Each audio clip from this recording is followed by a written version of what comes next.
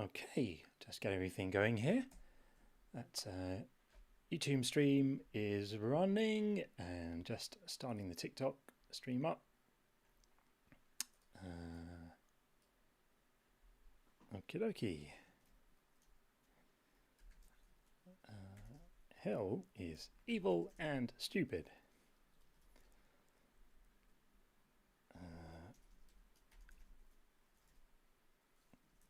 Discuss. Seems a good title for the night.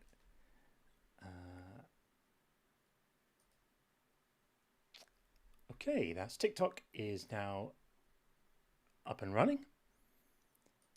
And all seems in pretty good shape. Welcome in. Baku, you're here first. Fantastic. Welcome in. I love that. Straight out the gate. Loving that energy. And I wanted to say, Baku, by the way, I love your questions. Don't feel that they have to stick to the topic. So that's just something that you can think about in the coming moments or minutes or hours. If you want to come up with other questions which aren't directly related, I know that from you they'll always be good. So feel free. Martina is in. Hi, Martina. And who else? Sean is just coming into the guest box right now. Excellent. Just getting going. Let's have a look over on the YouTube side. Wise Man. Hey, Wise Man, how you doing? My day is fantastic, thank you. Absolutely fantastic. Although I have had some annoying technical things. I really, really wanted to get guests from the YouTube side up today and running, and I just couldn't do it. I tried and I got it so close, but it was still just not being reliable. And I thought, I don't need to have technical problems on a live stream, so it's not going to happen quite today. Would testing help you with that? Eventually I probably will need some testing, but it's just getting it working reliably. I got you. Yeah, And then the testing, and then got you. Okay. exactly. Yeah, it just hasn't been playing ball. And I know it can be done. I know it can be done. I had a few teething problems just getting the dual stream happening reliably, and eventually I got Okay. there. So I will solve this problem, and I'm going to solve it. I'm going to solve it soon. Yeah, Baku, that's absolutely fine. You take your time, my friend. You write your questions however slowly you need to. It's all good. We've got a saint in the TikTok chat. Who else have we got? Dr. Todd Phillips in the house. Big respect for Dr. Todd Phillips on the TikTok side. If any of you don't follow Todd, please give him a follow. He's absolutely amazing. Really, really worth a follow. And I think we might have our first guest, actually. I've not even got the guest box properly open yet. Here we go. We've got Lavender. Oh, Lavender.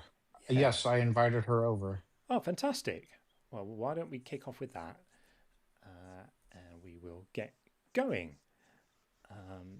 And some other familiar friends in the YouTube side as well. Nice to see you, everyone. Thank you for coming in. Really appreciate you spending your Friday evening with us. Lavender, welcome. Hello, hello. Hello, hello. Well, apparently Sean Good to see you, Lavender. invited you along. Yeah, so you're very welcome. Yeah, this guy's really been annoying me and bothering me. I'm joking. He's awesome. He's very smart. Yes, Sean is very smart. Thank you. I appreciate that. There can be no doubt about that. Well, you're very welcome. What would you like to talk about, and what can we interest you in terms of our discussion tonight? Yeah, so Sean told me that, you talk about like topics related to like deconstruction and like Christianity and religion and things like that. And so he thought I would be like a good fit to like talk to you because like I have a very like interesting relationship with Christianity. Okay. And because I was a fundamentalist Christian for about 4 years, I converted when I was 19 years old. Right. And the reason why I converted is because I met with some Southern Baptist missionaries who came to stay with us at our university dorm. Wow. And I they showed me this movie which you might be aware of. I don't know if you've ever heard of it. It's called The Case for Christ. Yeah. Is that Um, Lee Strobel? Is that to do with Lee Strobel? yeah, Yeah. yeah, Yeah. it's the book by Lee Strobel. Yeah. I And have heard of it. Yeah. so I kind of got the idea in my mind that the resurrection of Jesus was a historical event and not just like a story, right? Right. And so I started, it was the only logical conclusion that I would become a Christian. And so I spent the next like 4 or 5 years of my life as a Christian. And I only started the process of deconstruction about um, like a little bit over a year ago in December of 2024. Right. Um, and what really made me start to deconstruct was when I started reading the Bible more in depth. And I started noticing that there were some things that I just could not explain, like the differing genealogies between Jesus and his genealogy in Luke 3, I believe, and Matthew 1. Yeah. And Yeah. that's when Yeah. I kind of be like, hey, why are there two different genealogies for the same person? I don't really understand. And Yes. it Yeah. leading up to Adam, right? Because it says specifically Jesus is the son of Joseph, who's the son of this guy, who's the son of this guy, all the Yeah. way up until Adam, right? And I'm Right. like, I don't think Adam is a real person. I think he's just a story. So Yeah. that's kind of why I started, then I looked into I was watching YouTube and then I came across Alex O'Connor, Mm. Cosmic Skeptic, Mm-hmm. Holy Kool-Aid, and I also came across Allegedly Ian and Cyber Mm. Deconstruction Mm. on TikTok as well. Yeah. And that's when Those I guys are like great. eventually Exactly. And that's when I eventually began my deconstruction. But the thing is, like, the mind, the brain, and the heart are not always connected, right? Because, like, That's for I sure. still, but I still really loved Jesus and I still really wanted to have a relationship with Jesus. So I kept going back and forth on it. I kept going back and forth between really, really wanting to believe, Mm. but then kind of like being like, no, this doesn't make any logical sense, and things like that. Yeah. So that's when I kind of, I eventually tried to like maybe look into the idea of being a Christian for the spirituality, but not necessarily being like a fully fundamentalist Christian like I was before, because I acknowledge that there's definitely harmful ideas that are perpetuated in fundamentalist Christianity, like homophobia, sexism, transphobia, all of that stuff. Yep. And I do not believe in that at all. I think that is totally wrong. So you'll never catch me on a panel talking about, oh, being gay is a sin or anything like that. Like that is no, I don't believe in that at all. Um, and so that's where I am now. Right. So it sounds to me like you're trying to hold on to the parts of this that are meaningful and emotionally valuable to you, but you're also being intellectually honest and letting go of the bits that kind of don't stack up. And Exactly. I think that's you good. know and I and i think that's think good. that i think that makes the most sense, because why should I continue believing in something like flat earth if it's just been proven wrong like in the last 400 years, or why Yeah. should I believe in young earth when it's something that we know is just not true, right? That would just be, that is illogical. Yeah. I mean, I think the more you look into this stuff, what you'll find will probably happen is that you're going to throw out more and more of the bathwater, hoping to keep hold of the baby.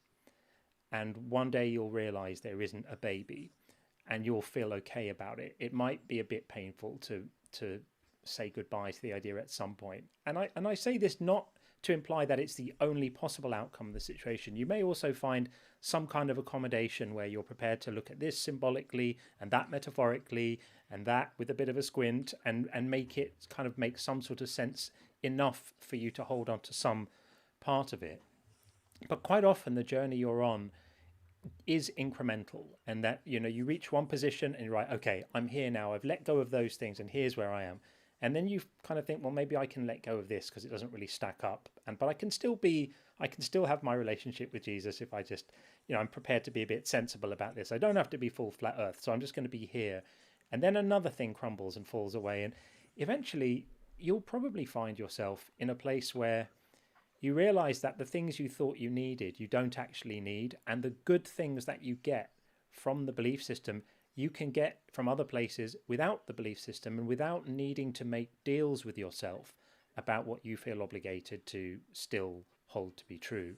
And the best thing about deconstruction, and I say this as someone who hasn't deconstructed, so like hands up, right? I'm not pretending to be something I'm not, but it's my life's work now to speak to people who have or are, you know, in that process, been in that process or are in that process. And the thing I keep on hearing time and time again is the relief when you realize you don't have to wrestle with yourself anymore, when you don't have to feel that rub between what your brain is telling you is true and what your heart is telling you you want to be true. And that work you have to do to keep that kind of, it's almost like a double life, that you have to keep those two things going. It's really exhausting. And the great thing about free thought is that you don't have to do that. You can just say, okay, well, I'm just going to go where the evidence leads, wherever it is. And some of it I may like, and some of it I may not like, but at least I don't have to pretend. And at least I don't have to make deals with myself and talk myself into finding convoluted rationales for holding on to ideas that don't really stack up. And I think that's quite a burden to get rid of if you get to the point where you do. Yeah, I fully agree with that. And I will tell you that when I first left Christianity, I did feel a lot of relief because by the time that I started deconstructing, I had surrounded myself with a very, very, very conservative fundamentalist Christians who really did not make me want to be a Christian anymore. I mean, I remember one big thing, if I hope you don't mind me sharing, is when because I've been married for almost 2 years now. I'll be married 2 years next month, and I remember about like a year ago, I was speaking to like some of my female friends, and I asked them, you know, what do you do if you and your husband disagree about having children or like the number of children that you have? Because I really only want one child. My husband would ideally like more than one, right? Mm-hmm. And so we were having that disagreement, and they told me, well, he's the head of the household, you don't get a say. And I Ephesians was just like, 5:22. what? Yep. Yep. What? Yep. Yep. And I was just like, guys, that's a bit extreme. And then they were like, no, you have to submit. Submission is not when you feel good about it, you just have to do it. Like, it doesn't matter how you feel. It's terrible. And I was genuinely just like, that was something that kind of, it's like a voice in my head being like, I need to leave this cult, right? And I left that friend group that same day. I'm like, I'm not going to be friends with people who don't value my life. You know, Yeah. because if I tell you that I'm scared of pregnancy, I'm scared of birth, and you still tell me you have to do it, that is insane. That is, you know. So Absolutely. I ended up basically leaving that friend group and later on talking to my husband. I'm still with him and I'm very, very happy with him. I love my husband. And I ended up talking to him and telling him, hey, I don't mind, oh, thank you, Hasty. I don't mind, doing what most Christian wives do, which is love, respect their husband, everything like that. I don't mind doing any of that. I just don't want you to force me to do something that I'm not comfortable with. And he agreed 100%, right? But Good. when I was a fundamentalist Christian, I believed that that is what a wife has to go through, that she can't say no to smacks, she can't say no to more kids, she can't say no to anything really. So that's essentially what, and another thing that you might find a little funny, I don't know if you know Has Been Hotel. um Don't. I would watch Has Been Hunted. It's this musical that's kind of humorous. It's like it has like images of the devil and stuff like that. There's like actually Lucifer. He has a daughter. Like it's a whole thing. It's very funny. You can watch it if you want to. But I used to watch it when I was a fundamentalist Christian, and it used to be my guilty pleasure. I'd be like, I love this show. It's so blasphemous, but I love this show. And and when I left Christianity, I was like, ah, finally, I can watch this show without feeling guilty. Yeah. Good. Yeah. You can do anything without feeling guilty if it doesn't harm other people. I mean, what a beautiful but simple moral concept, right? If what you're doing isn't hurting anyone, why should you feel guilty? I mean, it's really it is that simple, and that's why I think sin is such an idiotic concept, because it's like it's a victimless crime. Who is hurt by you sinning?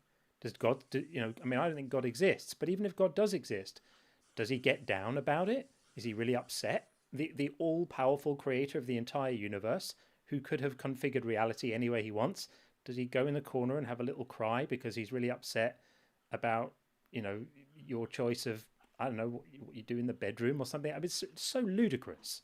Such a ludicrous idea. And one of the things you get freed from once you unshackle yourself from these religious chains is the idea that if you're not hurting anyone, you're not doing anything wrong. You don't have to constantly feel watched and constantly feel judged. I think that's a really wonderful thing. So I'm happy for you about that. Yeah, thank you so much. And where do you think you're going on your journey? Forgive me for cutting. Where do you see yourself going then with this? Do you feel like you're still in a process and heading for a destination, or do you feel kind of settled with where you are? To be honest, I think it's like an ever-changing thing, right? Because sometimes I will make a decision and be like, no, no, no, I'm not going to be a Christian again. Sometimes I'm like, no, I would like to be a Christian, but just in a way that is not harmful to myself or to other people, and things like that.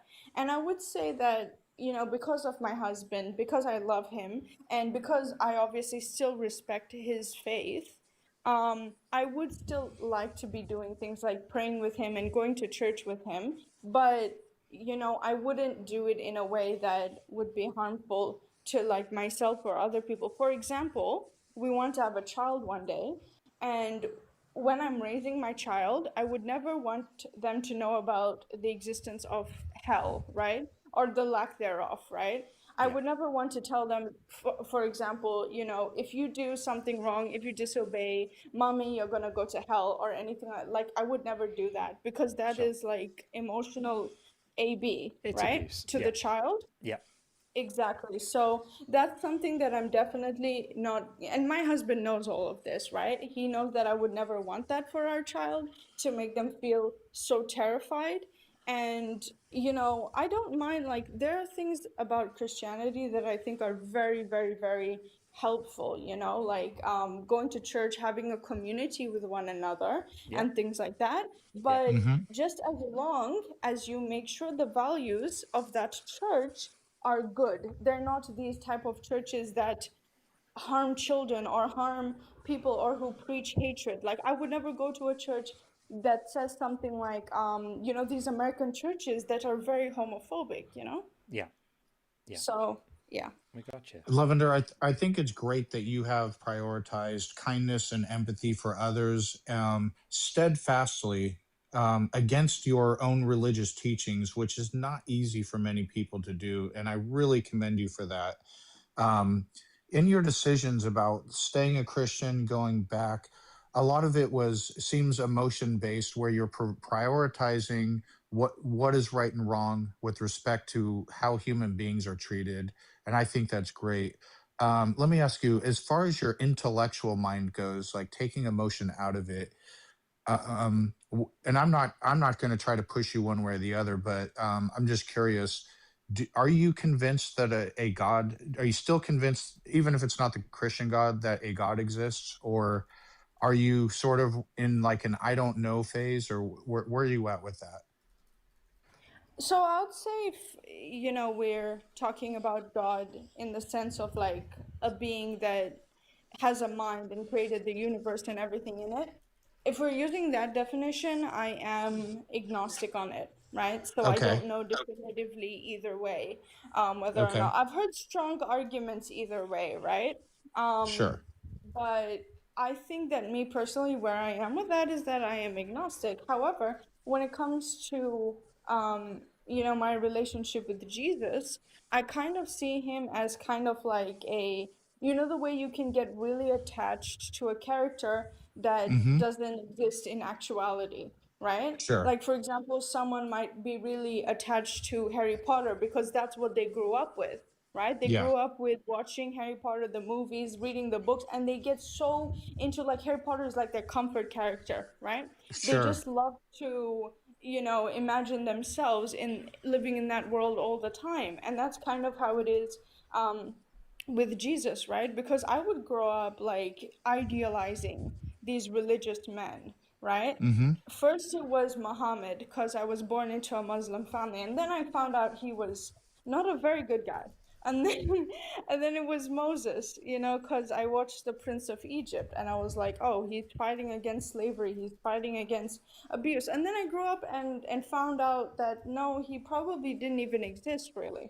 Right. And then it was with Jesus, and I was like, oh, I love Jesus. He's this amazing guy. He taught all these beautiful things. No one hates Jesus. I mean, even atheists like Jesus. He's kind of held up as like this paragon of like Yeah. kindness and love, right? And Yeah. then, like, to find out that he might not be real too was such a huge disappointment that I might not even be ready to process emotionally, you know? I can So, understand that. It almost yeah. sounds to me like you have a lot of love and kindness in your heart, and you've always had a manifestation of that in your mind. Jesus Christ, the ultimate of love and caring and everything, and that's something that you really latched onto. But I would say um, it's not a necessary component, because the things you are latching onto and are still latching onto are an ideal that you hold dear, and you don't have to have a manifestation of an actual person or deity to hold those and cherish those aspects of yourself. You can just embrace them in how you interact with others and how you live as an example to others. um, but if Jesus goes away as a non-existent being, that doesn't mean that those things and those ideals that you care deeply about go away. The fact that you have them, I think, is a testament to yourself, not to any deity or anyone else, and you should get all the credit for that, for being who you are and treating others with kindness. Does that make sense? Yeah, I, I think that does make a lot of sense. I think someone is saying that they can't hear you in the chat. Can't hear Oh, Sean. oh, am I? Can you guys hear me? So maybe the chat can't hear me well. Test, test. Can you guys hear me? Okay. Are you guys John, hearing him? John and Uh, Lavender, are you hearing me? I think we got you Oh, back they said now. they can't hear you. I think we got Sean back now. Okay. Yeah. I'm hearing a lot of background noise. Yeah. There's some horrendous feedback coming back from somewhere. Let's see if we can sort this out. Hang on a second. Okay, it might be your end, Sean. Hang on. No, it's not. Okay, I don't know where that's coming from. That is evil. Try to Yeah, sort I this out. turned on. Is it on the YouTube side? Not sure. I think I might know where it's from. Hang on. There we go. My apologies. Technical issues abound, but we got it sorted. And am I? Yeah. Is my audio okay now? Yeah, you're fine. It was all my fault. Okay, forgive Okay. me. No, yeah, no problem. I don't know where I went where I cut out, but I'll try to summarize. Lavender, I think you have a lot of kindness within you, and that kindness is important to you. And you sort of attributed it to a manifestation of these ideals that you hold dear in Jesus Christ. But I don't think that you need that manifestation to just be the true to yourself and true to who you truly are. just value those ideals of kindness and empathy and live by them. And you don't have to have, it doesn't have to be grounded in someone else. It can be grounded from within yourself and your own ideals. I totally get that. It's just that for me, I will say that, before, things started going bad with, the people in the conservative Christians that I was hanging out with when I was like in the first like 2 or 3 years of being a Christian, I was incredibly happy with my life because I always felt like, I have this really beautiful purpose Right. that I have, which is to love God and love the people around me and love my husband, and when I'm a mom, love my children, and we will just basically be spending our lives worshiping God and then going to heaven. And that was another huge thing for me, Sean, because it was Right. basically like, if heaven doesn't exist, then I'm never going to see my family again.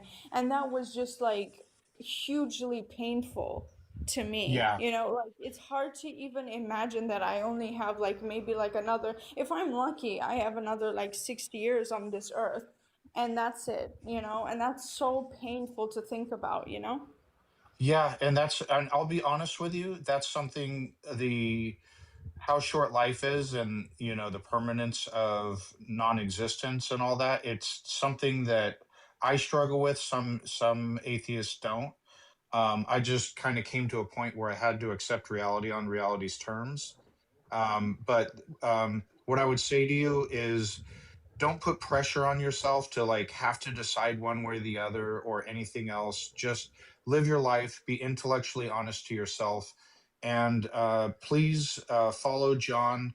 And if there's others in the group who have some words of wisdom, we have a lot of people in here who have gone through deconstruction. We have couples in here who have deconstructed together, and that might be valuable to you. Please follow Love, send her a message, and then offer words of wisdom, because I might not have, they might be able to give advice that maybe I didn't think of, something that helped them, that might help you, that sort of thing. We're a community here for deconstructionists. Yeah, and I think that sense of community is really, really, really important. Okay, we can't provide kind of coming over to help you fix your roof when there's a leak, but we can provide, people who have been on that same path and been through those different stages of negotiating with belief and understand the pain and understand, the kind of the way it all shapes out. And I think often speaking to people who have shared similar experiences is a really good way of, helping to kind of get along through it. So please do feel, I mean, you're getting very welcoming messages happening in the TikTok chat for you right now. So, please do feel at home among us, because you're very, very welcome here. Well, thank you so much. And I'll say one last thing before I drop, because you probably have other people who want to come up. We do. But sorry, I will rush, guys. Don't worry. All right, no So worries. I No agree hurry. with I agree with the prompt that hell doesn't make sense because we can't really choose the things that we believe, right? Like if you told me, Lavender, it's really important to me that you believe that a pink unicorn exists. I can't choose to believe that. I might like audibly say, yeah, of course, 100% I believe you, but Yeah, I need like, my brain needs that's it. to get the knowledge. Like I can't choose to believe Exactly. something. I can only E- try my best, right? So Exactly. it doesn't logically make sense. That's So it. I will That's it. say that. But yeah. So That thank that you so much. notion. And yeah. No, thank you. That notion of not being able to choose belief is the central pillar of everything we do here. So, we'll sometimes talk about the morality of God, or we'll sometimes talk about is the Bible misogynistic, or we'll sometimes talk about evolution, and we'll talk about all of these side issues. But the central pillar in all of it is this idea that belief isn't a choice. And sometimes people are really smart at it, and they say, well, of course it is. But it really isn't. And in every live we talk about this, and in every live we try to push out this way of thinking, because it's obvious once you get it, But before that penny drops, it's not necessarily that obvious. But I think it's a really, really helpful way to think about things. So yeah, thank you for naming it as well, and thanks for coming in to speak to us. We really appreciate it. All right. God All right. bless you, or science bless you. Yeah, one of Okay, those. great. Thanks a lot, Lavender. You too. Take care. Thanks. Okay, good for her.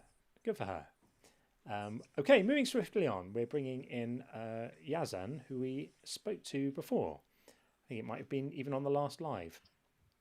Welcome back. Hello. Hi again. Hello. Thank you for having me. No problem. You're very quiet, so if you could possibly get either nearer a mic or speak up a bit.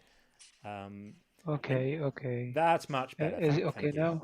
That's lovely, yeah. And just for everyone listening, apologies for the audio issues tonight. That was completely my fault.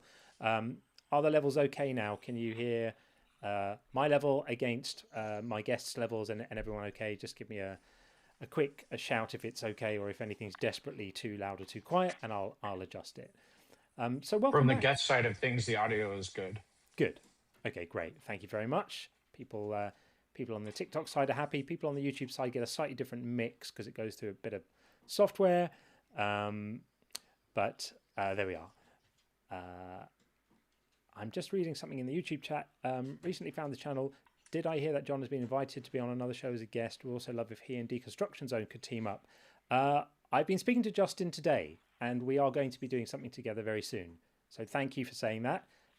We also had Matt Dillahunty in the chat last stream, and he suggested that they might like me to do something with them. So I guess that might be a spot on the line or something like that. So good things are happening around here, and I'm really happy that you guys are all along for the ride with us. So sorry, Yazan. Okay. What would you like to say? Okay. Is it the same topic or you change it? Well, the topic here is about hell, but if you wanted to speak about something which is related to it, we're not insisting that it's only about this. The topics are really a starting point for conversation around these issues. So, if you want to talk about, gardening, this probably isn't the place. But if you want to talk about other issues relating to belief and faith and religion and stuff, that's all good. Okay, actually, hell is not appropriate way to give more people in your religion. Intimidating people actually is not moral. And I would say that those specific category of people that I have talking about last your previous life. Yeah. There is a point here. They don't even need the hell to make you believe in their religion. As we know, 1,400 years ago, they use other things like killing people to force them to convert to their religion. Yep. And I could tell they gonna do the same thing nowadays, but the reason that prevent them to do so is they are not qualified enough. Their ability is not sufficient. So in what way are they not qualified? They don't have the military or the weapons that could help them to come in front of your door and force you to convert to their religion. I see what you mean. Right. Yeah. So that specific threat of violence doesn't work, so they have to invent another one. Yes. So I 100% support the procedure of the President Donald Trump to prevent Iran from obtaining a nuclear weapon. That was a good choice. You don't know those radical people, what they're gonna do if they just have the nuclear weapon. They're gonna like strike indiscriminately the whole world who don't believe in their religion. Yeah, I think that's probably a bit further towards the political end of the discussions, but yes, we completely understand what you're saying, and I think But when people say we love death more than the infidels love life, it's a slightly worrying thing to hear people say who aspire to own apocalyptic weaponry. So yes, I understand your concerns there completely. Because those people are completely brainwashed. So what hit me pretty hard was people here in my own country. They support terrorism, and they support like to reinforce those notions. Yeah. And they're okay of slaughtering people or like hijack them in order to reinforce their worn out dogma. Yeah, I think we're all in agreement And about that. I can't speak with them like in free way like I do with you right now. And for all of us listening, I think we need to take a moment to understand what a privilege it is to be able to have these kind of conversations without worrying about our own safety, without worrying about what the ramifications for us personally will be of just having conversations. That isn't something to take for granted. And so, Yazan, we do appreciate that not everyone enjoys the privileges that we do in that respect. And I think you're very brave for speaking in the way you do. Actually, I do that because I'm here with a fake name and fake idea. There is no photo that could lead them to me. Sure. And sure. I hope that I have that privilege in my own land one day, or we hope at that least too. I hope that I live it. Yeah. Because such radical notions have become deeply rooted in their spirit. Yeah. So I could tell that I will never like change their intellectual approach.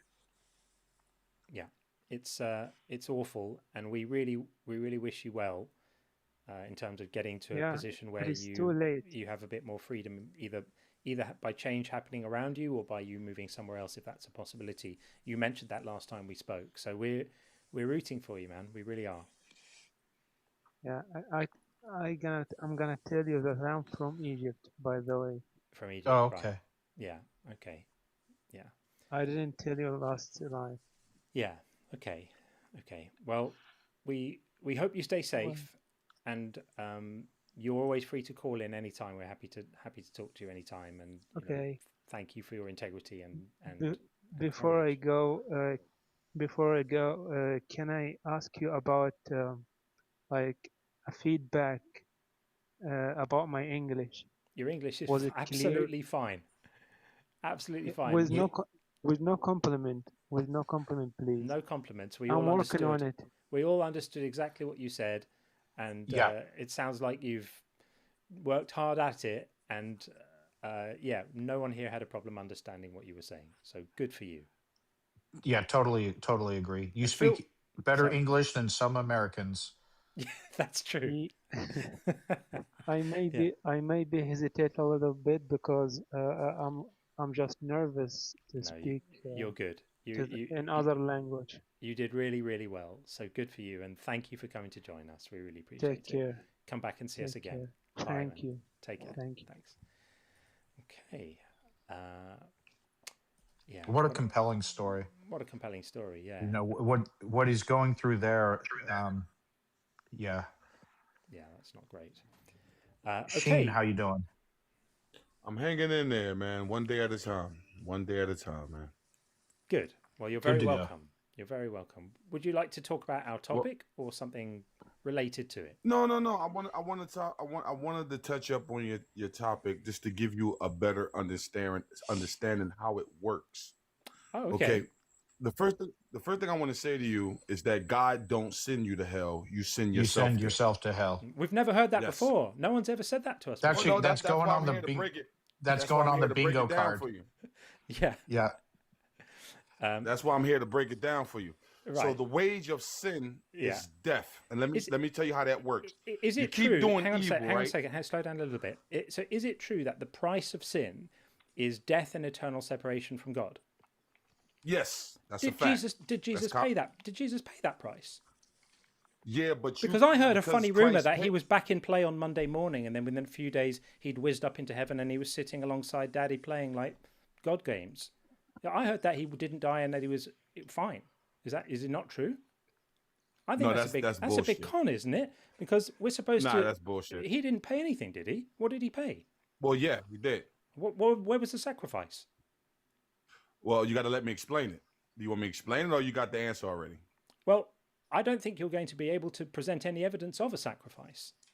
Well, why don't you give me the chance to explain it? Okay, How about that? Go for it. 2 minutes? Is that good? sure. Okay. All right. Let's start from the beginning. Okay. All right. The wage of sin is death. What that means is that you still out here doing evil, unaliving people, doing evil. You know what evil is. Nobody don't need to tell you right from wrong. You know right from wrong. That's why God is a just God. So when you die, that's when the shit hit the fan. That's when you will realize that you'll be standing in front of God and you will be judged. Yes, for every evil thing that you have ever done to yourself and people, you will be all judged. the people I've killed, I'm going to have to pay a price after I die. Oh man, you're gonna pay daily. What all depends why did you kill them? Was it justified what they did, or was it your own theory that they had to die? Right. That's why we have a God. What if they see what picked I'm up saying? If sticks we on didn't- the Sabbath? Could I kill them for that? Nah, I don't know about picking up Apparently, sticks. God's a big God fan. don't care about God's that. a big fan of that's not- of killing people who pick up sticks on the Sabbath. Nah, God is a understanding God, a No, just God, very well, understanding. But it is true that he's quite a big fan of killing people who pick up sticks on the Sabbath, isn't it? Well, I don't think God never really killed anybody. Well, he didn't himself because What? he's a bit like a mafia boss. And actually, he think apart so? from drowning the entire world, of course. But Yeah, most of the He had to. most of the time, Well, he had well, other people do it. that. Well, Most of the but you time, he gotta had other understand- people do it for him, didn't he? But you got to understand, back in those days, do you know how fucked up the world was? It was Sodom and Gomorrah. Men were having sex with men, and That's it was terrible. disgusting, bro. Absolutely He terrible. had to Yeah. He had Sheen, to do it. Sheen, So Sheen, imagine if God Sheen, didn't take do a breath. This is a back and forth. Sheen, what did all the kittens that he drowned? What did they do to deserve to be drowned? it. Naughty You said the kittens. kittens? Bad Yeah, kittens. I'm talking. Very bad. Yes. Nah, you got to be a little bit more. I don't Yeah, really know what you mean. when he flooded the entire planet and Right. unalived every living thing on the face of the earth except for what was on the boat. What did the kittens and the puppies and the little Bambi deers? What did they do? First of all, I don't think God gives a fuck about kittens and puppies and dogs. Because he's Well, such then a he's- stand-up guy, then he's isn't a- he? But you're Yeah. going too far with Like, think about if what you're my na- saying, though. You're if- going too far with it, man. If my neighbor drowned a kitten just because reasons, I would think he's an absolute freaking monster. So you And care any- about. So what's more important to you, a kitten or a human? A human is more important. Yeah, yeah. Okay. But that's A not a human is license. more That's not important, a but that license to doesn't kill mean- that animals. doesn't- But Yeah. you have people that will let a human die to save a kitten.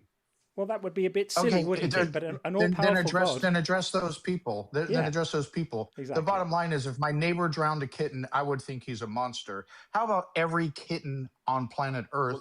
I would Bro. think he's many multiples of a monster. God now it's had all to do life it. on Earth. He had He to. had No to. choice. Rules Why? is rules. God's got to obey the rules. So I love it when so you why get to did the this. all-powerful God have to drown kittens? Exactly. Okay, you gotta let me explain it. Why? Look at Okay, the time men were frame we're evil, talking about. therefore drowning kittens. No. Look at the time frame we're talking about. We're talking about when humans was at its worst. Humans were fucked up back in those days. So what drown God, kittens? so imagine if God didn't do it. Look what we would have today if God didn't destroy He it. just- It'd he be didn't God see it. really powerful He didn't enough? see it Was God coming, did he? You powerful think enough? racism is worse? Imagine Sheen. if God didn't do it.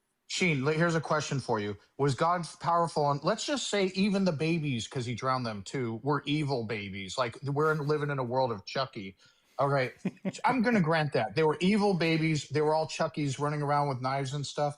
All right. Let's grant that. God could have done the Thanos finger snappy thing, boop, and just the people disappear and he doesn't drown all the puppies and kittens. Okay, so let me explain why the babies died too. They had to go. Evil babies. The mothers and the fathers, hold on. The mothers and the fathers, they were evil. So if the mother and the father's evil, the child's going to be evil. So everybody got to go.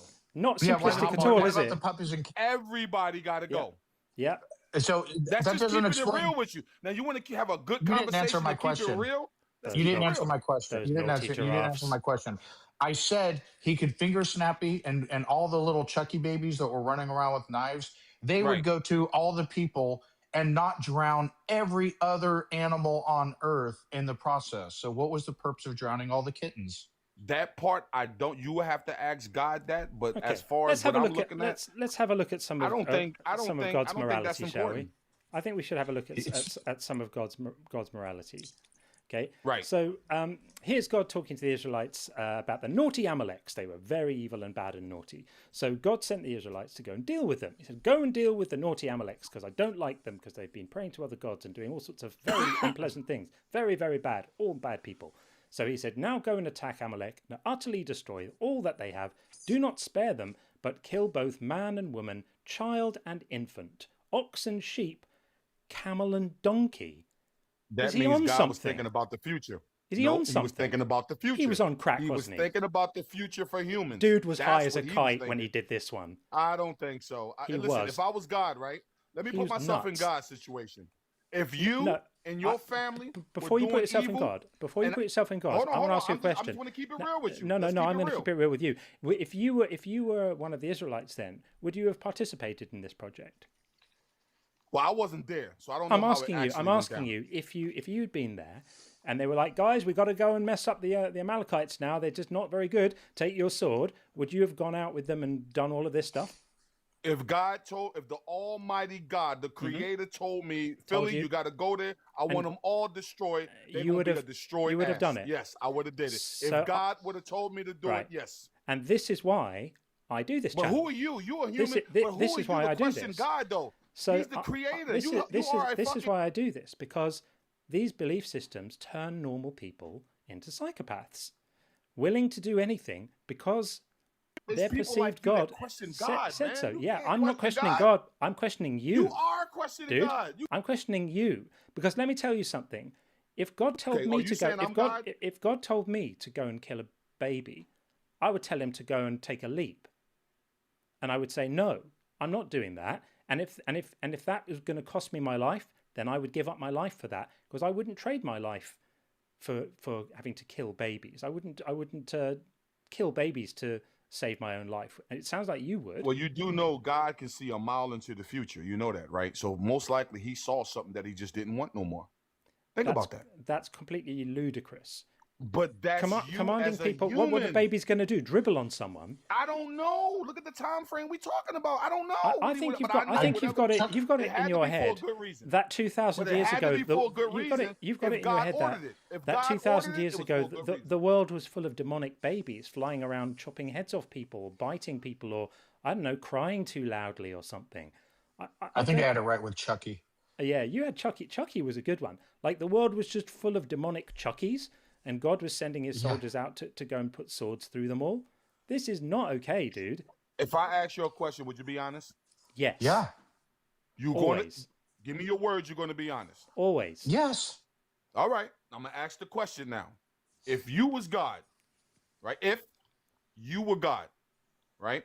And the people, they were unaliving babies. They were having sex with men. God loves unaliving babies. The women. Let me finish. They was killing the women. They was doing all types of medieval things. They wasn't listening to you. They was like, fuck you. They wasn't listening. What would you do? Tell me what you would do. Yeah. So to start, if I had a problem with them unaliving babies. No, hold on. I'm asking the host. I'm asking the host. Okay, Sean is my co-host. He can give his answer first. I'm gonna. You don't run the show, Sheen. No, So I don't if want to run the show, but That's I asked the fine. host. okay, So well, I'm giving an answer. I'll answer the first part. If I had a problem with them unaliving babies, my solution would not be, well, I better unalive them first so that they don't have babies to unalive. That's batshit crazy. But go ahead, John. You go ahead and answer the rest. I mean, the thing is, all of this is very, very silly because God would have known that all of these things were going to happen before he even created the world. The fact that he suddenly gets his panties all twisted about. You asked me a We question. have free will. I'm going to answer it. So the free will argument is a little bit silly because you presumably believe in a heaven where people have free will, right? And I presume that you don't think that heaven is full of people unaliving babies and doing all of these things. So God could easily configure a world where people have free will but are not inclined to do these kinds of things. That's trivial for an all-powerful God, unless you think he's just a trainee, not actually able to configure the world in the way he wants it, in which case that's fine. He's just a kind of, an amateur God. But if I was a proper God, I would create a world where people have free will and their instincts lead them towards altruism and kindness. In the same way, like we have instincts, right? There's a reason why human beings don't tend to human beings don't tend to eat their own children, because we've got very strong instincts against that, right? That's innate in us. We don't eat our own children, even if we're super hungry or it's the middle of the night and we've got super munchies. We just don't eat our own children because it's ingrained into us not to do that. God could have ingrained into human beings gentleness, kindness, empathy. Now, here's the news flash. That actually is what human beings are like for the most part. Most human beings have got mirror neurons, which cause us to feel a strong sense of affinity with other human beings. Most human beings have got instincts towards cooperation, empathy, altruism, and compassion, which evolution has kind of coded into our brains over many, many generations, because groups of people work out more successful when they have those kind of instincts, because they cooperate better and everyone benefits from it. So the news flash is that this story that you have in your head of the world was completely full of crazy people all running around eating each other's children and doing all of that is complete nonsense. And if it was that way, then it would be because God screwed it up.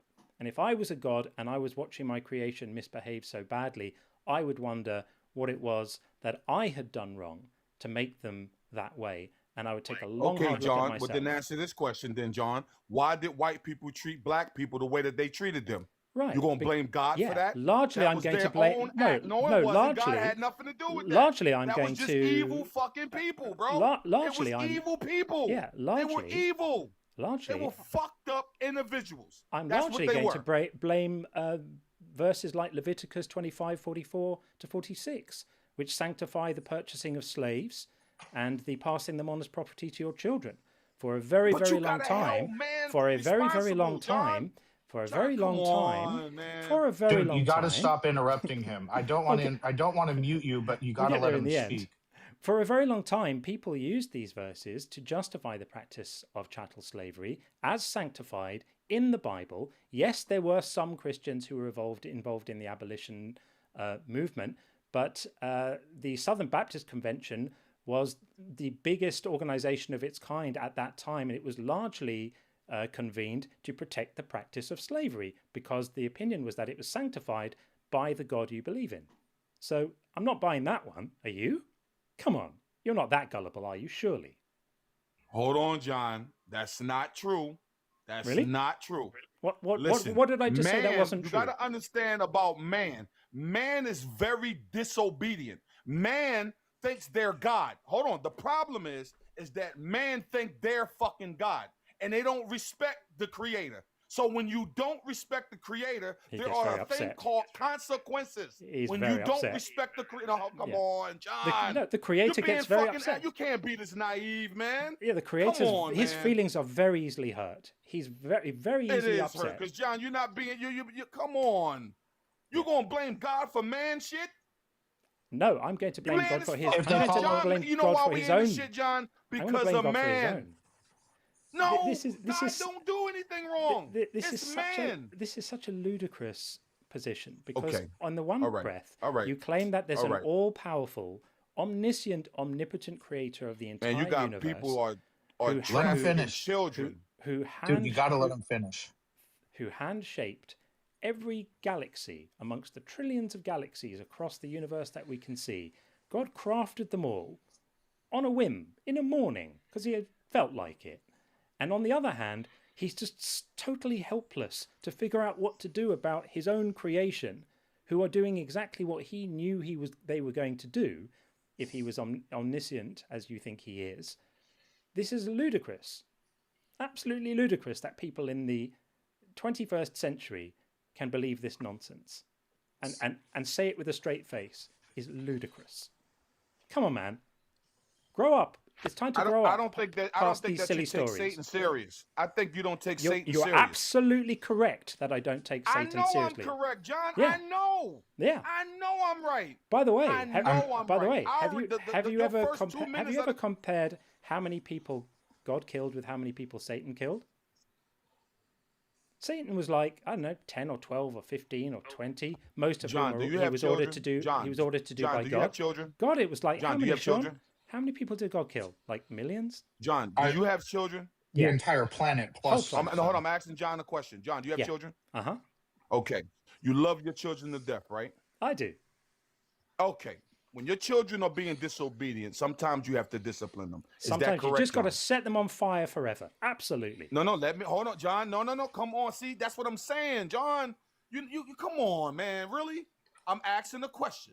When the children are being disobedient, they're not listening to you. They're doing what the fuck they want to do. Mm-hmm. Sometimes you have to discipline your children. Is that correct, John? Yes, sometimes you just have to take them to the edge of the village and stone them to death, like your God said to do with disobedient kids. I see what this conversation is.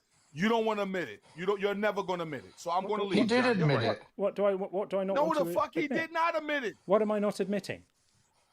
Oh, John, you have children, right?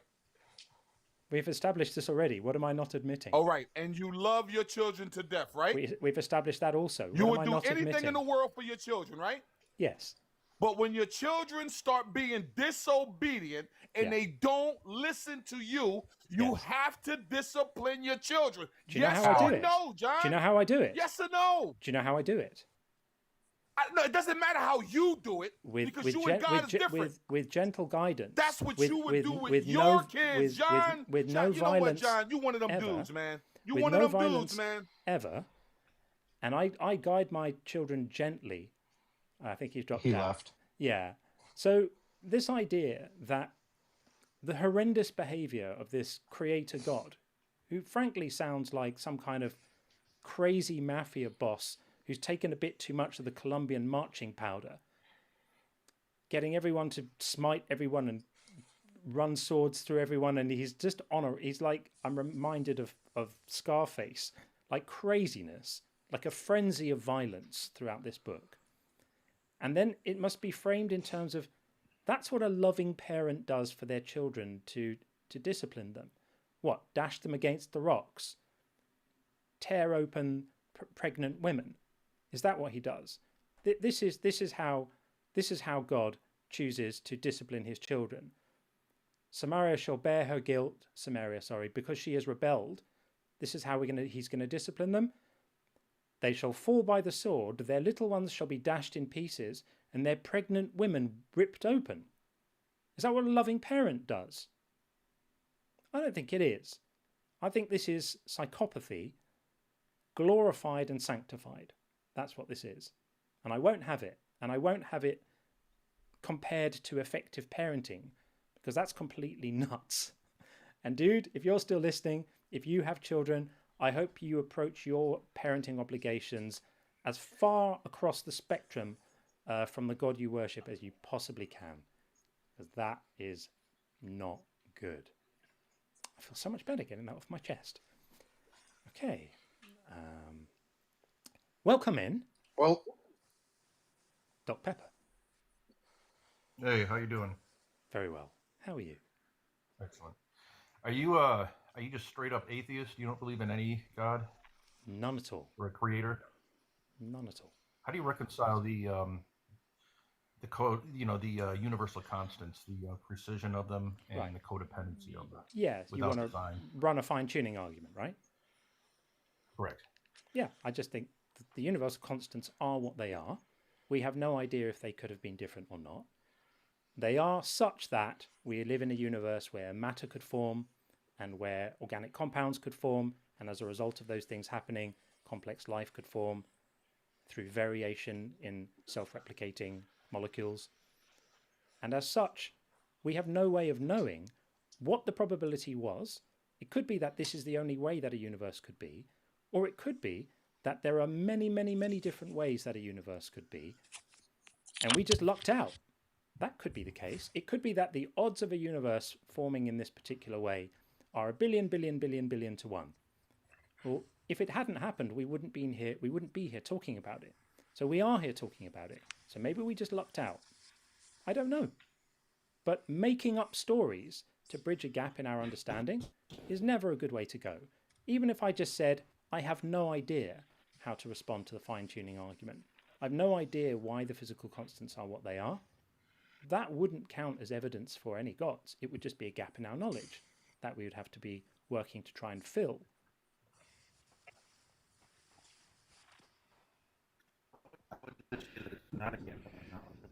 You're breaking up, Doc.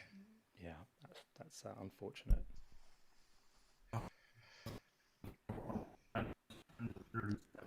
Value. Doc, you're breaking up. Yeah, dude, I don't know if you can get somewhere. Oh, can you hear me? Yeah, we lost Your Wi-Fi or something is really bad right now. I'm moving. Okay. I'm moving to it to get better Wi-Fi. Thanks for holding on for me. Sure. I would say just let's just dive into a specific on one of them, like strong force. If strong force was strong nuclear force, 1 over 1 times 10 to the 37th of its value. Mm-hmm. Yes, strong nuclear force. We wouldn't have a nucleus. We wouldn't have molecules. Agreed. We wouldn't have chemistry. Absolutely. And beyond that, since we have that, I don't even know if that's strong true. nuclear force that has that. What is true? I mean, well, it's science. I mean, you'd have to find a physicist that tells you it's not. But anyways, beyond that, we also have to have codependency with the other constants. For example, for the electron, 1 over 1 times 10 to the 137th. For that, if you don't have the electron, what the hell good is the proton? Let's just answer I don't know for the sake of the argument and for the sake of being efficient. Let's just say I don't know to all of your questions. Would that count as evidence for a Bronze Age blood sacrifice cult? Well, we're skipping. I mean, first, I'm just sticking with atheism here. Just atheism for a second here. So general theism. Okay, fair enough. But would that count as evidence for a god? Hang on. Would that count as evidence for a god? A god, yes. Why? I'll say a designer, yes. Why? Because the precision is because if the precision was off by just an obscenely small amount for any one of these constants, you have no chemistry. You have all you're saying is something very unlikely happened. So let's say we grant, okay, something very unlikely happened. Why is the only possible explanation for an unlikely event a designer? Well, we're not talking about unlikely. We're talking about unlikely beyond comparison, beyond a very unlikely comprehension, event. to be honest. Yeah. Why is the explanation for a very, very, very, very, very, very, very, very, very, very, very, very, very, very unlikely event a designer? Well, because physicists themselves, and there are many, if you want them named, they say that everything appears to be majestically designed. Off by the smallest amount, it's not here. And I think if you look at any of which physicist said majestically? Oh, I think Planck was one of them. I think Hoyle. Yeah. They all said majestically. Well, not necessarily majestically, but they all said something like a similar simile. Okay, are PhD physicists more likely or less likely than the general public to believe in a god? Well, I think you'd have to look into. There's plenty of them that were. I just named a couple: Planck and Hoyle. Right. But I'm talking statistically. I fully grant that in all fields there are scientists who believe in a god. Are they more likely or less likely than the general public to believe in a god? Well, I don't have that stat. However, I do say that it's far less likely. Well, they are stuck with the proposition, in that many of them have stated that the appearance of design is overwhelming. But there's a key word. If I may interject for a moment. The appearance of design is not the same as the assumption of design. So we can say things look as if they're designed, like Darwin said the human eye looks as if it's designed, and then went on to explain exactly why it's not. So we can grant that on some level. Not You could say things, when they say things look designed, what they mean is it's wonderful how everything seems to go together and everything seems to fit together. But that doesn't You necessarily. sound like you're talking about evolution, though. But yeah, but that doesn't necessarily mean That doesn't they think it was designed. It just means that they're saying things look as almost as if they're designed. But I asked you a question, which is, why do you justify it? How do you justify the claim that the only available explanation for a very, very unlikely event happening is a mind or a designer? That would be to make the claim that extremely unlikely events can't happen without a mind. How do you justify that claim? I would do it by, you may think it's a cheap shot, but I'm going to pose it in the same question that you asked. If you had science telling you all these things, like we can't see every little thing that we observe and that we make claims of through science, but they're based on observation. We go from one step to the next step. In fact, if you believe evolution, then you are, like abiogenesis, evolution, you have to abiogenesis and evolution are two completely different things. No, I'm saying the whole concept from abiogenesis to one is completely separate from the other. But it's like a biological evolution. There's an overwhelm. It's not controversial in biology. There are fields of it in every major university that has biology departments. Abiogenesis. Abiogenesis is a separate. That's also a study, but it's not. They're separate things. It's unquestionable that biological evolution happens. How abiogenesis happened is an open question. I'm going to be a real pain in the ass here, but I'm still not hearing an answer to the specific question I asked, which is. I'm using the same mindset that you're kind of using, and I was trying to develop an analogy, but it looks like it's not going to happen. Well, but anyways, when we look at overwhelming, I just want to hear an answer to the question, which is. Well, I'm trying, man. I'm trying. Okay, just so I know we're tracking, just because we don't want to be just like meander, right? So I asked the question for a reason. I know it's not as. I want to explain. I want to explain in a way. Okay. When we have these statistical improbabilities that are so overwhelming improbable, we can make assumptions. I will grant you there's a level of faith. I will grant you that. However, when you see these statistical improbabilities mounting up to incomprehensible levels, you can make safe assumptions. And if you can't, then you don't agree with any of the science in front of you, because how much of the science that you believe is precise to the level of, universal constants, their precision. Did that make sense? I know I'm just fumbling a bit. I'm not a great public speaker. No, that's okay. That's okay. I'm not meaning to kind of sort of hammer you or anything, but it's more, I just still think that's not an answer to the question I asked, which was very specific. It was, why don't we say that? Yeah. So, because all of these fine-tuning arguments are essentially trying to bridge a probability gap. They're trying to say this thing that happened we think is very, very improbable. Therefore, the only candidate explanation we can consider is a mind, which by the way would require its own explanation, right? And would possibly be even more unlikely an event to happen. But we're quite happy to accept that can happen, without any explanation, as a brute fact. Well, can I turn the tables? Can I turn the tables on you and giving the overwhelming improbability? Why is your faith so strong that there is no creator? Oh, that's not my position. I don't hold that there is no creator. I have no idea. I thought you're atheist. I am. You believe in no creator. I don't believe in no creator. This is a very basic definitional misunderstanding that many believers have. So atheism is not the positive.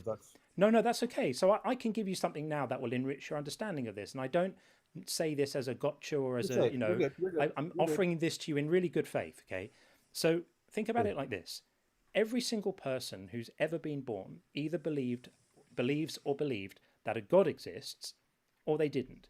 If you believe a God exists, you're a theist. If you don't believe a God exists, you're not a theist.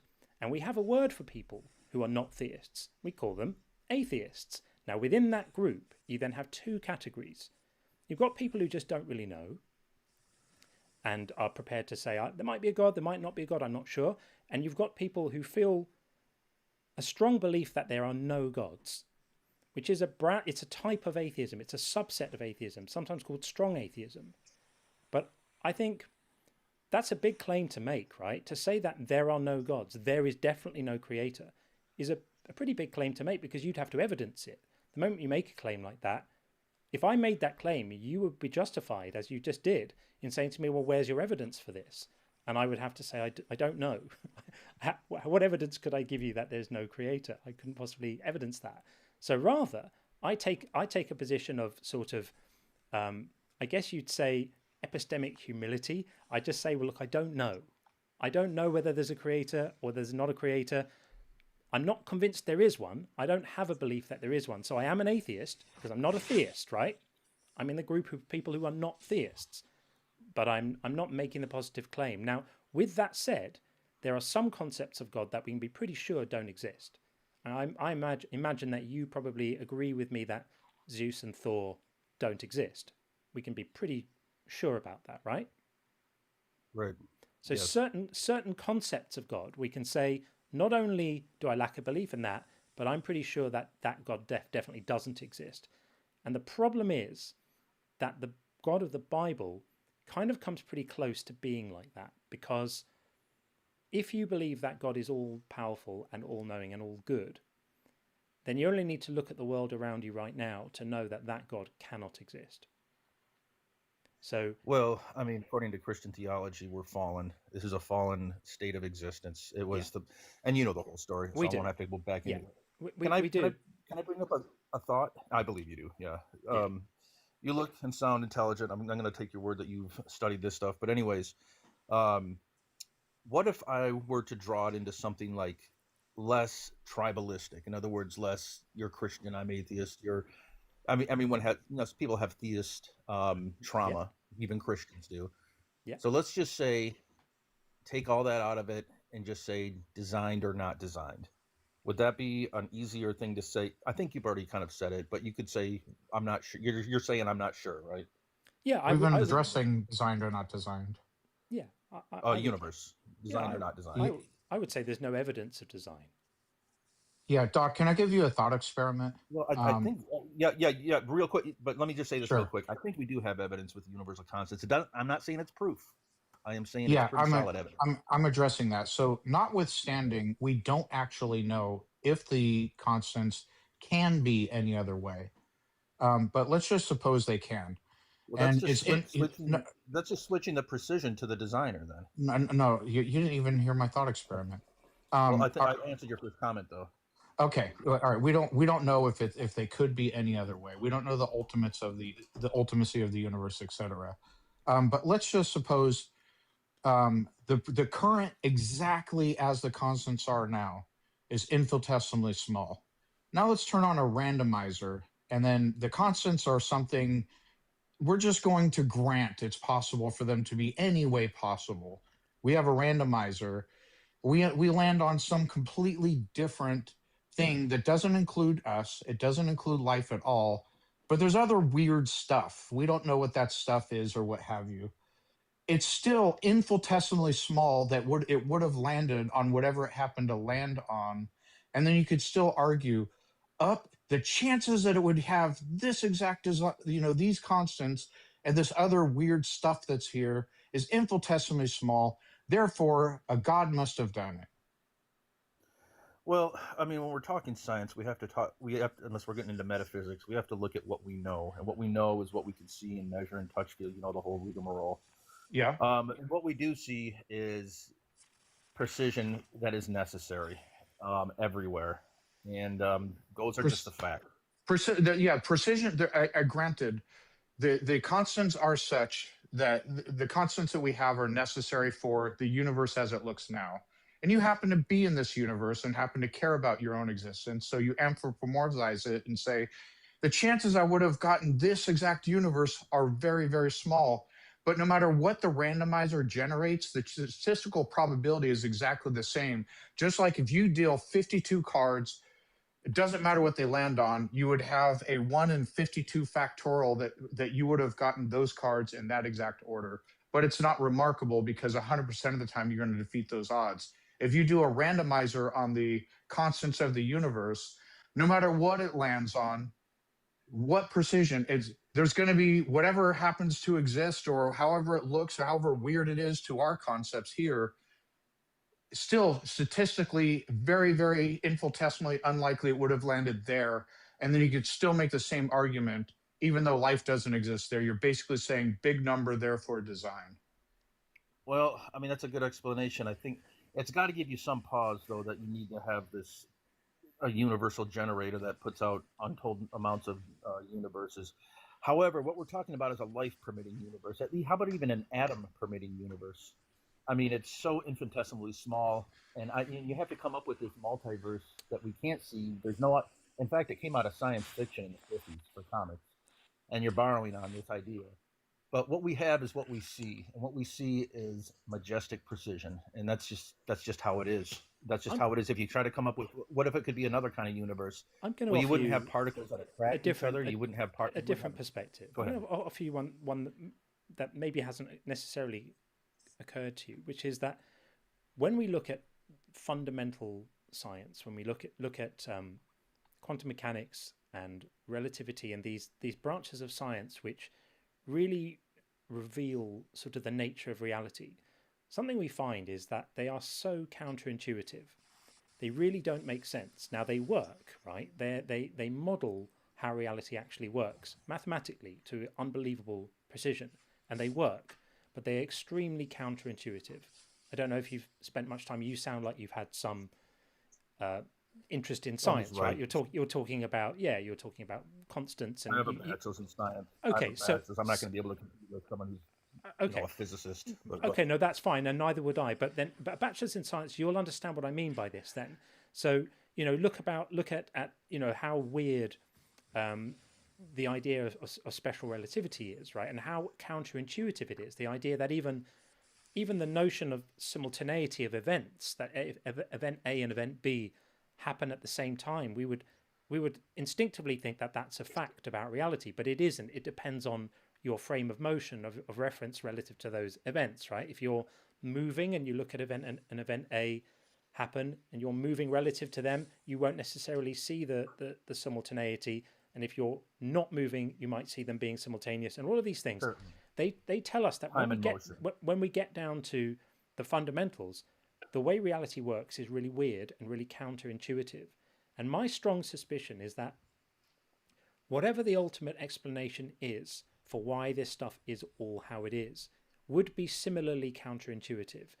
I don't think that we have an entitlement to think that the explanation is going to be something which we can grasp easily, right? And which makes necessarily sort of intuitive sense to us. And yet we often come at these issues through the lens of wanting explanations which are going to be psychologically pleasing. For example, this thing is really, really unlikely, therefore there must have been a mind. Well, it might be that it's really, really unlikely and there wasn't a mind, which was why I asked the question I did before, which was, it seems to me that your starting point, your kind of axiom in the conversation is to say any sufficiently unlikely events can only be explained with a mind. And that is something that would have to be demonstrated rather than just asserted. And I've never had an explanation for this from any theist I've ever asked this question of in 25, 30 years. I think the mind frame that we have when we analyze evidence, I mean, as any scientist would do, when they look at something, I hate to go as simple as the watchmaker, line, but yeah, you see a watch, you can say it was designed, but you see the universal constants, and you say chance. It just when you look at the precision between the two, I think this is where it comes to. I think we both have to struggle with this. We both have to deal with a certain amount of faith in our position, and I think you were just. I don't. So have, I have no. Yeah, I don't have any faith in my position because I'm not making a claim that requires faith. This is the thing. This is the bridge I would urge you to try and cross if you can find a way across it. I'm not making a claim that requires faith because I'm not saying there wasn't a designer. There might have been. I just see no evidence for one. Can I interrupt? Let me give you a thought. Let me give you a perspective. Let me interrupt. No, we're both talking at the same time. Go ahead, Doc. I'll go after.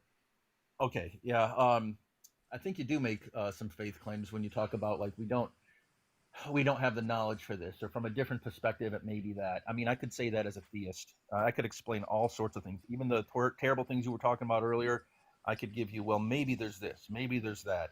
We're not looking at it from like a higher mind position. We both have to do that. I mean, we're both limited in our information. We both require some faith.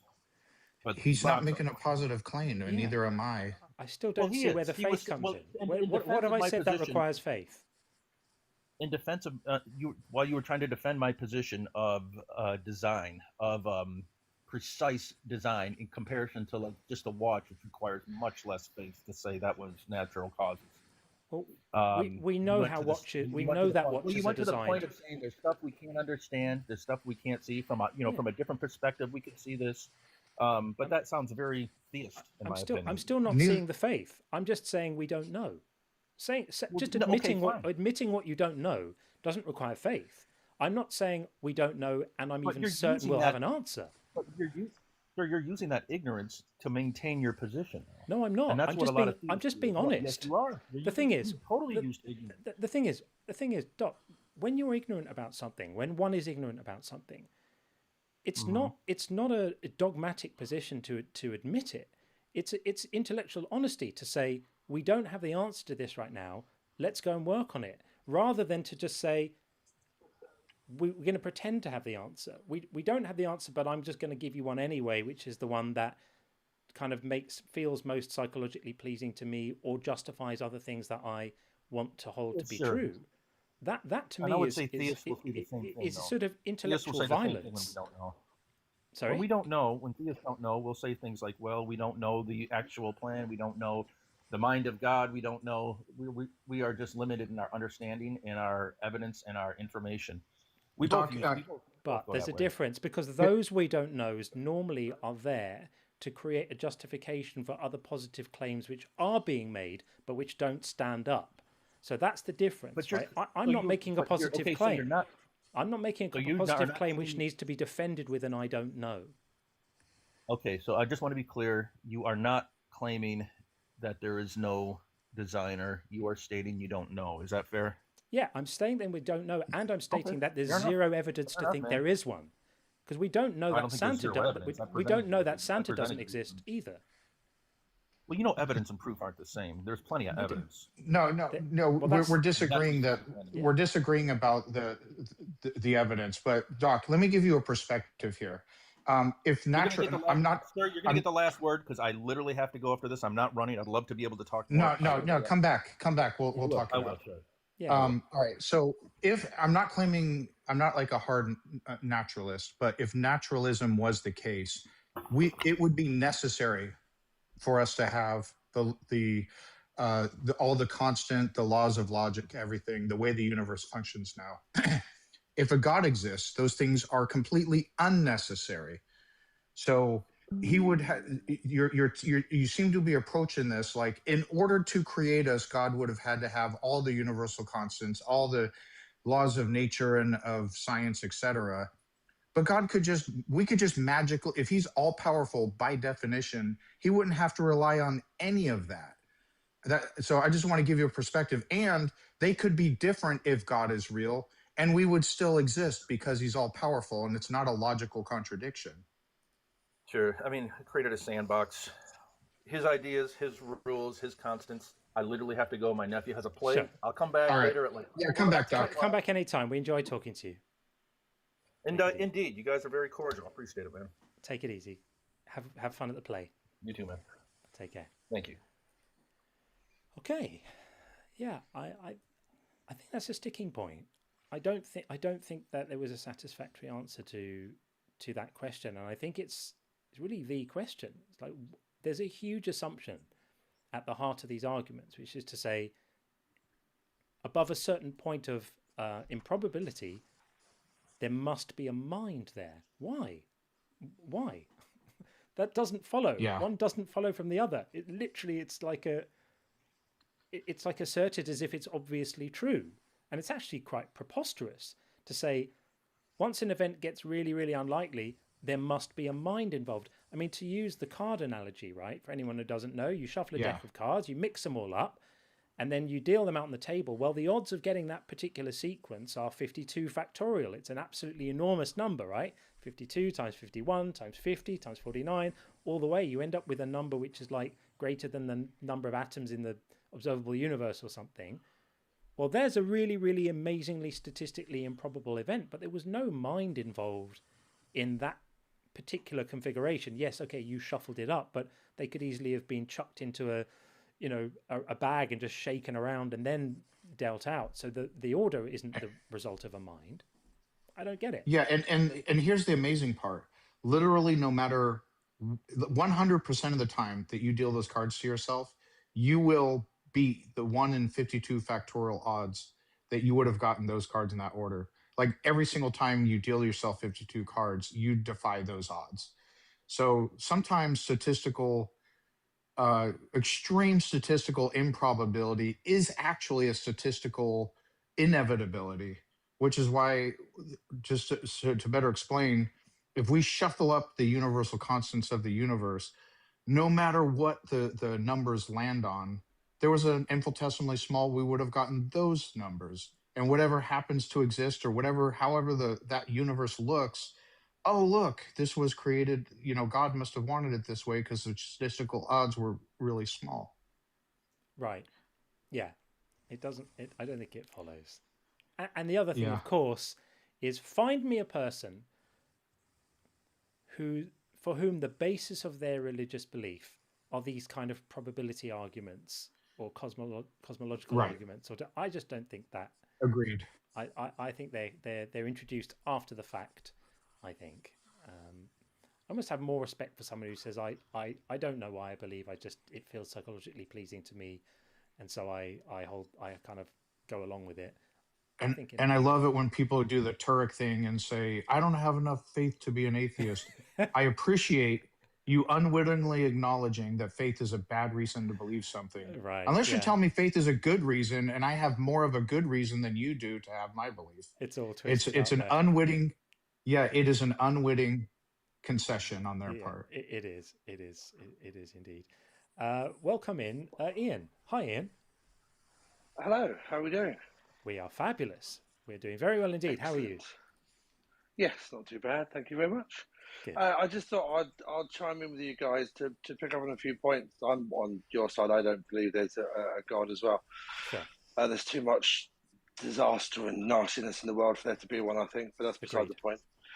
But the way that I often, to pick up on your sort of last point that you were speaking on, the way that I often try and explain it to Christians about, how has everything been designed and whatnot, and, God must have created it. It's like, well, it's not. It's chaos theory. It's the same as the lottery. At some point of time in the lottery, the numbers 1, 2, 3, 4, 5, 6 will be the lottery numbers. Right. It might take 1 billion years. Yeah. But at some point of time, it is going to happen. And that's you could say, like with the Big Bang, we don't know what happened. My personal belief is there's potentially a black hole there, pulling in all sorts of mess from the nearby space.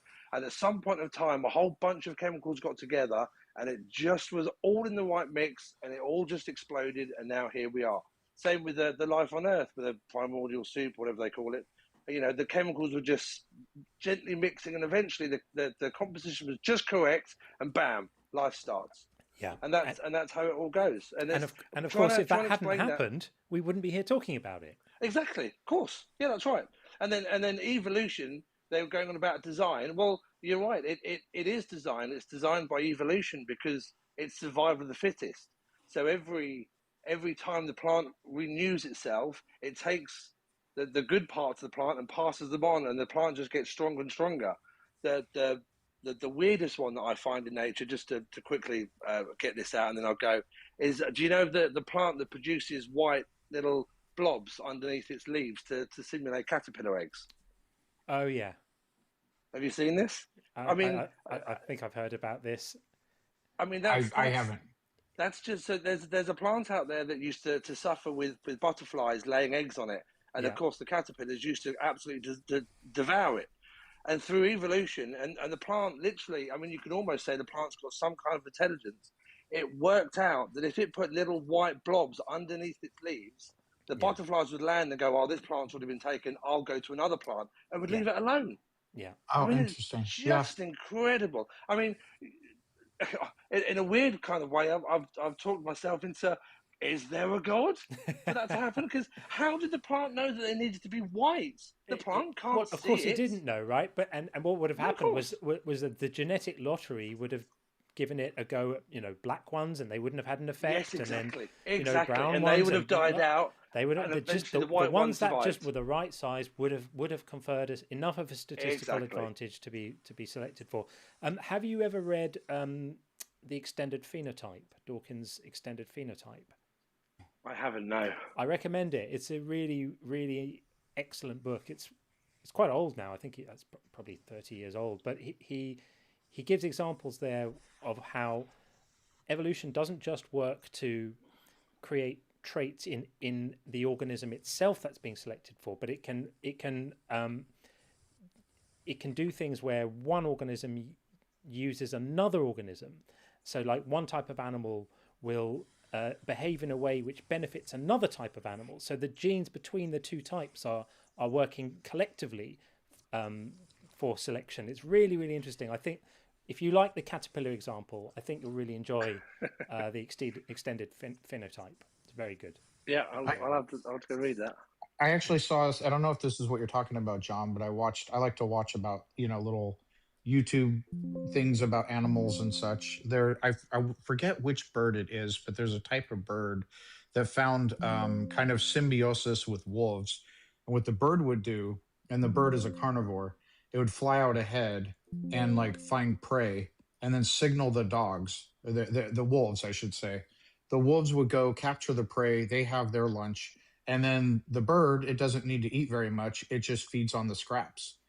And the bird will actually coexist with the wolves, and the wolves just completely leave it alone. It's like one of us, it's beneficial to us. I think that is so fascinating. Yeah, it's amazing. A similar kind of story. I have no real proof of this, but I can only surmise this. There's a fox family that lives locally around here, and they come to the garden quite often. I don't feed them much, but I do put some scraps out here and there. And I had some chicken that had gone off, and it was quite a lot. So I put that out for there, and it was gone by the next morning. But also the next morning, I had a pair of pink slippers and a green tennis ball on my lawn where the chicken was. And I have no idea how that got there. I can only surmise that the fox brought it back as a thank you for putting the food out. Because no one's good in the garden. There's no children about. I don't have any kids. There's no kids around, but there was a pink pair of slippers and a tennis ball left right where the food was. And the garden, nice. God knows where they came from. Who knows? Somewhere, someone's missing a pair of pink slippers and a tennis ball. It's a mystery. That's funny. Yeah, just bizarre. But I can only think it could have been them. They just. I mean, it's been known to happen with birds. Birds will often, like crows and magpies, will bring back gifts for people on birds' table, on money and stuff. If you train them well, you can get them to go find money and bring that back to you. There's a good strategy. Dude, we're going to move it along, but thanks for coming in to say hi and share your views, Ian. We appreciate that. No worries. Love the show. Watch it all the time. Thanks, buddy. Keep well. Catch you later. Bye. Thanks. Okay, dokie. We're going to bring in Breezy. We have spoken to Breezy before. Welcome back, Breezy. Hey, how you doing? Good. How are you? I'm well. Thank you for having me. Welcome back. Yes, sir. So I'm Christian. I just had a few questions. I was just trying to understand better your worldview, if that's all right. Of course. Okay, perfect. So, for example, those criminals who commit the most heinous of crimes, we could probably think of more recent events, the files and so on and so forth. Yeah. I'm just curious. Excuse me. I'm just curious, like in your view, your personal belief, would you be okay with justice for them? Like, say, if we're taking Christian Bible aside, like, let's just say a lot of these people don't come to justice, but there is a hell for people who commit crimes that are especially heinous. Would you agree with that?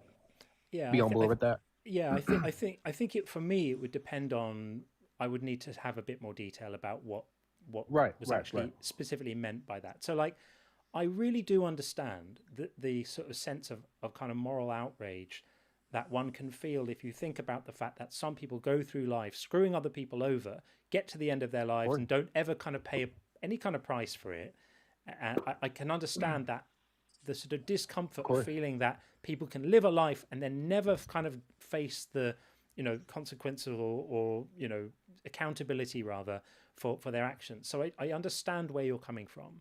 I don't feel comfortable necessarily at the idea of there not being some kind of righting of the wrong for people who have really hurt other people. Right.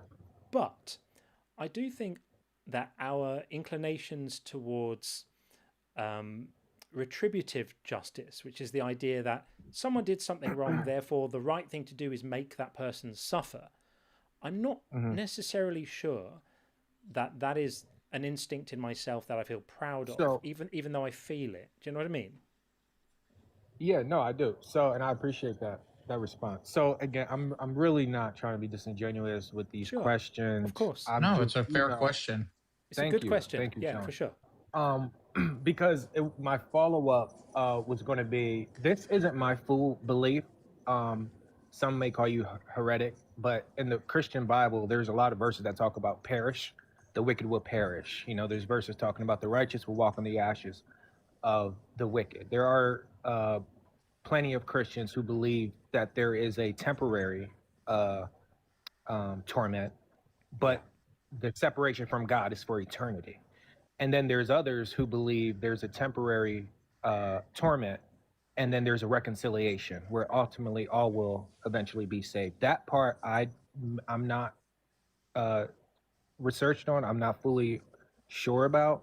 Yeah. Some think it's eternal separation from God. Others think there's torment, but you eventually are reconciled with God. So there's some intelligent people on both sides who make the argument. But anyway, back to my question. Again, I'm not trying to be disingenuous, but like you see these evil people, what would you take in the Christian worldview? We believe in a perfect God. What would you say is the difference from you and say some of these people who commit some of these heinous crimes? Just in your words. I think I know the answer, but just in your words, what would you say is really uniquely different from you and these people? I mean, it's hard to say. How am I uniquely different from Jeffrey Dahmer, or how am I uniquely different from the mustached guy from the? We're just distinguishing how much harm we've done. That's really what it comes down to. No, sure. Yeah. So somebody, undoubtedly throughout my life, I've done harm, whether I've caused emotional pain unnecessarily or what have you. I think everybody has to some degree. But yeah, so I evaluate behaviors, and my morality is derived from well-being. So it's just, although harm isn't something you can quantify, you could say, for example, causing somebody great bodily harm and lots of pain is doing more harm than taking $5 from them. So we can sort of apportion it, but there's not like a unit of measure of harm. But I would evaluate it in terms of harm. Okay, for sure. But Breezy, do you mind if I, unless you're on a real particular track and you want to get to the end of it, I'd quite like to lean you towards the prompt above me, if you wouldn't mind, because I'm worried about the fact that we're talking about people who have committed heinous crimes here, and the whole point of this prompt is to say, not that the idea of some kind of punishment for the crimes while you're alive after death is terrible. I mean, I don't love it. I have to say I'm not a fan. But very specifically, the idea of punishing non-belief. This is why I used such crazy language here. This is stupid and immoral, right? That's not just me being infantile. I think it's stupid to punish non-belief because it implies that non-belief exists on a spectrum with mass murder, right? It's a crime as well, right? Mass murder is a crime. Shoplifting is a crime. A speeding violation is a crime. Non-belief is a crime, and they all exist on some spectrum of seriousness.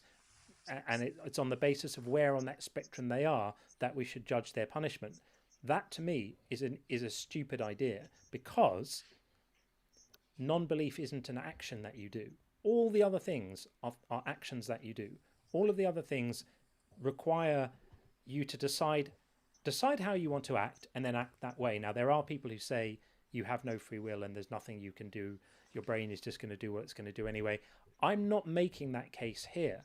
I'm saying for the purposes of this argument, I'm happy to say, let's imagine we do have what you could call libertarian free will, right? That when I decide if I want to have chocolate or vanilla, it's a genuine choice, right, and I can decide to have one or the other. Even if that's true, so, I'm not convinced it is, but even if that is true, it would still be the case that non-belief isn't an action. It just means you've not been persuaded by something. And if you've not been persuaded by something, you can't believe. It's not possible to believe. So to punish someone for that, even a really mild punishment would be stupid. It would be morally incoherent because you'd be punishing someone for something they couldn't do differently. Does that make sense? Do you see where I'm coming from? No, it makes perfect sense. I'm tracking. It makes perfect sense. It's tough. So because you're saying it's just like, not that you're choosing to not believe, right? Exactly. Is that what you're kind of... Yeah. Let's say I decided now to try and believe in Jesus, and I tried as hard as I could. And maybe it wasn't just in the moment. Maybe I really put some effort in. Maybe I went to a Bible study. Maybe I joined a prayer group. Maybe I got on my knees and I prayed and I tried and I tried and I tried. Maybe I did this for a week, or maybe I did it for 5 years. And at the end of that process, I self-examined. And in my heart of hearts, I knew that I just still don't believe this stuff. I might even want it to be true, but I just don't think it is. I'm not convinced. How can that be a crime? Yeah. So I would first say, because it's a tough one to grasp with, because I believe, I'm not trying to call you a liar. I'm not trying to call anyone else who has that claim a liar. I just believe there's no way possible I could know someone's true intentions. I do believe people are judged according to the light received, like as in, as in knowledge given by God, or what you see, in everyday life. The light, he knows your motives. In simpler terms, I believe only God can know your motives and your heart. And there's different degrees of punishment that do exist. I do believe that firmly, and it's talked about in the Bible. So, but I know that doesn't address the question. So, yeah, Breezy, even if I had ill motives, I still couldn't just decide for. Let's say I believed in God or knew God exists, sure, and I had some bad intentions, like a reason to just not believe. I still couldn't choose to just stop believing. Like, I genuinely don't want to believe cancer exists, but I don't have a choice in that matter. My intellect can't just decide to be convinced cancer isn't a real fact of reality. And to give you perspective, what you have is a world where, let's say, the Christian God is the one true God. If you're born in Saudi Arabia or Thailand or India or what have you, you're screwed, because you're statistically very, very, very unlikely to be convinced of the correct God. Even if you learn about it, even if you run across a missionary and tries to convince you, you are statistically extraordinarily unlikely. And it's no ill will on their side. They were born and raised into an entirely different belief system and culture. Yeah. And I want to offer you something to consider, right? So here's a verse you will definitely know very well, right? Romans 1.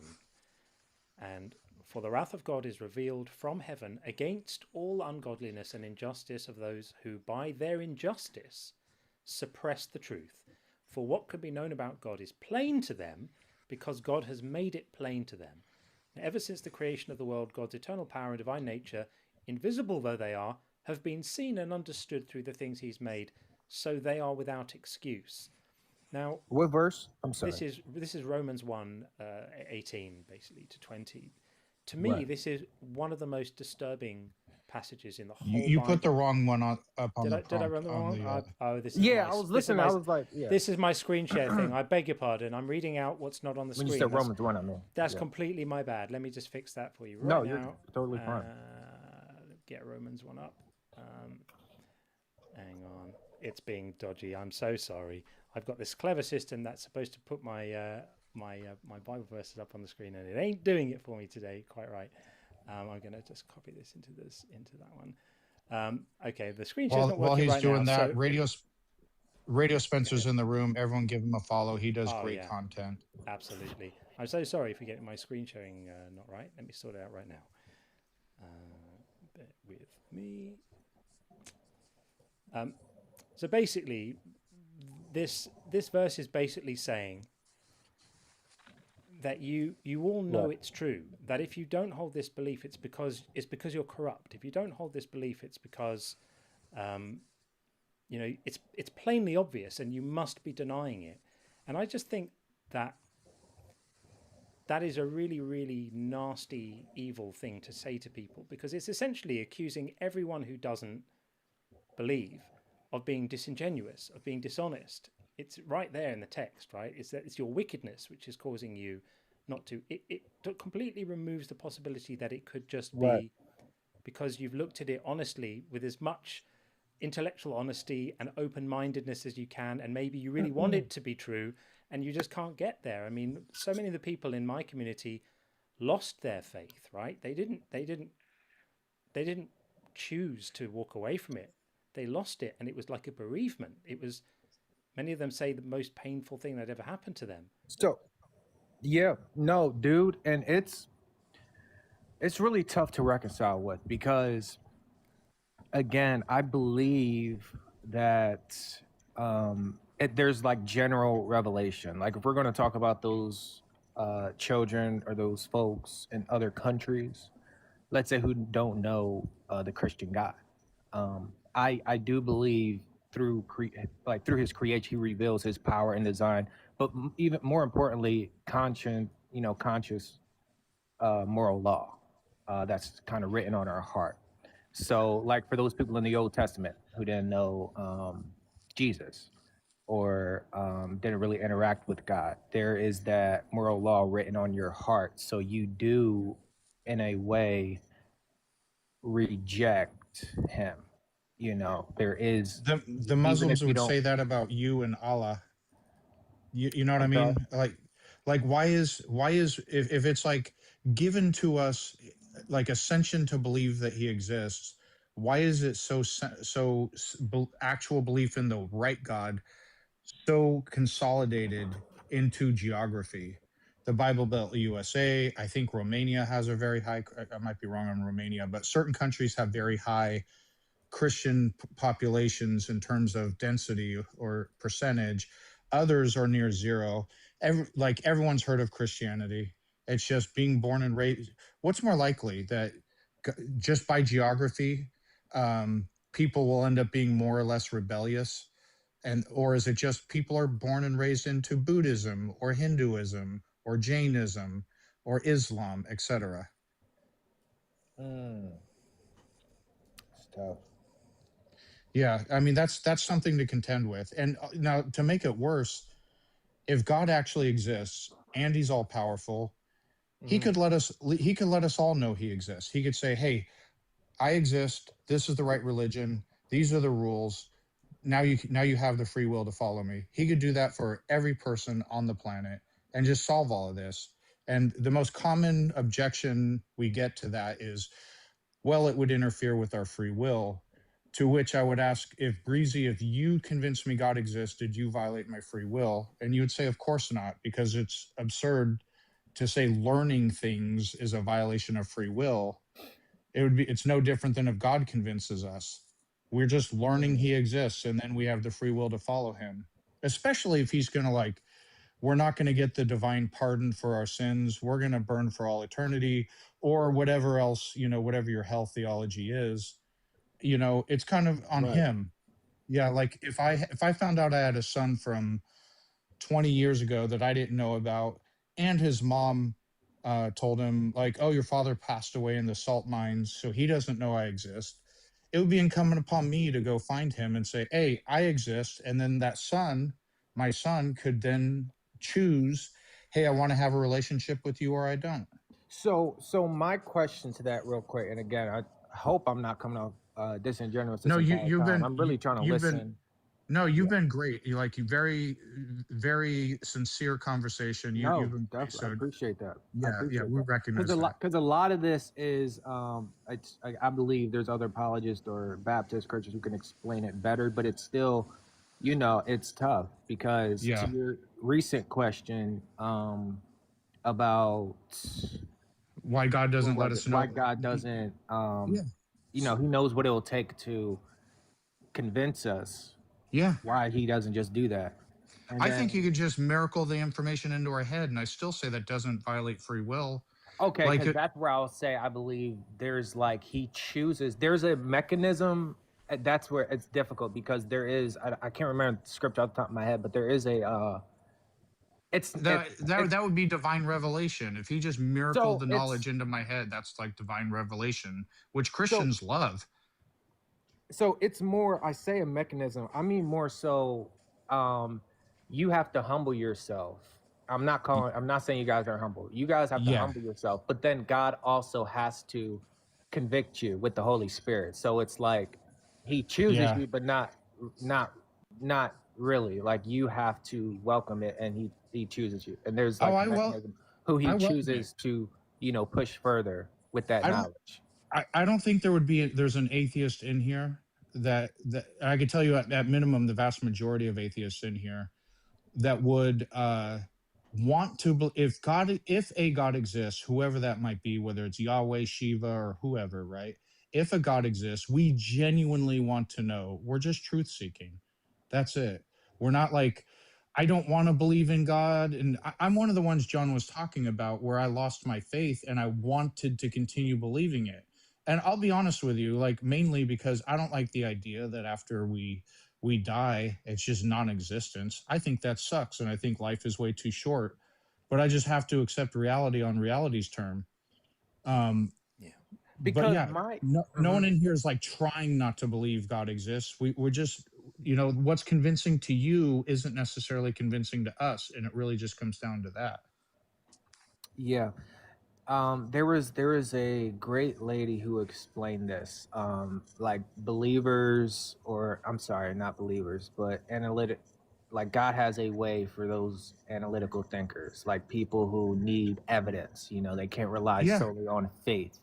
And she explained it perfectly where it's I'm not saying, again, the people watching or you aren't really seeking God, but how she explained it, God has that promise. I believe that promise. If you are truly seeking him and humble in your approach and you need evidence, he will give you that evidence. I've tested that hypothesis, buddy, and many in this chat have also done the same thing. When I began to question, it's a long story and I've told it a number of times, so I don't want to bore everyone with it. But the bottom line is I really wanted to keep believing. As I got older, it became harder to. I started having doubts, and I actually literally prayed on it. And I wanted God to exist. I prayed. I did a lot of introspection. I talked to people who were believers and talked to them about my doubts and heard what they had. I just couldn't. So, right. Go ahead, John. Yeah, I was going to say, even if we weren't humble, right? Let's imagine we didn't humble ourselves and we have really arrogant attitude about it. This is the almighty creator of the entire universe. Is it beyond his ability, even for someone who's a bit, lacking in humility and a bit closed-minded, to provide some evidence? He would still know, for even the most closed-minded person, what evidence would be sufficient to breach that threshold of closed-mindedness and pride. That it couldn't be true to say that threshold is unpassable, right? That there's nothing that would convince that person. So if God wanted that person to believe, he could easily make them believe it. And as Sean said, he could do it with a click of his fingers, just by putting the belief into that person's head, that wouldn't wouldn't interfere with their free will. That person would then be completely free to love God or turn away from God. Absolutely I think fine. there are many instances of that. I do. I'm Maybe. pretty sure there are many instances of that. Maybe, I've heard several testimonies. That could be true, you know. but the fact is, for example, in my case, God knows exactly what it would take to convince me that he exists. And we must conclude that he has so far chosen not to provide that, right? Because if he had provided it, I would be a believer now. So he must be fine with me not believing. Now, I'm okay with that. That's absolutely fine. I don't think that I'm entitled to any special treatment or favors from God up until the point that he starts threatening to then punish me for not being convinced. At that point, there's a moral problem, because then we have a situation where God could sort out my non-belief problem before his morning coffee, chooses not to do it, and is then going to torture me forever, or chuck me in a burning lake, or annihilate me, or whatever your chosen variety of hell is, because of it. And I just think that's a big moral problem. And the thing that I really, really push back on hard, and I really want to congratulate you for listening with an open mind and respectfully. I think these are the kind of conversations which are good to have. The thing that, if you can take away one thing from this, it's how harmful it is to have a narrative that basically tells people that if they lack a belief in these religious ideas, that it makes them bad. And the reason why they have to take away that it makes them bad is because they're deserving of punishment. It says so in this book. It says so right here in John 3:18. For anyone who doesn't say that Jesus is Lord is condemned already. You're a condemned person. And that is really a harmful idea. It causes so much suffering to people who just don't believe because they can't believe. And then they have to find a way to live in a world that's telling them, in communities that are telling them, in a culture that's telling them that they're bad because of it. They've fallen away from what's good, and they deserve what's coming to them. Right. And I think that's really, really cruel. Right. No, it's tough to fully explain, and I wasn't coming up to really get into a full, real sophisticated discussion, because I do believe he, throughout the Bible we see how he reached out to Paul, who was once Saul, and he was persecuting Christians. He wasn't thinking about, coming to Christ. There's people without humility, and then others who seem to, say, no, I've been humble, I've been sick, I haven't. And it's like, how is God reaching out to these people? Those who didn't know the Christian God, how are they going to be judged if, say, they were living their life in accordance to the moral law written on their hearts? And I can't answer that. That's for God to decide. And I don't know if someone is telling me that, and I'm not saying I'm not accusing anybody. If they're, if someone's telling me, hey, I've been humble, I've been trying, I don't know how they're really trying to, how they're really trying to search. I guess as a believer, you have to decide what you're prepared to align yourself with. Because if it's the case that God is sending, let's call them honest non-believers, if God is sending honest non-believers to whatever you think hell is, you've got to decide for yourself whether that's something you're okay, supporting tacitly, or aligning yourself with, or agreeing with. It wouldn't be something that I could do. And by the way, that would be most of the world. Most of the world either believes in no God or the wrong God, irrespective of which God is actually real, if any. Yeah. Anyway. So again, and this is why I wanted to preface real quick, watch, I wasn't prepared to get it, which I would be leaving shortly, prepared to get into a real sophisticated argument, because I am more aligned with the belief that once you encounter the Bible, Christianity, it it's the truth. And again, that's a much bigger, deeper topic. Actually, not true. I think that's demonstrably false, though, because there are literally billions of people who have. And we'll have to agree to disagree on that. Yeah, I'm not trying to be like a runner, but sure. But I do, with everything you shared here, appreciate you letting me talk, letting me hear you out. Of course, Breezy. We appreciate speaking to you, man. Come back sir. again and speak to us next time. We can examine that claim. How about that? No, most definitely. Thank you, Sean. Thanks for the conversation. Thanks for the conversation. Okay, so a couple of little things. Hello to some friends in the TikTok chat. There are wonderful people in tonight. All the regular wonderfuls are here. Thank you, everyone. It's wonderful to see you. Thank you so much. Big shout out, Krista. Nice to see you. And Deborah Becker's lovely to see you too. And Kat B is here, and all Ice Pick is here. All the really good people are here. And over on the YouTube side as well. It's so nice watching the sort of familiar names start to pop up on the YouTube as well.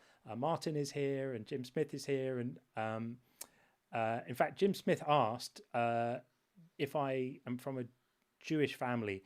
I'm from a culturally Jewish background, which is non-religious. So I inherited a very obviously Jewish surname from my father, but I have never had any religious inclinations at all. So I don't consider myself Jewish in any religious sense at all. You could say ethnically, you could say that I'm from that background, I suppose. Although I try not to really, because I'm not sure it's that helpful in these kind of discussions. But yeah, people often ask, because I got lumbered with a name like a big flashing red light on my head that says Jewish. But in as far as my thinking on this stuff goes, I condemn the Torah as much as I do any other religious text. I think it's absolutely disgusting and vile and full of the most horrendous stuff, and I want nothing to do with it at all. Okay, let us bring in Anon House, who's been waiting for quite a while. We've got a few in the queue, actually. This is good. We like this. Hopefully, there we go. Hi, Anon. I'm not disrespectful at all either. I just want to say, I don't know. I can't say for why you guys haven't been able to find the Christian God or Jesus or whatever you want to say. But I can say that there is multiple evidence by just looking around, just like the Bible says. If you actually look around, you can see that there's a creator. Well, that's the claim, right? It takes more faith to believe that everything came from nothing. But I don't know anyone who does believe that everything came from nothing. I certainly don't think that. Well, people like the Big Bang and people that believe in evolution. The Big Bang, neither the Big Bang nor evolution posits that everything came from nothing or that anything came from nothing. Right, because it can't. Just like a car can't come from nothing. Just like a VR headset can't come from nothing. Nothing can come from nothing. So I've never met an atheist who believes. Yeah, we agree with you. I have never met. Hold on. Let me finish, please. Yeah, go ahead. Yeah, I have never met an atheist who believes anything came from nothing or that everything came from nothing. But for some reason, I don't know why, it's so prevalent among Christians to think that we believe everything came from nothing. I just want to, just make that clear. Right. No, I understand that. Well, materialism suggests that, everything is made of physical. And we can clearly see that. I don't want to get into too much. I just want to say that we can clearly see that physical isn't all that there is. We have obviously quantum particles and stuff that we're made out of, and I believe well, those are physical, but I will say there are abstract facts of reality in the way the universe functions. For example, the laws of logic. There are non-physical things that are aspects of how reality works. Or what about how you could see when you're having a near-death experience, because I've had one at 14, and you're outside of your body, and there's no reason for it. There's no reason for that. There are lots of reasons for it. If a brain under those kind of conditions creates precisely the sorts of experiences that people who report near-death experiences describe, because the brain is the brain is capable under those kind of stress conditions of. I don't believe that. We can induce them artificially. It's exactly the same conditions, right? Like, how is it possible, right? How is it possible that you, and this is where I disagree, because I don't believe that neurons, I don't believe that physical neurons can create the sensation of obviously who we are, ourself. Have you ever had a dream? I've had dreams that I'm flying. Like your brain under different conscious states can certainly invoke all kinds of I've had really weird dreams where all kinds of How do you know bizarre and that? impossible things are happening, and But it how do you feels know that real. Like, dreams hang are on, not real? let me finish. It feels weird to me at the time. Sorry, not weird. It feels real to me at the time. Like I have no idea I'm dreaming. I'm just experiencing this really bizarre world. That's just while I'm asleep. What about if I'm, had brain trauma, or I'm near death and my brain is oxygen deprived? It seems wildly remarkable that we would have these sort of crazy near death experiences when we're in that unconscious state.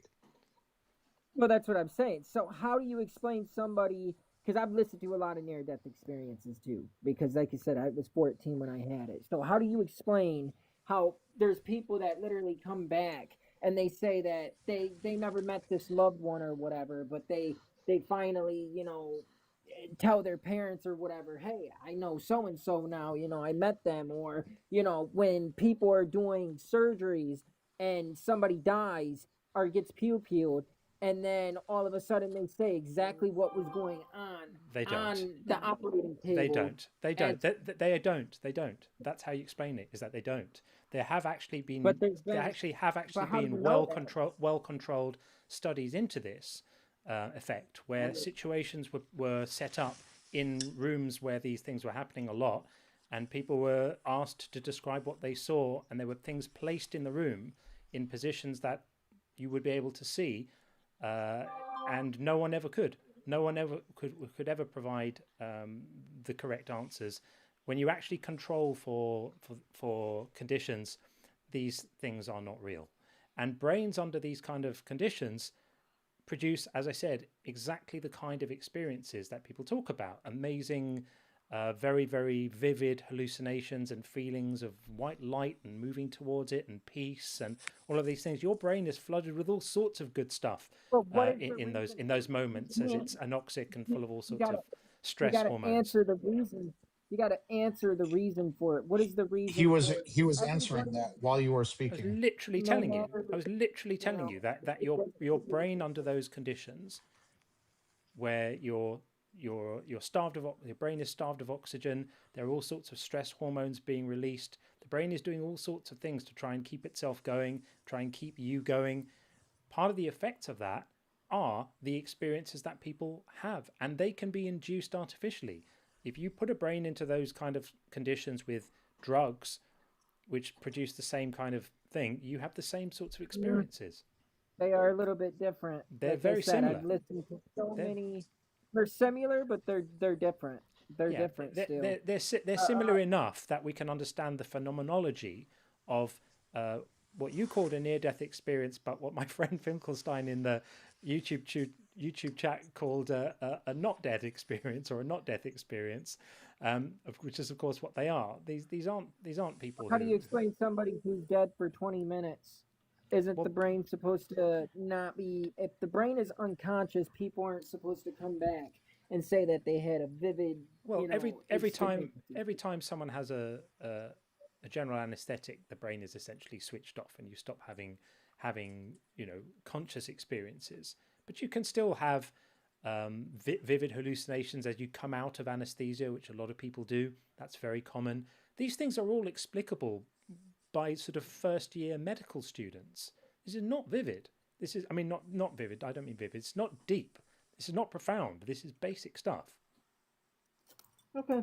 Well, I disagree, because there's a lot of professors and stuff who disagree as well, like Roger Penrose and stuff, who won a Nobel Peace Prize and stuff. So I know I don't think Roger Penrose has spoken about this stuff much, as far as I know. But even if he had, it doesn't. Even if he had, it doesn't matter.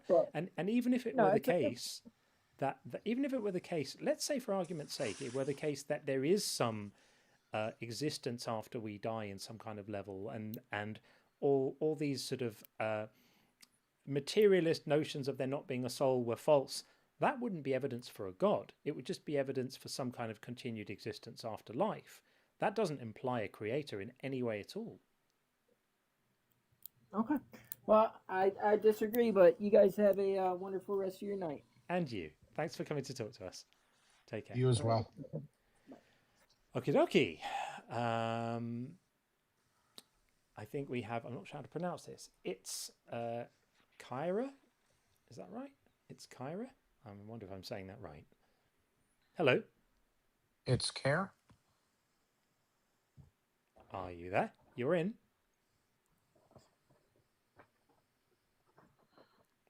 Hello. We've got to wonder what people are doing in there. It's Kyre or Care. Are you there? I think that's going to be a... There's sound coming out of his mic. Yeah, like no, someone's there. sporadically. It's just not happening. I'm You're on, dude. Put the phone to your ear and come and talk to us. There's like 200 people listening to you not pay attention right now. No? Okay. Annoyingly, TikTok doesn't let you return people to the queue. That's another drop ball, isn't it? Actually, that would be a good feature. There's You should be a able to do that. suggestion. Yeah, I mean, having a vaguely working platform in the beginning would be a good feature. Yeah. YouTube is so and much not better. yeah, and not giving people strikes for nothing at all. That would be a good feature too. Okay, so we're going to move on from that because that wasn't happening. We're going to go back to no degree required. And bring no degree required in. Good evening. Hey, how's it going? Good, how are you? Good. I decided to come up to address something there. You said something about did I hear you correctly that you said that even if there was consciousness after death, that wouldn't be evidence for a God? Of course. How would it be? Okay. Well, I mean, I think that if we find out that we do continue consciously living after death, yeah, if we found that out scientifically, then that would be evidence that in favor of the existence of the Christian God, right? Why? No, because it does talk about absolutely nothing to do. Well, it could talk about whatever it wants, but that's like saying if we discovered fairies, that would be evidence for Bigfoot. One has got nothing to do with the other. It always astonishes me that people hitch them together. Look, there could be a God and there could be no life after death. Or there could be life after death and there could be no God. The fact that a particular religious tradition weaves them together, and right? It wouldn't in the slightest.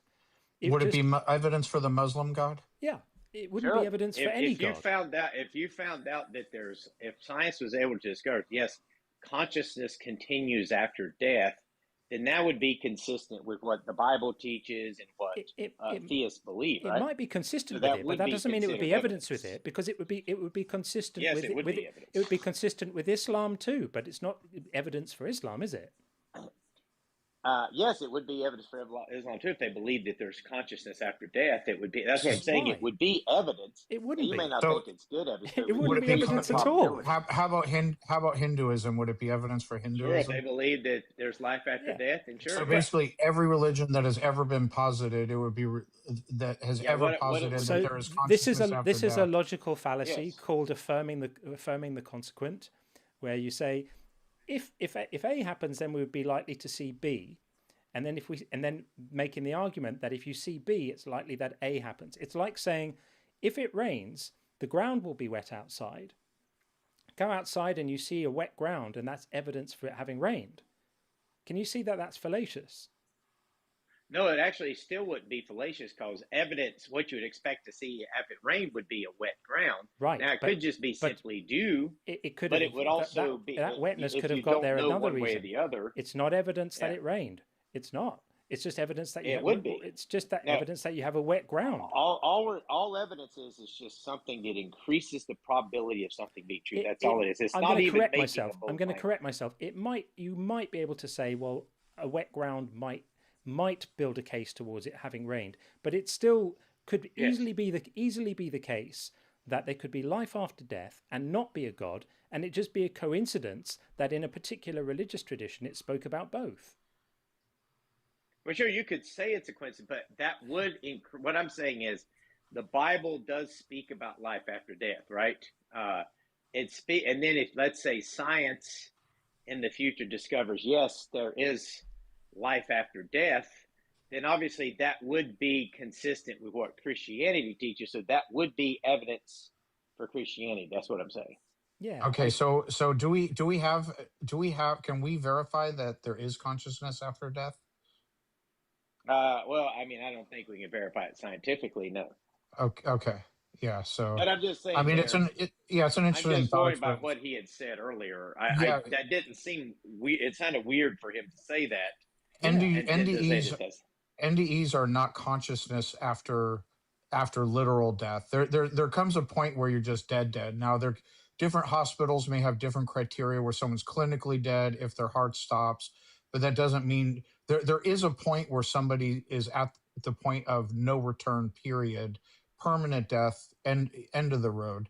But when you're talking somebody, their heart stops and they keep trying to revive them for like 30, 45 minutes or so, and people will say like, you were clinically dead, but that's different from like actual dead. I mean, you understand that, right? That there's a point of no return. They could have made a misdiagnosis, yeah. Yeah. Like that. Yeah. Well, yeah. So, and I'm not in the healthcare field, but if somebody came back, I don't consider them to have died, only in the technical sense. When I say somebody died, I'm talking about the permanent kind that lasts. And there is a certain point where you've crossed a point where they're just not coming back, period.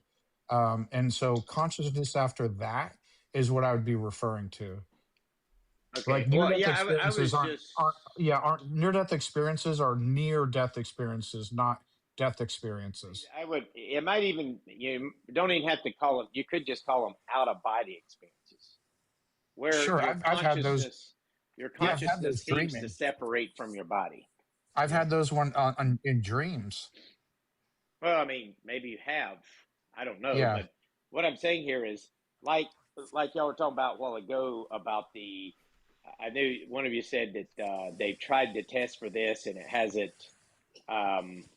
proven to be successful in these tests, which wouldn't surprise me because it would be kind of a random thing anyway. It's not like you could control for something like that. But there has been people who have said certain things, explained certain things that the doctor said they didn't know how they knew this, that they couldn't explain scientifically how they could know this information, and yet they're saying they saw it, like seeing what was going on in another room while they were unconscious and stuff. So I'm saying there are things like this that is unexplainable by medicine. As soon as you control for cheating and self-deception, these effects vanish. Reliably as I don't think they do vanish. They vanish. As soon as you control for cheating and self-deception, they vanish. What do you mean by self-deception? So this is how you conduct. Somebody unconscious is going to self-deceive themselves? Quite possibly, in terms of what they think, what they're saying they remember, or their experiences. Obviously not in the moment, but what they say later. So there was a study into this. I'm going to read. I've got some information about it here. There was a study called the AWARE study. The goal was to test whether people who report leaving their bodies during cardiac arrest can actually perceive real events around them. How they tested it was cardiac arrest patients in multiple hospitals were monitored.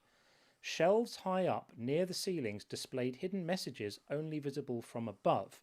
If someone truly floated out of their body, they should be able to report those targets. Some survivors reported classic NDE features, tunnels, lights, watching the staff work, but not a single one was able to accurately identify any of the visual targets.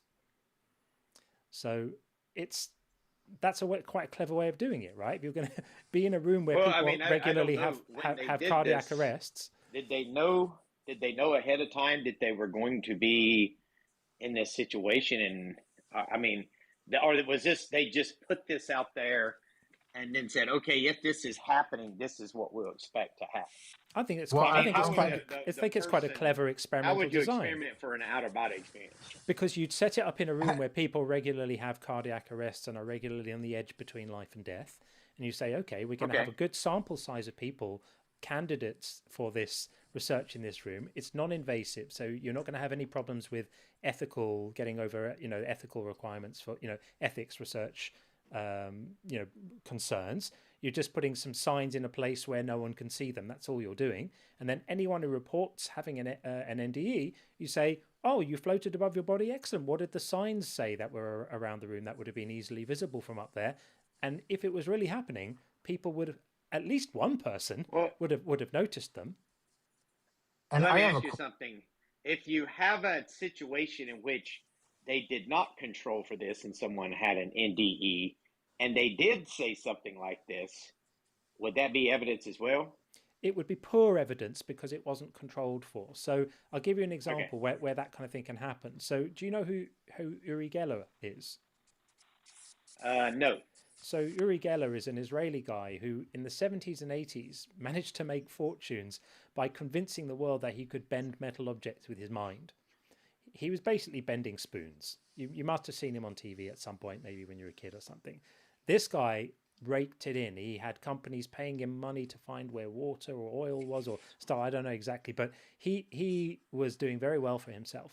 And he managed to somehow, I don't know how this happened, but he ended up being the subject of some research at Stanford by two scientists called Russell Targ and Harold Puthoff, both of whom were PhD physicists, who took him into the lab and started working with him and studying his apparent paranormal abilities. And they published a paper saying that he had these abilities. And a guy called James Randi came along and went, this guy is a con artist. I'm going to show you how this is not the case. And he went in and basically was able to demonstrate how you would have to, he had a background in magic, basically, in deception. And they weren't controlling things properly. They were dealing with this guy on the basis of their assumptions from just science, which were not able to get around the techniques he was using. You put a magician in there who just said, okay, well, put this here, have him sit there, don't allow him to do these things and whatever. And suddenly, to deal with TikTok, suddenly he was not able to do any of the things anymore, and his powers vanished, and it was shocking. So unless you kind of control for things, it's very easy to become deceived and self-deceived, and these effects all disappear the moment you control for them. That guy James Randi, who did that, by the way, was gifted some money and set up the James Randi Educational Foundation, who had, and I believe still have, $1 million on offer for anyone who can demonstrate any kind of paranormal activity at all under controlled conditions. And controlled conditions just means when you eliminate the possibility of cheating or self-deception. And no one's got close in 30 years or something like that, anywhere close. So, people are gullible. So here's I just want to give you a perspective too. Shouldn't ghosts be blind? And this is going to sound weird when I say this, but how do we see light enters the pupil of our eyes, hits physical things, is interpreted by our brain? It's a physical process that happens. But if you're an invisible ghost, all light in all directions just goes right through you. So where's the receptors? How does a ghost actually even see? Now, I know it's just kind of like, well, there's probably some supernatural, ethereal way or what have you. But even the fact that they're able to see anything or perceive things in a human way, like looking around a room or something, is nonsensical. Like, how do they actually manage to see what they're claiming to see if they're out of their body as an invisible ghost?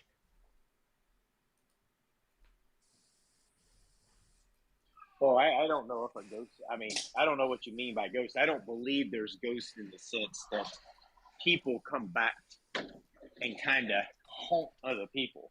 I believe those are just demonic entities or something like that. Deceiving no, I mean, so I don't know the soul. The soul. Basically, if your soul comes, if the soul leaves your body, I don't know how. Yeah, if the soul leaves your body and the soul is invisible, that means light goes right through you in all directions. So like the normal way we see is light enters the pupil of our eyes and hits physical things, and your brain interprets what it's seeing. But then out of body experiences kind of gives sight perception the same traits as if you're still in your physical body. and hey, I looked around and I saw this or I saw that, but it just doesn't make sense. It doesn't. I mean, yeah, it's I just don't something to think it think would. about. I don't think it makes sense. I mean, I wouldn't know how a soul sees or hears or speaks or whatever. I don't know how that works. I think if we discovered scientifically that there is life after death, then I think we would just have to be, well, if there's life after death, then obviously we couldn't rule out that a soul couldn't see, hear, speak, or whatever, and have these experiences. I mean, I believe that I'm obviously Christian. I believe there is life after death, but I don't think science.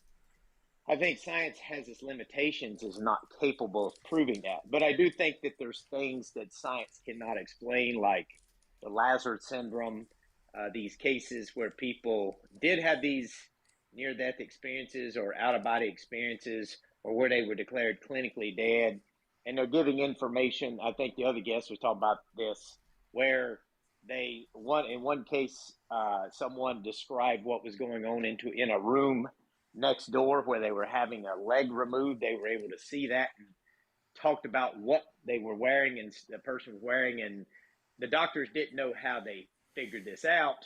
They just couldn't explain it. But what I'm saying is there are those things that I do think that science is unable to explain. I'm willing to look at peer-reviewed studies. Just provide us a DOI number. I will look at it. I won't be able to do it live on the show because that'll take time. I don't know if I have. There was a guy by the name of Professor Gary Habermas who's dealt with the minimal facts argument as well, who has done a lot of research in this, and he uses doctors who has a lot of studies. You could probably find it from him, but I don't know if I couldn't give you right I'm now talking a about peer-reviewed study. that would be meaningful to me. And if, one might not, I'd have to read it, might not be enough, but I'm willing to look at it if you provide something like that. But there's a lot of like amazing stories and anecdotes, and there's some scientists who are firm believers that they may diverge from the majority, but you're saying it's out of the realm of science to study anyway. So I'm saying the problem with science is it's limited to just naturalistic explanation. If they don't have a naturalistic explanation, they'll just be, well, we don't know yet. They're not going to say, oh yeah, there must be supernatural. That isn't a problem. So that's kind of what I'm saying. It's out of the limit of science. That isn't really a problem as much as stopping people wasting enormous amounts of money. Because imagine if scientists started sort of coming up with magical explanations for things, like there were new sort of viruses emerging, and some people said, well, rather than spending money on research, let's just prey on it, or let's just imagine that this must be demons or something like that. I've often thought about the amount of scientific progress that we've made as a global civilization in, say, the last 150 years.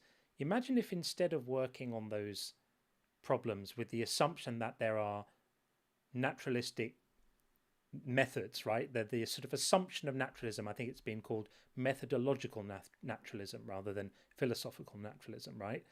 To say, even if maybe there is magic and maybe there are demons and spirits and all of that, but in terms of what we can actually do, the techniques for advancing our knowledge and our ability to do well in the world, we're going to be constrained by the assumption of things being natural, and that's what's going to guide us in our research.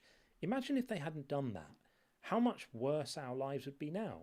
We'd still be praying about failed harvests and bad weather and infant mortality, rather than having dealt with so much of the stuff we have and improved our lot so much. So I don't think that a requirement for robust evidence in the sciences is not a failing. Anyway, there we are. Well, what do y'all think about? I mean, how do y'all explain like the influence of Christianity and the facts concerning Jesus? Do y'all believe Jesus is a historical person, or do y'all believe I believe just Jesus made up, or what do you think? and Muhammad are both historical figures. Yeah, they're very different questions. The influence of Christianity can be explained largely by the application of violence. Violence? Yeah. Okay, so you think that Christianity was a result of violence. I don't think it was the result of violence. I think that the success of Christianity, it was spread by violence. Undeniably, in many cases, it was undeniably for a very long undeniably for a very long period of time, Christianity was spread by violence, as was Islam, and when you spread a religion by violence, I think you could say that about Islam much more confidently than you could say about have you read Christianity. about the Crusades? Have you read about the conquistadors? Christianity was yes. brutal. You know, they kind of calmed down a bit a while ago, but how many horrendous. wars do you think Christianity caused? I don't know how many wars Christianity caused. Less than 3% of all wars in history. That may be true, but that doesn't. Did you know that? It's not. That's counting wars is not the only way to figure out whether or not a faith or a religion was spread by the application of violence, because wars don't always ensue from situations like that. You know, there are many people who were just the religions were just spread to them by force, and there were no wars. Okay, well, how would you explain the first 3 centuries? Because obviously it wasn't spread by wars then. Yeah, you might try to say, okay, well, after Rome adopted it, but I'm talking about the first 3 centuries. How do you explain that? They're a fantastically successful cult. A fantastically successful cult. Yeah, because here's the thing, right?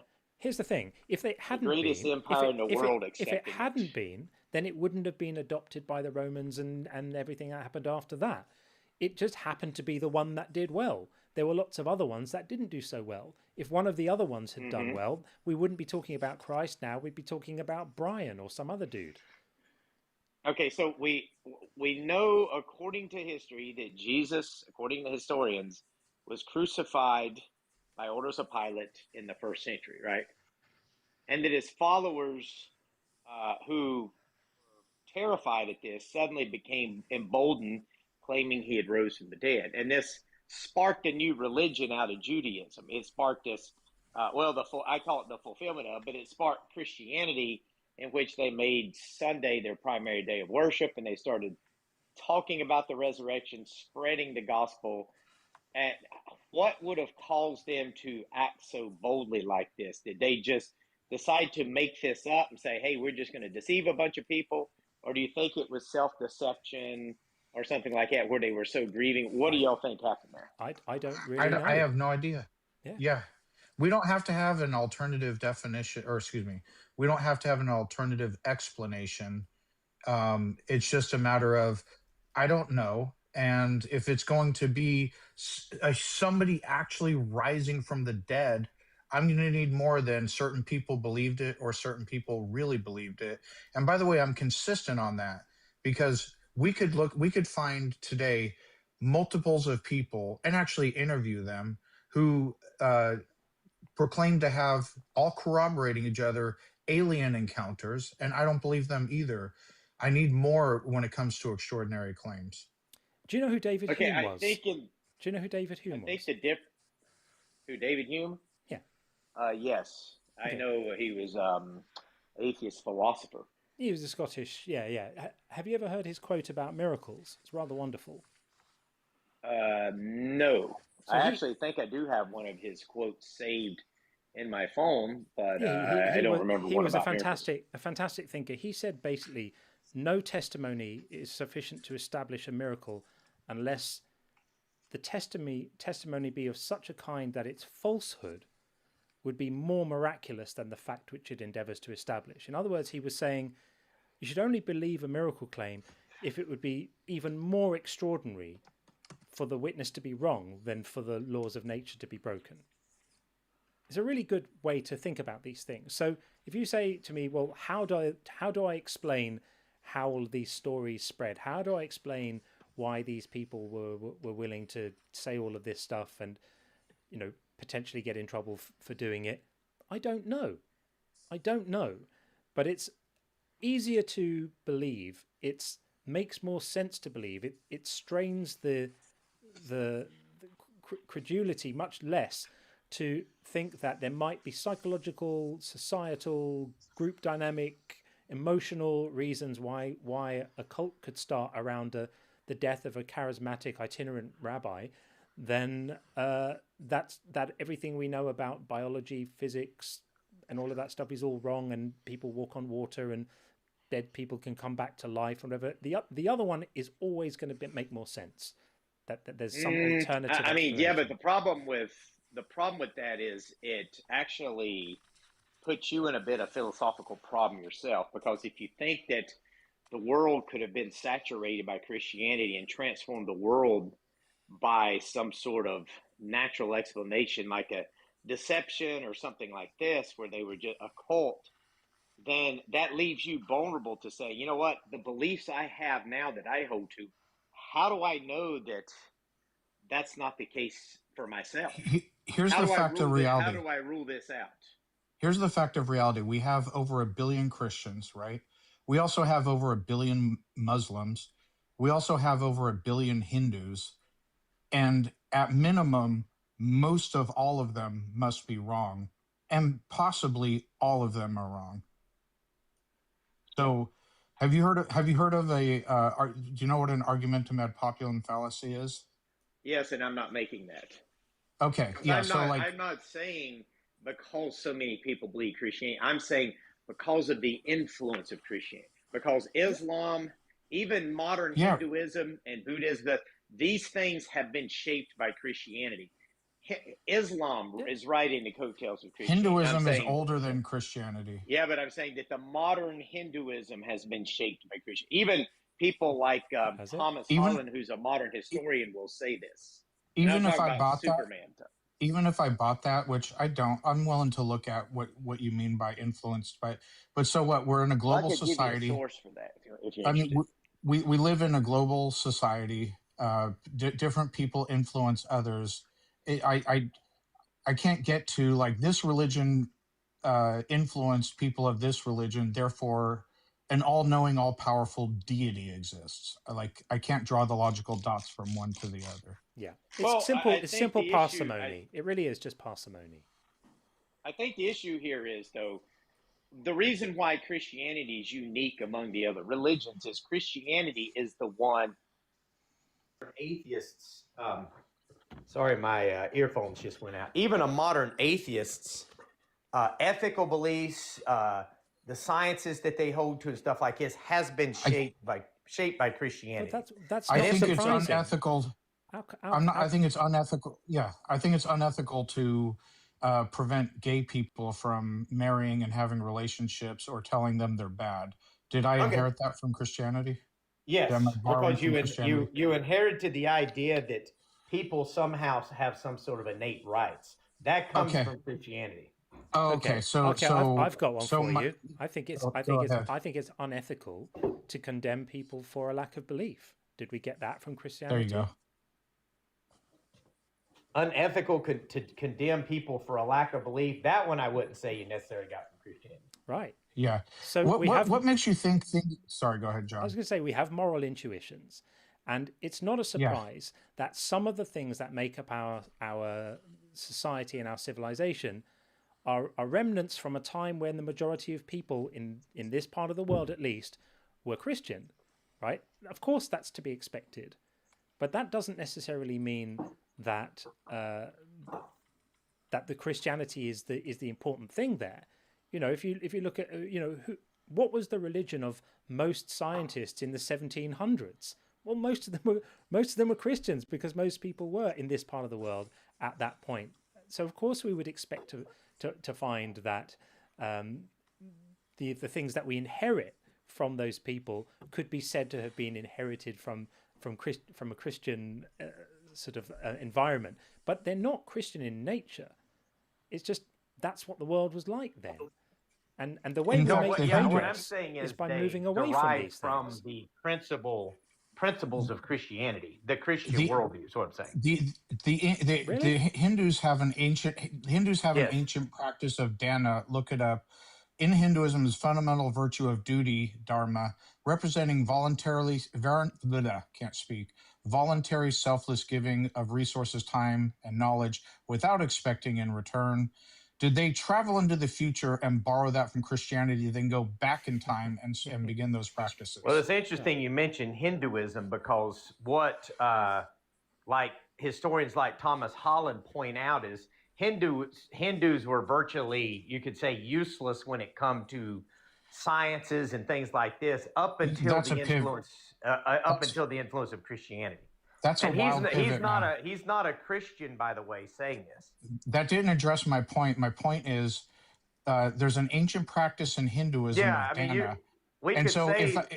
So I guess when I do, because it was being practiced before Christianity, I'm going to say Christians are borrowing from Hinduism, and when I practice the selfless giving, I'm borrowing not from Christianity, but I'm borrowing from Hinduism, and I thank Hindus for giving that value to Christians that would then come about later and steal from their virtues. Yeah, it may be the case that people, because the Bible does say that those who do not have the law is written on their hearts. So you would expect these societies to have these moral ideas prior to Christianity. But the other point here is these things, they're not going to be able to, this isn't going to be something you're going to see really consistently, and they're not going to really understand where this come from. It is Christianity that would have given us the understanding about the world in such a way that we could, the world could be transformed because of the Christian worldview or the biblical worldview. Or it could be that human beings have a biological capacity through mirror neurons to have empathy for others. And so it is sort of in our nature, not through magic, but just biologically to care about the well-being of others. Yeah, but that can't be demonstrated by science. It absolutely can. No, it can't. Go look up. It absolutely can't. Read up on mirror neurons. The same neurons that produce empathy also produce apathy. So you're not going to figure out, okay, well, which is better in any given situation through science. The mirror neurons produce apathy? I think if you're going to say, okay, well, we've got apathy because of these empathy because of these mirror neurons, you're going to have to say we also have apathy, right? Respectfully, that sounds a little like someone who hasn't really read up on mirror neurons and all the... Okay, I'm saying you can't, philosophically, you can't separate yourself from apathy if you're going to appeal to empathy. You understand that, right? Well, I think you can, because you can say that human beings have a spectrum of different behaviors that we have, right? So sometimes we're motivated by compassion and empathy, and other times we're motivated by self-interest, and all of these things exist within us as human beings, right? And we would expect that if evolution had shaped human brains to get a balance between survival for ourselves and nurturing our kin group and our children and our communities, which confers their own advantages. That's exactly what you would expect to find. So that's not evidence for a God imprinting anything on our hearts. It's just evidence for evolution having shaped primate brains. People do have apathy, right? The problem with that raises another philosophical concern, because if you're saying that it's just about survival, then why wouldn't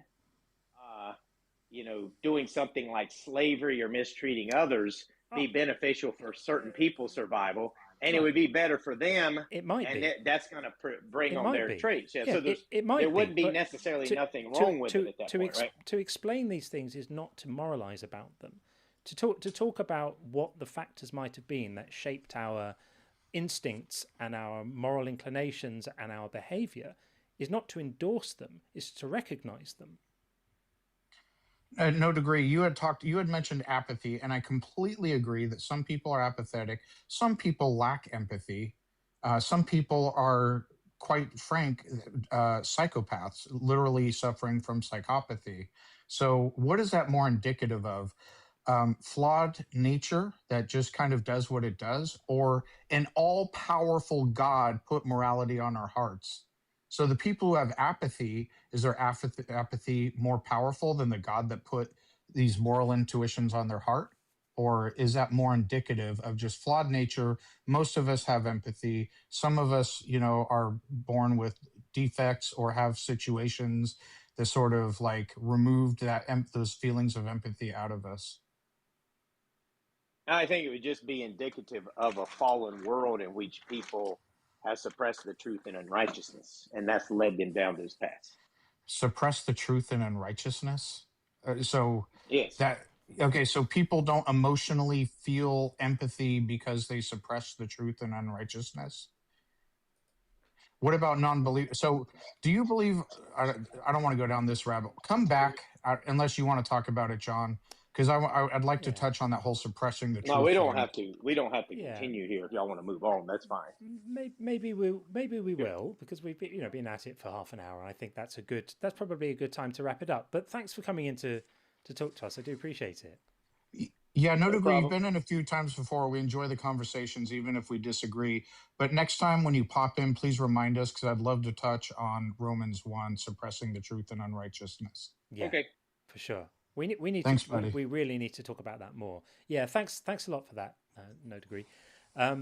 Okay, so I'm not entirely sure what Icky in the YouTube chat means. Addresses a comment to me to say, that's Rich. You want your questions answered, but not your brave callers. I'm not really sure exactly what that means. Perhaps you could spread some light on that. I think he's saying we don't answer questions. I'm not really sure. Is that what he's... okay. I'm not really sure what Icky is saying. You wouldn't have a chat group without the believers. I really don't know what you mean, Icky. Everyone is welcome here to participate in these discussions, whether they're believers or not. There's definitely an element to what we do here, which is actually a sort of supportive, nurturing community for people who aren't believers and who are frankly just sick and tired of being told by people who are believers that they deserve punishment for not being believers. So that on its own is a reason why we tend to congregate in these online spaces, to recognize in each other a feeling of distaste for being judged by the pious. And so the people who come to these lives often are believers who want to make a point and want to challenge the views that we present, and that's fine, and they make for great conversations and interesting discussions. And also people who want to come and be here to find validation for where they are as well, and hear arguments that perhaps they might want to use themselves that may not have thought of, to be able to justify and validate where they are in their, belief journey, if you want to call it that, wherever they are. So yes, it's interesting to get believers in here, and we have wonderful conversations, and we have really respectful believers like our previous guest comes in, and we have discussions, and we agree on some things, we disagree on some things, but we can still have productive conversations. But I'm not really sure what your comment meant, to be honest. There we are. There we go. Finkelstein saying, I'm not sure who was being racist. If anyone was being racist, we definitely won't tolerate that around here. We're not having that at all. So yeah, if I've missed that, then forgive me. Right, exactly. So Finkelstein says, I come here because I like to talk about this stuff, and in my personal life, nobody cares about religion. I think that's an experience quite a lot of us have. I mean, I've been on about this stuff for years and years, and the people in my life who are close to me tend to just start rolling their eyes when I start, and they're like, oh, John's off on one again. And now I've finally found a community of people who are interested in doing this and talking about this stuff and allowing me to witter on for ages. So I'm personally having a wonderful time. Let's try and get its carer back in again. But dude, you're going to have to listen to your phone this time, because we were hitchhiking in your kitchen before. Are you in? Are you there? Hello. Hi. Yeah. We've got you back this time. Hello. Welcome back. Hello. It's good to see you. So first of all, I would like to say hi to everybody here with a big respect. And I just wanted to tell that I am Albanian from Europe, and I am Muslim. I just heard everything about what you was talking here. I saw the topic here. Yeah. And I would like to share something that what we Muslims believe. And I think that many of you, maybe you know about Islam, anything, but I would like to tell about what we believe in God, how we believe in God, And the Muslims, I'm talking about the real Muslims, not those who are just talking, because maybe you have some believers, they say I believe, but in real life they don't believe. So the real Muslims believe that there is only one God, only one. So in Quran, God says in one word, he says, if there was two gods or more, they would fight for power. If you understand me. Potentially. If there was two gods, they would fight for power. So we believe that they might. God they not might need. be friends. Yeah. They might be friends. They might have a working relationship. Listen, one guy have made a question to one believer of Islam, and he said, "Sorry for my bad English, but I think you understand me when I'm talking." Yeah, we can understand. Yeah, he said that just like you, they may be friends. So what will they do? He asked. They will talk about what? They know everything. I'll know. You know, they know everything. Yeah, what they gonna talk? They'll talk Nothing. about all the things they know. Potentially. If you know everything, I know everything. What we are gonna talk? For what? I grant you, it would be pretty dull. It has no sense then. So we believe that there is only one God. Okay. So when the people are here down in this world, maybe they go making mistakes. I don't know, making mistakes too much. They will be in. They will not work in right path, you know. So God knows it, and he sent the messengers to give them the real message. Mm-hmm. So we believe that God doesn't need to have a child. He doesn't need to have a son or something. And with full of respect for the Christians, you know, we don't have something, you know, I don't hate the Christians, but we believe that between us and the Christians, there is only one line, you know. We got almost the same belief. Yeah, it's Kara. By the way, just so you know, John and I are not Christians. You're aware of that, right? I just want to make sure. Okay. Yeah, we don't. No, sorry, I didn't know that, but yeah. No, it's okay, because it sounds like you're sort of proselytizing to like Christians, and I know there's a lot of back and forth between Christians and Muslims. John and I are both atheists. We don't believe any gods exist. Really? Yeah. So, okay, I got something for you too. Sure. Yes. Listen, if there was no God, how do you think that? Who created this world? How it was created? That's in an assumption. How the man is created in this such a beautiful body and perfection, you know? But just hang on a second. Slow down a second. Listen to the way you asked the question. Right? You said, if there's no God, who created the world? Can you understand why that's a problem? Because in asking the question then that way, you're assuming that there's a who, and you're assuming that the world is created. And those are both things that you would have to demonstrate before demanding an explanation for them, right? So another way of framing the question would be to say, if there is no God, what is the explanation for the reality we have around us? Can you see how that's a more reasonable way of asking the question rather than saying, who created the world, right? So if you're going to ask me, if there is no God, what's the explanation for the reality we have around us? I would probably answer, I don't know. Yeah, really?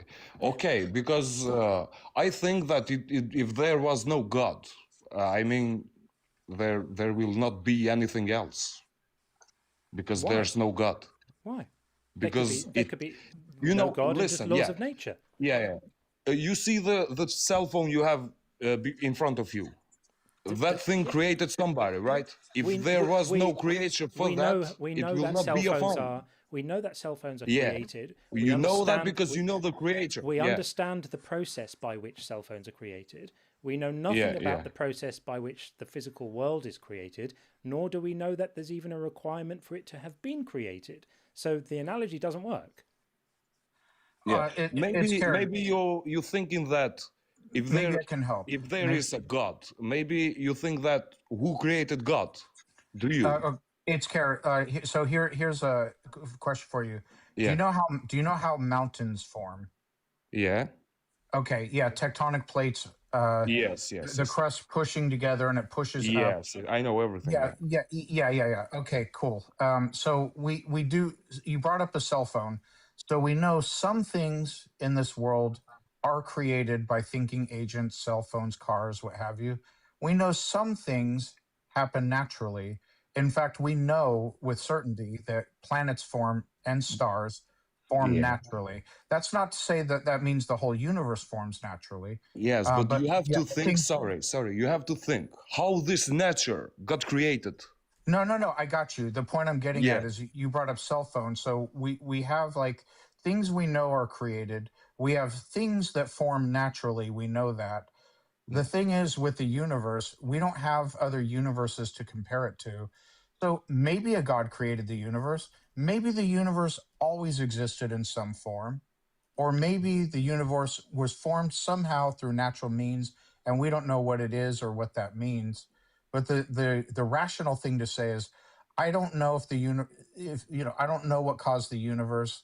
I don't know if the universe was caused or if it always was. Let's study that and find out instead of just going with an explanation sans sufficient evidence. About the universe. Yeah. In Quran, what we believe, our God says, we created the world and the heavens, you know? Everything that you see from one big blow, you know? Just like how the scientist says the Big Bang. Do you understand now? Yeah, the Big Bang doesn't say the universe was created at the Big Bang. It says the observable portion of the universe, the part we can observe, was all in a hot, dense state, and then there was a rapid expansion. It doesn't say where the hot, dense state came from, or what existed before it, or for how long, or what caused it. It should. Yes, but I think it's not logical to think that something can be created, can come in life or something without any creator, you know? From nothing to something. This is not logical. Do you understand me? From nothing, you can not get something. That is nothing. Nobody here is suggesting that happened. Yeah, okay. I'm just telling what I think and what we believe. Do you understand? I understand. Yeah, I understand. Yeah. No, I understand. By the way, Carrie, you said you're in Iraq, right? Sorry? Did you say you're in Iraq? No. I said I am in Albania. Yeah, Albania. Oh, I don't know why I heard Iraq. I thought you said Europe. How you say Europe? Europe. Okay, got it. Yeah, Europe. Okay, yeah. I thought you were an Albanian living in Iraq. So sorry about that. Yeah, sorry. Misunderstanding. Nothing. Yeah. Okay. So I heard that somebody says how the religion have spread, you know, with maybe with violence or something. But I think that maybe it has happened before in history, you know, but I'm talking about the Islam. How my people before the Ottoman Empire was I think there was much more in Christians and that they believe in soon, in moon, in everything, you know. But when the Ottoman Empire comes, they came with Islam. They wanted just to spread Islam, you know. If they wanted to kill us all, they will do that because we was not too much in number. There was too many of them, you know. We was not a strong state, big state, you know. And they came with Islam. I think that my people has accepted the Islam with their heart, you know, not because of violence or because of something else. Yeah. If somebody, you can put the gun on my head and say, be a Muslim. I can say only with my mouth because I'm afraid of you, you know. But I have to, if I believe with my heart, that is something else. I will totally start agree. practicing it. You know, I will not practice any religion if I don't love it or believe it. Okay. So you cannot never make a person to believe by violence. That is, you are 100% correct, and that's one of the main reasons we have these discussions, because belief isn't a choice. If Yeah, somebody of held a course. head to my head, and I have to say this for bingo, and said, "If try to believe that leprechauns exist," I can't just choose. I can't just make myself believe it. As you said, I can only say it with my mouth. So it's that's one of the reasons the in Christianity and Islam, the doctrine that if you do not believe you will go to hell is a very toxic idea, because belief Yeah, isn't a, yeah, yeah. you can't make yourself believe Yeah, things. yeah, yeah. If Yeah. we say like that, then that God, what we believe, it's not correct. You know, it's not good. Right. God doesn't mean. I mean, God doesn't make mistakes. He's so rightful. You know, that how we believe it. So, if they say like that, for believing in God, you have to take facts for God. So then let's talk You have about to that. read. Let's talk about that, Yeah, right? yeah. Because in Okay. the Quran, in Surah 2:6-7 says, "For those who disbelieve, it's the same whether you warn them or not. They will not believe, and a great punishment awaits them." So you've admitted that you can't just make yourself believe something. You either believe it or you don't. So why does the Quran Yeah. warn about punishing people who don't believe the right things then? Yeah. If God created one man, he knows what he got in his heart. Even if you tell them the truth, you know, you got somebody in your life. Have you seen somebody, you hitting him with facts, with arguments, with anything? He still don't believe you, or still, Well, it I think, might be that yeah. you've got shit arguments. It might just be So, that your with- arguments aren't very good. Yeah, of course, yeah. Listen, so God knows everything what we got in our hearts. So he knows, because he is God. He knows that you will never believe, even with the facts. So we believe that before the Muhammad, sallallahu alaihi wasallam, before Muhammad, the other prophets, they come to people telling the truth, believing God. They said, if you want to see us believing, you have to show us something. We have to believe, you know. Tell the God to send angels or something.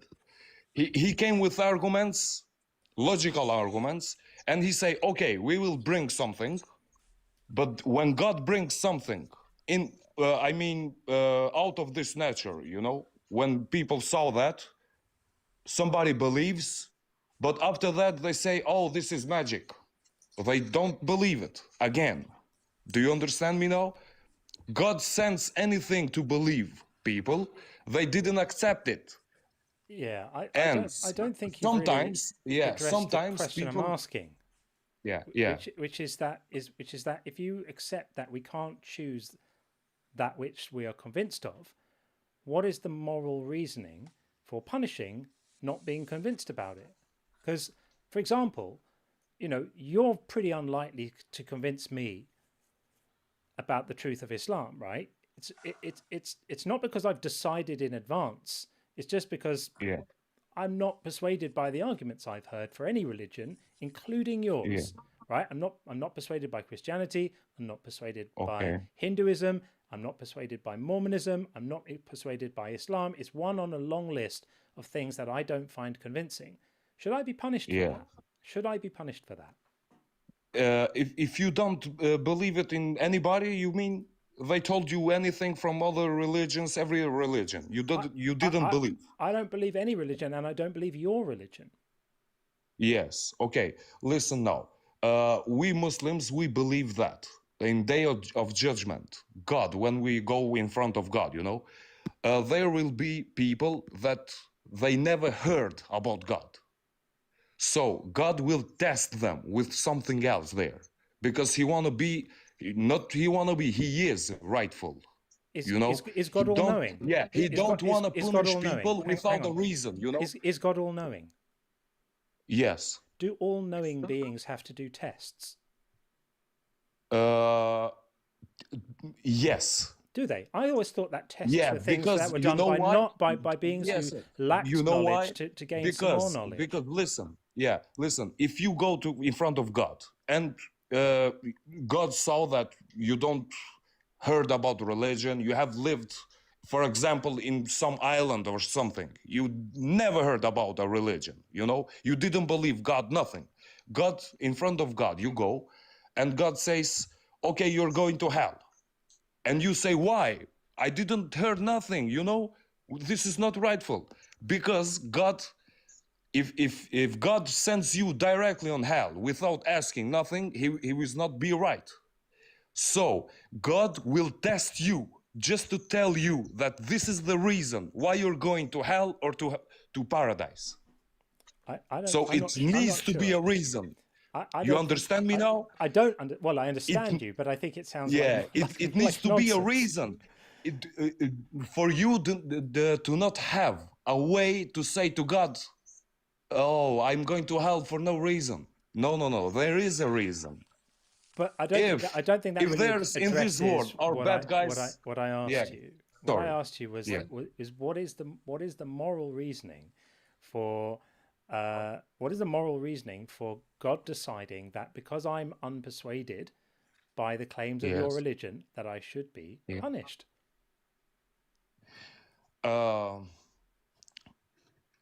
Just because I think God created man. In Quran says like this: we created man in the best form, he says. And after this, he put Adam, how the Christians believe and Muslims believe the first person was Adam. He put him on paradise. He was in paradise, you know? And after that, he make a sin. I mean, eating that fruit, you know? It was a test from God. That fruit was a test from God. God already knows that he will gonna go and get it. But you're showing the ayah. This is apparently what's waiting for me afterwards. Indeed, those who disbelieve in our verses, we will drive them into a fire. Every time their skins are roasted through, we will replace them with other skins, so they may taste the punishment. Does that strike you as a tiny bit completely fucking nuts, or is that reasonable behavior? God here talks about the persons who have read the Quran and walk away from it, you know. Well, I've read the Quran and I've walked away from it. We believe that Quran is a word of God. Right. If God is talking to you and you still don't understand that, this is something. How will God's you feel problem. if you're? You have a father, read the right? Quran, then. You have parents, right? So when you was a kid, your father was telling to you something to do. It was good for you, right? If you don't listen to your father, he's not going to set me on fire. He's not going to set me on fire. Yeah, my father is going to guide me gently if I do wrong or if I don't listen to him, which is what I do with my son. I don't light him on fire. What is he talking about? What is your God talking about with this stuff? Why? Listen. Why? Why? Because listen. In ayahs of Quran, it's not only that meaning. It's you know why? Because listen, God is talking about those who are reading the Quran and living. So in Quran. Oh yeah. Yes. In Quran, God says, "Do not kill, do not do that, do this." You understand? The bad things. You agree. He said, "Don't do this." And the people who are reading the Quran, reading these things and still doing them, so they will get in fire. It's care. If you was a good person, you never make any bad thing in this life. It's care. Even we, like a Muslim. That's not what it says. It's care. Yeah. If you was a good person in this life, and maybe yes, of course you don't believe, but you never done I think bad things in this life. You was a good person, helping people. You know, we Muslims cannot say that God will punish them. It's care. We say that only God knows buddy. what do with them. You know, it's care. We can't say that. Two-way conversation. Okay, you agreed that belief is not a choice. Now, it could be that somebody came to me, gave me very logical arguments that God exists or what have you, and maybe I'm irrational. Maybe there's something in me that I believe silly things, but I can't help that or what have you. It's silly when I can't just decide to believe Allah exists any more than you can decide to believe that Thor exists. To punish me for that. So even if now I get from your perspective, because I get what you're saying, because I'm incredulous when I talk to flat earthers and I explain all the evidences that the world is shaped like a sphere, but their mind just works differently from mine. Yeah. They're subject to conspiratorial thinking, distrust of scientists, the Yeah. government's all against us, whatever.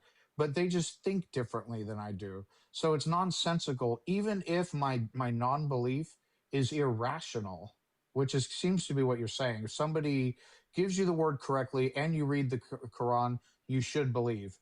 Even if I grant that I'm irrational for not believing, I still can't just decide to make myself believe. So basically, punishing me for not believing is no different than punishing somebody for having the wrong color eyes. Mm-hmm. In both cases, it's not something you can just choose. Yeah. Yeah. Yeah, of course, I understand you very, very clearly. So I think that God makes people here, and He says in Quran, I have created this world and bring you in this world just to see which one of you are the best in good deeds or in bad deeds. But that's a problem. Just stop right there, because I've already said that's not something that an all-knowing God would need to do. An all-knowing God would already know who's the best and who's the and not the best. That Yes, all-knowing beings don't need to do tests. Yeah. So what's the point? He makes the test just because of you, for arguments. When you go in front of God, for you, do not leave you to say, I didn't do that. You did that. God knows you're gonna do it. But He makes you do it. When you go in front of God, He have an argument, facts. Yeah, I'm sure you because find this is the right line, you persuasive. I'm sure this makes a kind of sense to you. But from the outside, I'm just going to tell you, this all sounds pretty nuts.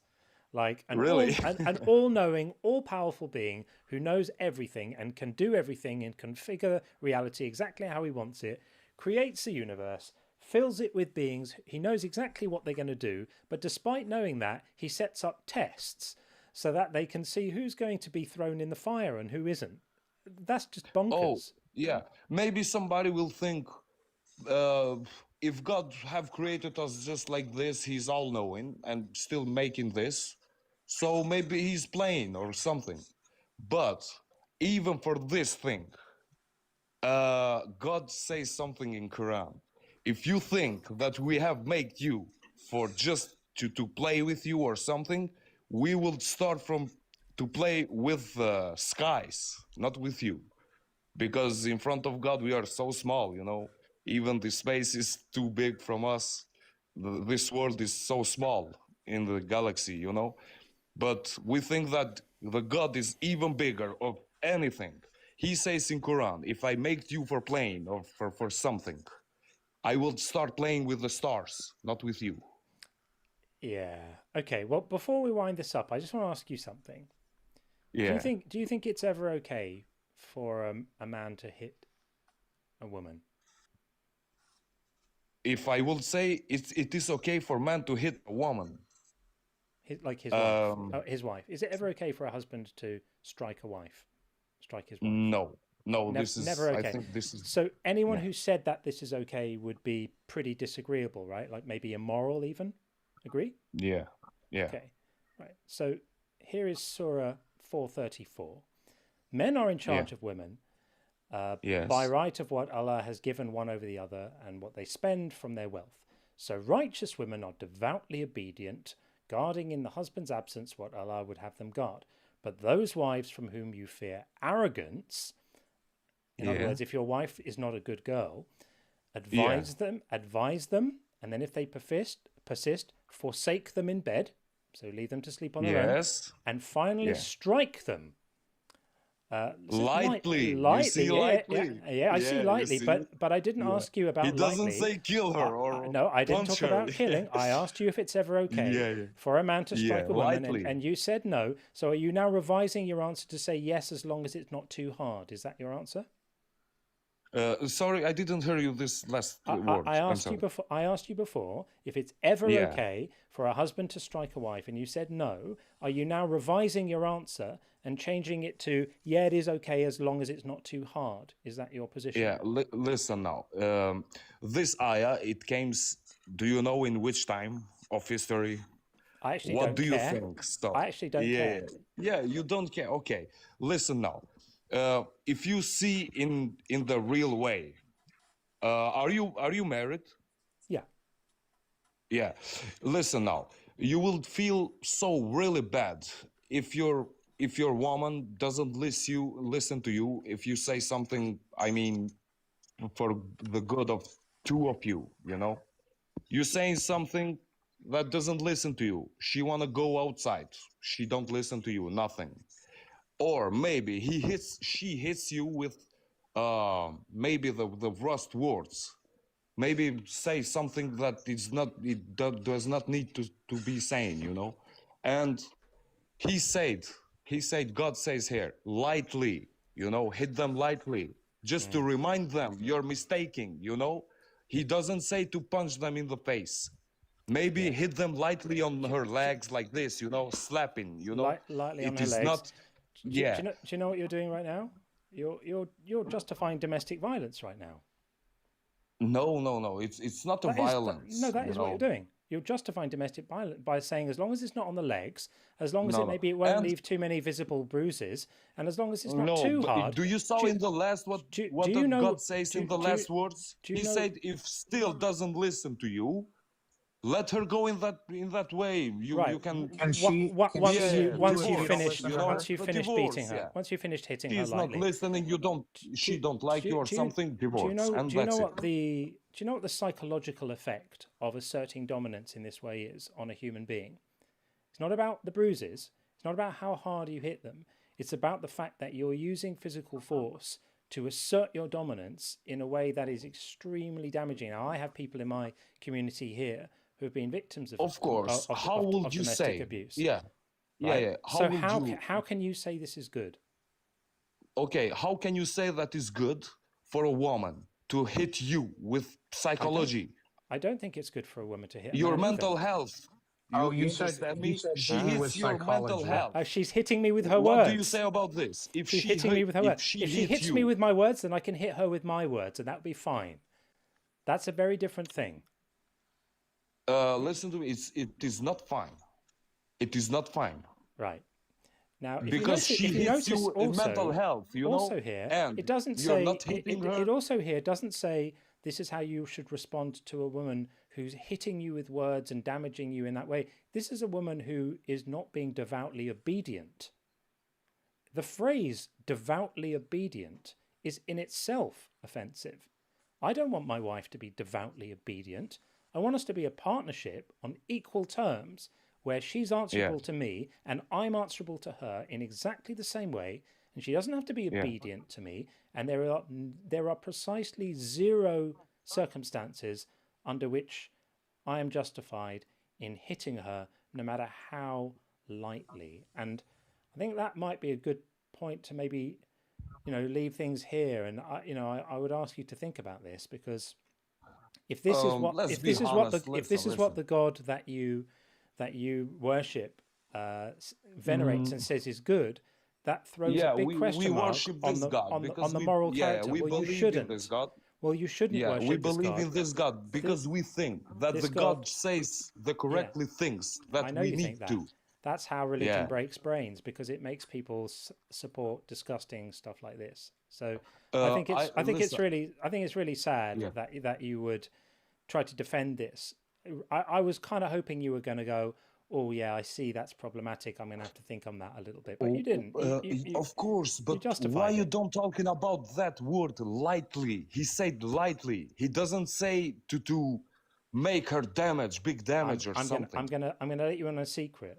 That makes do you know when some friend hits you in worse. Your legs? Do you understand? To remind you, hey, did you forget this? No, you that's know, not how it he works. taps you. In the context of a man, using physical force to assert his dominance over a wife because she wasn't devoutly obedient enough. It's not friends going, hey, and a little playful pat. It's not that. You can say it's that, but that's not what it's there for. And this verse has been used in communities to justify domestic abuse for a very long time. So I see someone say any hit is big damage. What about hit of mental health? What do you say about that? With I say that I say emotional that's abuse a ludicrous. is also no. What do you say about that? I am not anti-female. You know, I have a wife. You know, I am married. I love her. She loves me. I never hit of my. Do you hit your wife? Never, no. Right. Okay. Good. Pleased to hear it. But to be honest, listen to me now. I want to be honest. Answer your question. I don't like the violence, but maybe I love her too much. I really love her too much. But if she go ahead, Joe. Okay, so it's care. Emotional abuse. What you're describing is emotional abuse. That is also not okay. Neither is physical abuse. So if she is being emotionally abusive to you, that is also wrong. But it's as cliche as it is to say this, two wrongs do not make a right. Oh, I'm sorry. This is harder than a physical. The mental one is harder. Then don't do either. I have studied medicine. If you're not good in your mental health, all of your organs will not be good. Because everything is in function with nerves. It's care. It's okay to say nerves both have are wrong. stress, the stress will make so bad things on your body. Do you understand me now? Yes, it's care. It's okay to say both are wrong. You should not emotionally abuse your spouse. You also should not physically abuse your spouse. She should not emotionally abuse you, but two wrongs do not make a right. So if she's being emotionally abusive, maybe you need to leave the relationship, seek counseling, talk to her about it or what have you. But it does not, if she's doing something wrong, it does not justify you doing something wrong. Yes. So no to emotional abuse of any kind, no to physical abuse of any kind. It's shocking to have to spell this stuff out. Well said, Sean. I am confused why you are looking on that, hit them. Why you don't see that lightly? You don't understand that lightly. Oh, I saw the lightly. It is not a big hit. Do you understand me? Hit them lightly. It is a lightly hit just to remind them, hey, just to wrong. Remind them who's boss, and just to remind them of their place, and just to remind them of the potential danger if they carry on. I don't think you really understand how much damage can be caused by this kind of thinking, this kind of speaking. I'm pretty appalled, to be honest, that you haven't, repudiated this, that you've rather tried to defend it by saying lightly. It's not okay. Why? Because God doesn't say hit them without nothing. Listen. Domestic abuse is domestic abuse. If they make an abuse of your things, of your family, of your authority, if she hits you in moral, so then hit them lightly. If they didn't listen, her to hit you lightly? You have to divorce. I think we've probably fight with them. Just divorce. Reached the end of this road, because I think we're not going to labour this point anymore. I think that's a disgusting ethic, my friend. I think we could talk about the religious stuff all day long. I was hoping that you weren't going to give the answer you gave. I'm sad that you did. Listen, I am a Muslim, and we believe that the Quran is a word of Allah, word of God. So I say that, I know you do. Okay, come back and speak to us about it another time when you've calmed down. I mean, we've heard Christians that have justified quite a bit worse, even. Yeah, that's horrible. Horrible. Yuck. That the Knots people will tie themselves in. Yep. I was trying to bring Adam in, but Adam seems to have disappeared. Sorry that I let that go on so long, actually. That call should have been ended earlier.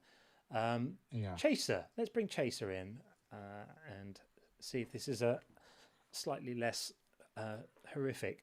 Hi, Chaser. How are you? Yeah, the guy you said, is still showing who's the boss, and the guy just said yes. That was pretty funny, though. Yeah, I mean, I missed it. I did miss that, but I assume he may have said that unironically, which is sort of amusing. But I just think it's such a serious subject. This, there are people whose lives are ruined by domestic abuse, and to have such a casual attitude, able to shrug it off because the things that hit her lightly is appalling. Yeah, it's terrible. Absolutely it's dreadful. appalling. I don't have time for people who want to try And to I'm justify curious if domestic abuse. remember when M showed us how the translations from Arabic to English can vary so greatly? Yeah. I'm curious. It doesn't matter. It's wrong is wrong, but I'm curious if that lightly was given sort of creative liberal interpretation, or It might be. if the original Arabic actually says that. Yeah, it's true. Yeah, I don't know if you remember the surah. Yeah, you have the surah. So if we ever see M's again, Yeah. I'll be curious about that. I'll ask him about it. Yeah, for sure. Anyway, Chaser, what have you got? So I looked at the prompt. Hell is for non-belief is a stupid, immoral idea. So I was just wondering, what worldview did you critique this from? Like a Protestant view, or any worldview that says that after you've finished living, that your eternal fate depends on whether you found yourself convinced of something. Any worldview that makes that claim is immoral because it's wrong. I didn't mean to interrupt. Sorry? No, that's okay. So yeah, let me give it to you. Let me encapsulate it for you, and then you can respond. Any worldview that makes the claim that your eternal salvation depends on you believing certain things or being convinced of certain things is something that I would have a problem with. Well, the original Christian view is not that. It depends what you mean by. It depends what you mean by the original. original. I'm an Eastern Orthodox inquirer. Okay, so how would you respond to something like John 3:18 that says if someone doesn't believe that Christ is God, they are condemned already? Is that incorrect? I look at things through the lens of tradition. I mean, if you're going to come up here and say that you have a faith and your interpretation of doctrine is that there is no need of salvation to avoid punishment, and there are no reasons in terms of sort of survival reasons for having to be persuaded of certain things, then I'm going to say to you that you have a kinder view of these things than many other people, and we're going to be fine with that. It is different, indeed. It is different because the issue is that most of the Western traditions they reject because of their schism from the Orthodox Church. They reject certain principles. So in the Orthodox Church, the view is that God created man for a man eventually to become as God in nature, not in the essence, not from an essence perspective, because there's a distinction between essence, but in energies. So Christ, actually, he was going to incarnate regardless whether Adam would have fallen into sin or not, in our view. Okay. And it has to do with achievement of, it's the doctrine of theosis. So Adam still fell into sin, and then Christ's incarnation had a dual purpose. So in our view, I'm trying to find my words in English. It's not my first language. So it's okay. You're doing fine, but maybe we can just take a quick shortcut here, because I don't really care in a way what the theological details are. I care about the principle that we get out the end. So if you're saying that in your view of things, there's no requirement to believe that Christ died for our sins, and if we don't believe that, everything's still going to be okay. Thank you for the moon. That's very nice. That's actually very pretty. That's very pretty. If you're saying that there's no requirement to believe in Christ for salvation, and that there's no bad consequences as a result of not believing that, then I'm just going to say to you, great, good for you for having a kind of theology. Yeah, so in our view, it's not an either or, it's a both and. So only belief is not the only thing necessary. It's acceptance of God. Oh, So yeah. in our view, the very hell itself is not a burning lake of fire, but rejection of God. So in the ultimate knowledge that is going to come in the eschaton, the current rejection of God is going to be hatred of God. So evil does not have ontology in our view, but the love of God will encompass all of the universe. So somebody who has the free choice of rejecting God will experience that love present as eternal suffering. Okay, so If you understand what I mean.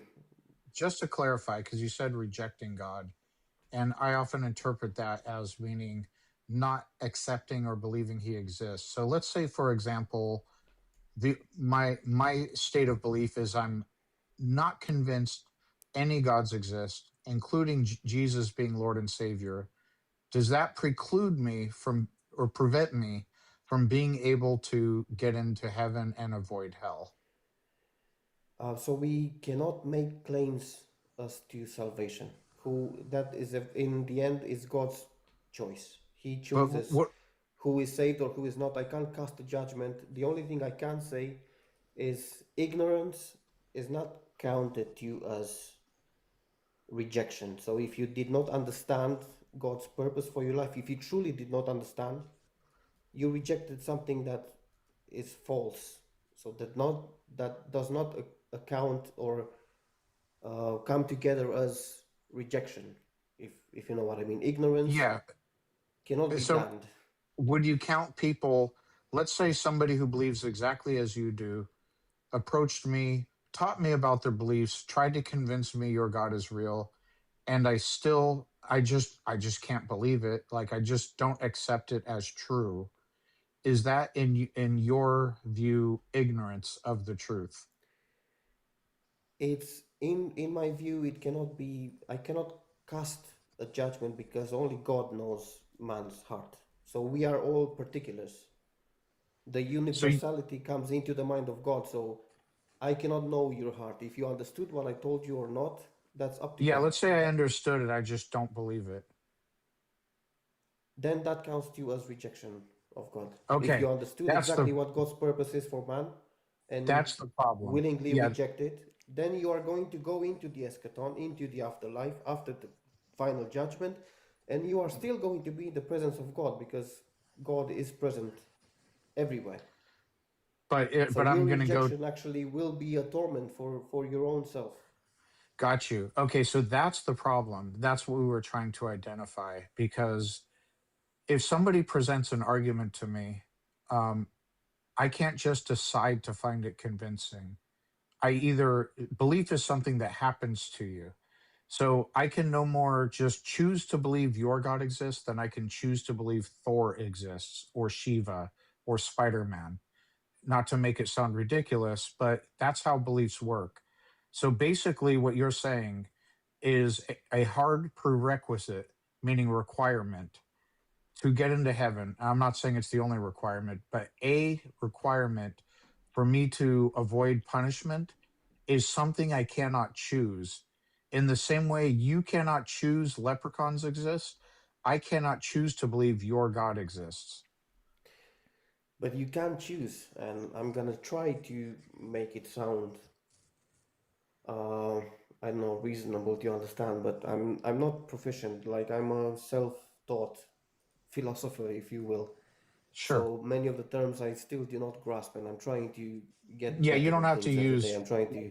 philosophical terms. So It's one plain thing language. I delved into is the transcendental argument for God, for Oh God's dear. existence.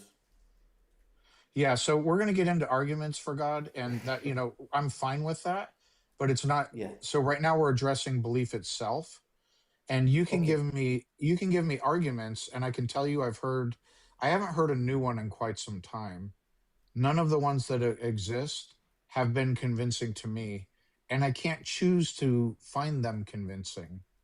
So basically, what we have is all these different religions all over the world. If the Christian God is real, that means most of the world either is convinced by the wrong God or don't believe in any God.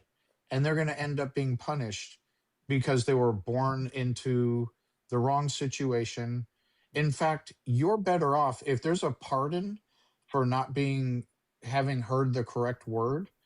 Maybe you're better off not trying to convince anyone, because if you give them the right word, the right convincing, and they're still not convinced, you've just taken away their pardon, their excuse. So now you're condemning them to hell. The trouble is as follows. So we jumped from your own personal perspective that you presented, like I completely understood what it's all about, and I willingly reject, to the majority of people have been brought up in the wrong religion, which amounts to ignorance. Right. So leave them in two different situations. Yeah. But what the point I'm getting at is, you're better off not preaching the word, because if you preach the word, somebody might not be able to believe. They might not be convinced by what you told them, but by telling them, now they heard the word and they weren't convinced, and they weren't going to hell before, but now they are. I cannot cast that judgment. That's what I explained. No, but you could have screwed them over. It's not your judgment. It's someone else's judgment. No, it's not screwing them over. So in my worldview, our whole purpose is theosis. So achieving that stature, aiming to become as God. So if I want that for myself, of course I'm going to share it because I believe that's every man's purpose. Whether they understand it or not, that's out of my hands afterwards. But if the system you believe in condemns people if they've heard the message and not accepted it, but takes a more lenient stance if they've just not heard it, surely the most ethical thing you could do is never talk about it. Well, partly that's why Orthodoxy evangelizes, if you will, through aesthetics and the liturgy. We're not street corner preachers. But better to just not evangelize at all, because you could be costing people the immunity they're currently enjoying by virtue we have to worship. So well, you could worship privately, but you could be screwing over everyone else by worshipping and telling them about this stuff. Because if you don't tell them about it, then they're immune, and it doesn't matter whether they believe it or not. They'll be fine anyway. If people ask, I'm going to share it. So if they come and ask, that's different. I wouldn't call that necessarily. So you would ask. So then you would put me in the situation that I understood what it's about, and I'm trying to practice what I believe, but I should limit my practice and not achieve theosis. No, your because practice it might be is up to you. Detrimental to somebody else.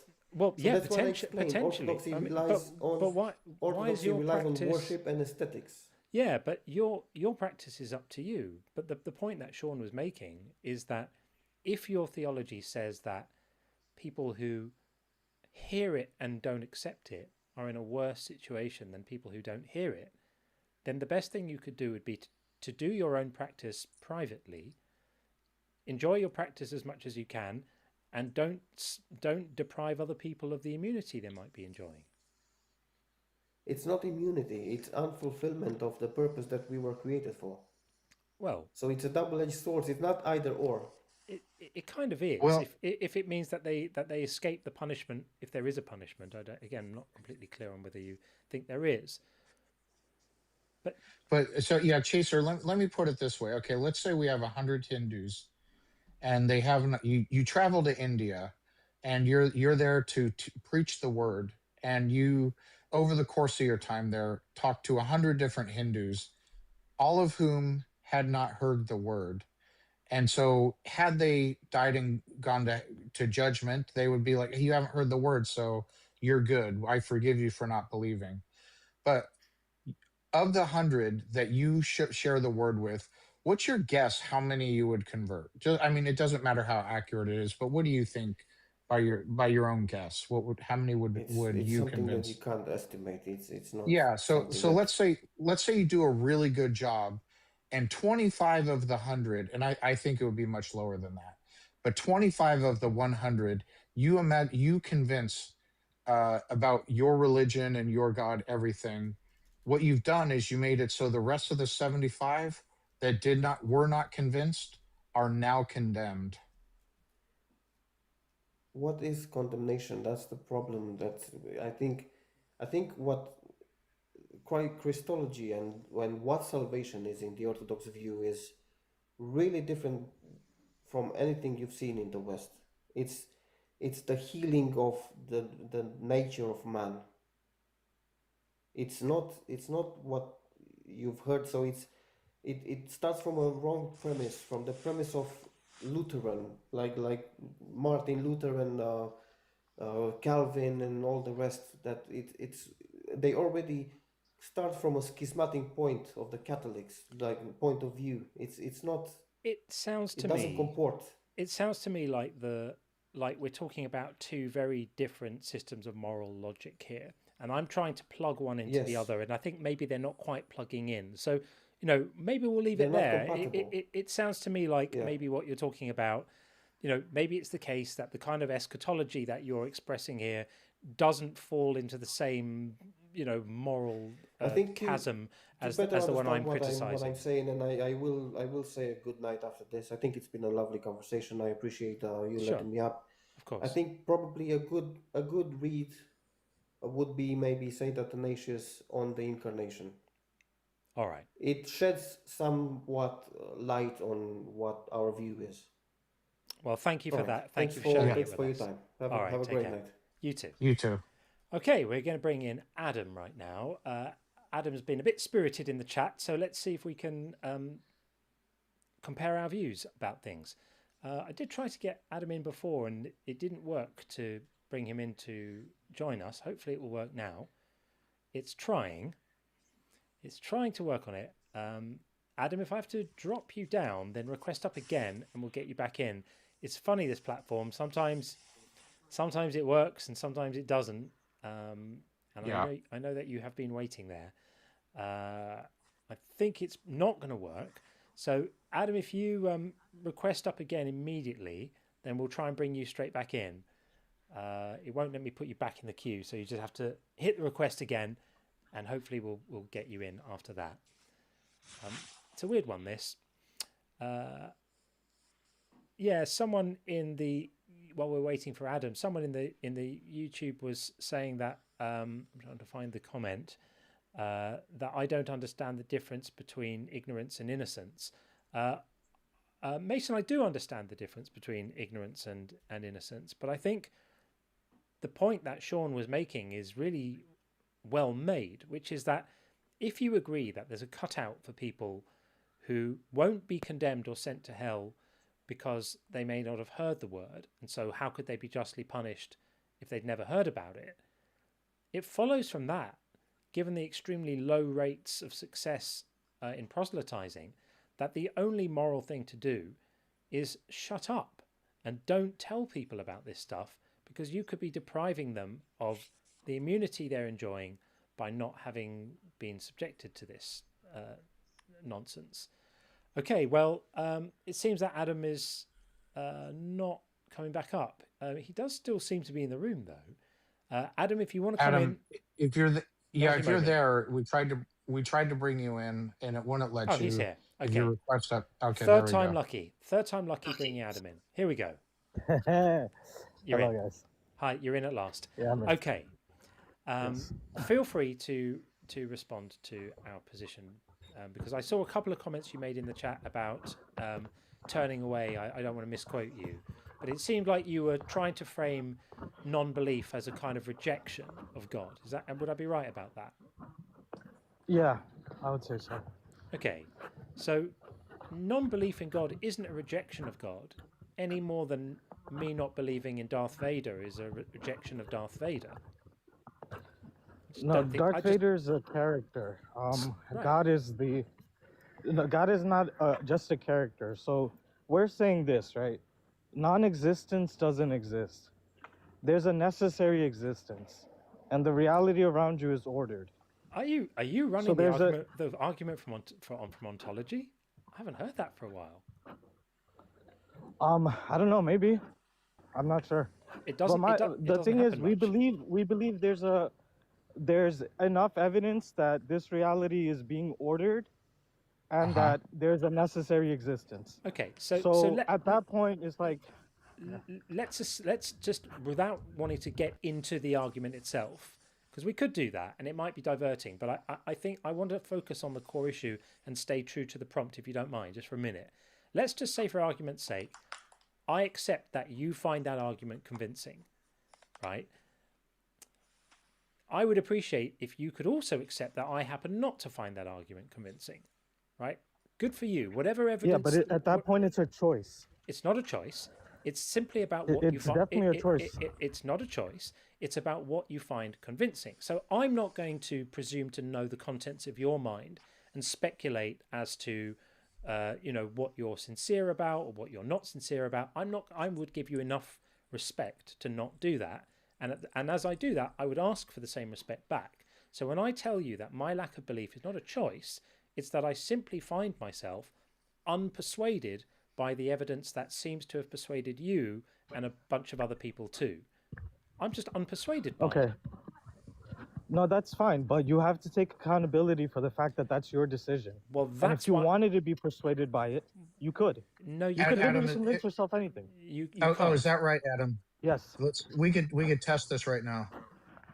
Choose to believe John is your biological mother, and let us know when you start believing. You have to give me some evidence. There has to be some evidence. You've made the claim that you can choose to believe it. You said all beliefs are a choice. So with the evidence you have right now, choose to believe John is your mother. Do you admit that you cannot? You have to call me mom. Okay. You know what? Maybe I spoke too quickly.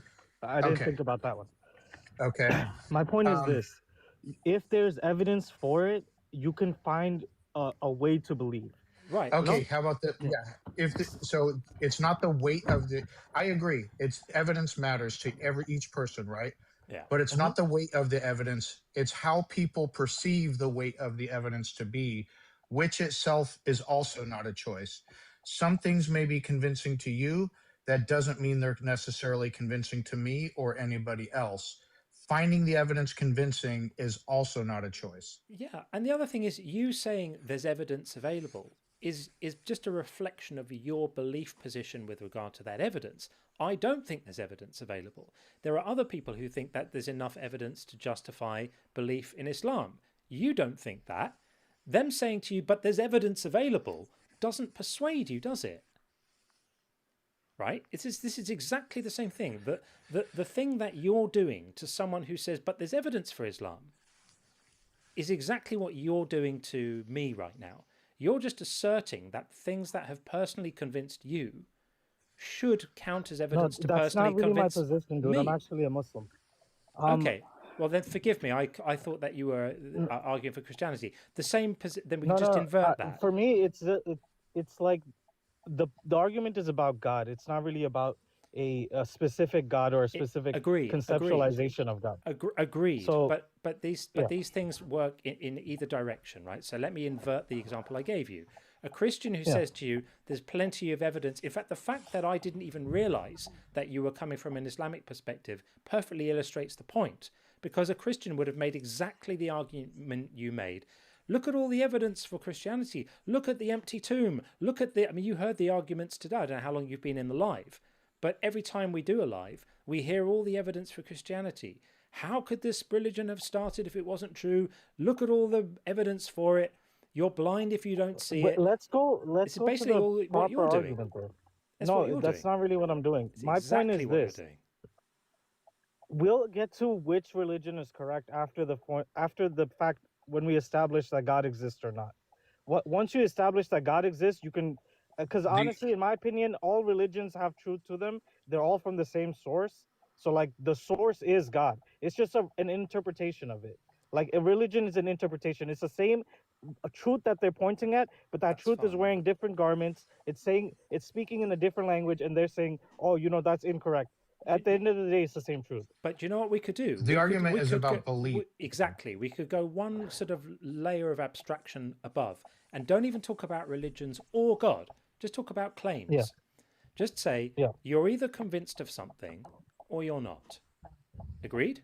You either find something persuasive or you don't. Okay. If you don't find it persuasive, if you're not convinced of it, you cannot believe it.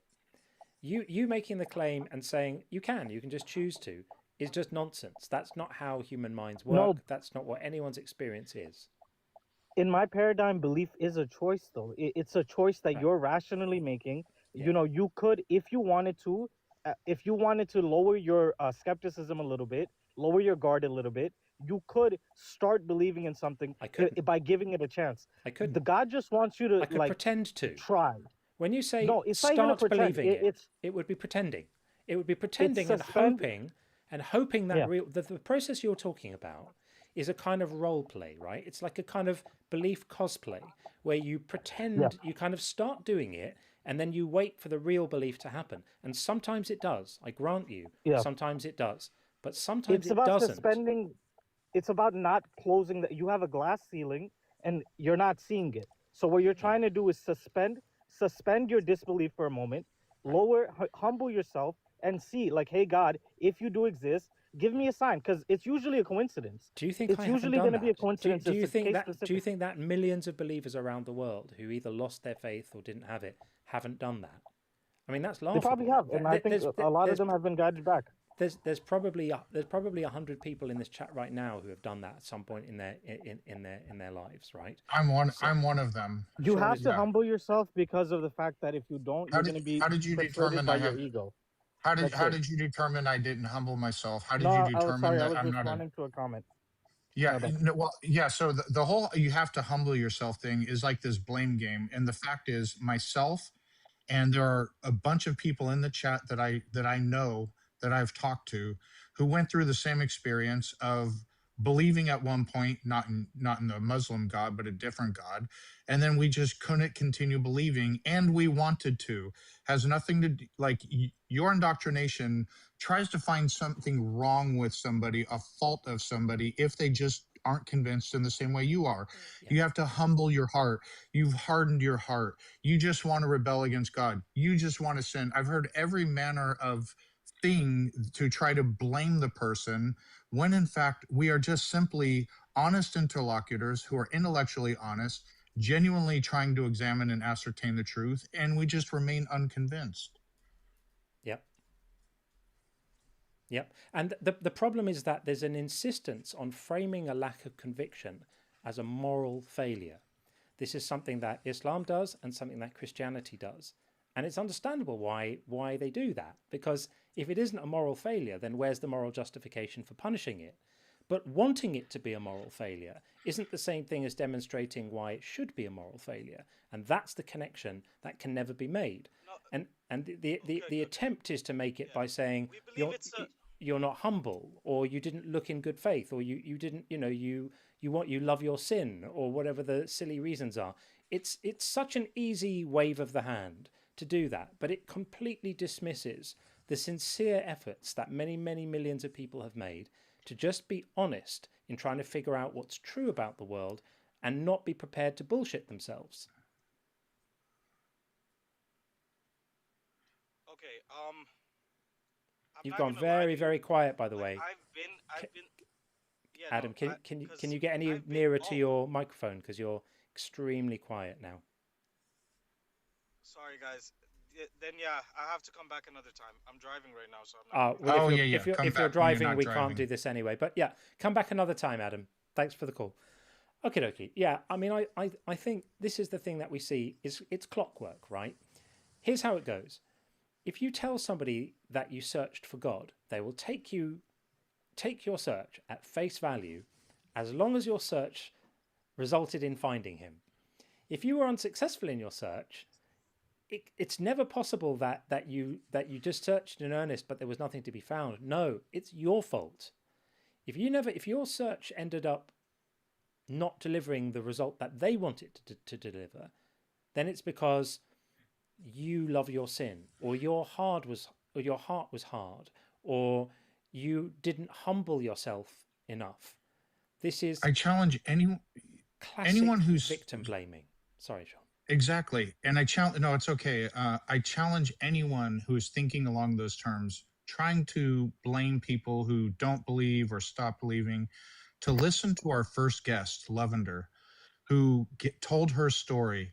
Lovely, kind, gentle woman, actually wants to believe, genuinely wants to believe Jesus Christ is Lord and Savior, and and still has doubts that are creeping in against her will. She wants to continue believing. Even to this day, she wants to continue believing. I challenge anyone to listen to her and then tell her her doubts are because she hasn't humbled her heart, or she just wants to rebel, or any of that other silly nonsense. Yeah. Okay, well, we are bringing in our wonderful friend and regular Baku, who always comes in with good stuff. And then after that, we have David, who's been waiting for a while, and we've got Screaming Silence as well. So thank you very much for waiting, chaps in the queue. We really appreciate that, and we will definitely get you in to take part as soon as we can. Baku, what's up? Hello. Hello. I'm doing all right. How are you all? We're great. We doing well, very thank you. Yeah. It's good. What have you got? Have you thought of something to throw at us? I did. I managed to get 11 while listening. Did you? My God. He's unstoppable. Okay, well, give us a couple now, and then we'll get David in, and then we'll see how we go with Screaming, and then we'll maybe get you back in after that. Yeah. Well, you said at the start that my questions didn't necessarily have to all be about the topic above. They just have to be based around the subject of God, religion, morality, and all that. So they're all kind of a bit scattershot, but they're all around that. You can ask anything you want. Okay. Right. My first question is, if morality is culturally evolved, on what basis can you say an ancient divine command is objectively wrong? We wouldn't say that anything's objectively wrong. Agreed. We would just say that by our perspective now, we can look at those things and say they're wrong subjectively. Yeah, if they violate humanistic, what do you call it? Principles or principles. Yeah, then we would say it's subjectively wrong. Okay. My second question is, if God is the creator of life, does that change the moral status of taking life? Yeah, not at all. That's the one we hear all the time. He made you, he can fuck you up. Like, yeah. Yeah, never really understood the moral logic in that one. The Sims analogy, if in the future I create a Sims game, which if anyone doesn't know, it's basically sort of you create these families and kind of control what jobs they choose or what have you. You kind of control their environment. So a Sims game where it's super advanced AI, where the characters within it are fully sentient, have complex emotions, can feel pain, sorrow, etc. I would have a moral obligation, in my view, in my humanist view, to allow them to be autonomous beings and care about their well-being. Like if I were harming them just for the sake of harming them, it would not be an excuse to say, well, I created their world and I created them, so I can do anything I want. I would be a monster if I treated them poorly or programmed child bone cancer into the program just so I could be entertained by it. But how are they going to appreciate sunsets if you don't give them child bone cancer? But that's true. Yeah, have to do it. Got to do it. Yeah, thanks, Baku. Good stuff. Well, we're going to get Screaming in next, but do you want to stay in the queue and then we'll get you back up when there's a spot again? Yeah, thanks, buddy. Cheers. He's awesome. He always comes with it. Always asks good questions. And the good thing is that he asks questions even though he broadly agrees with us about this stuff. He still challenges us. Yeah. I really admire that. It takes a lot of, I don't know, it takes something special to be able to do that. Screaming, how you doing? Not too bad, sir. How about yourself? Yeah, we're great, thanks. Hey, James, how's it going? Or Sean? Good. How you? That's okay. Either's fine, and I appreciate it, and I appreciate the oxymoron name, Screaming Silence. So thank you for that. I was listening to you earlier about I wasn't really sure. I've been following you for a while, and wasn't sure how open you are to people that are atheists as well. I wasn't sure if you just debate people of faith, but I did hear you say that a big part of this is like building a community and having Yeah. discussion for people Yeah. also. So yeah, I really appreciate that because I think there's just like a giant misconception, and hopefully, like if there's believers that are listening to this, like they can kind of take note of this and just listen to the sincerity of what I'm saying. Most people that are having these discussions on the other end have put a lot of thought into it. And it's not an easy thing to go through and to struggle with these things. It's not just because they haven't, quote unquote, humbled themselves and they're being prideful and they're, basing it on their, own understanding. It's not that. Like the majority of people that are having these discussions, it's been very difficult. And, I can speak Yeah. for myself where I've been through a lot in life and stepping away from my faith is one of the hardest things I've ever had to go through.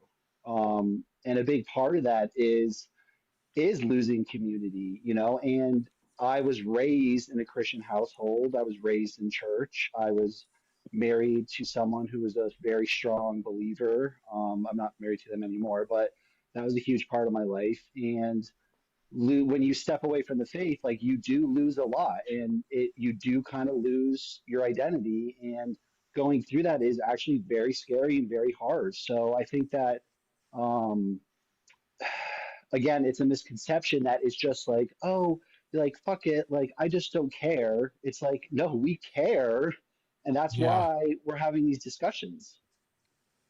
Yeah, what you're saying is so important.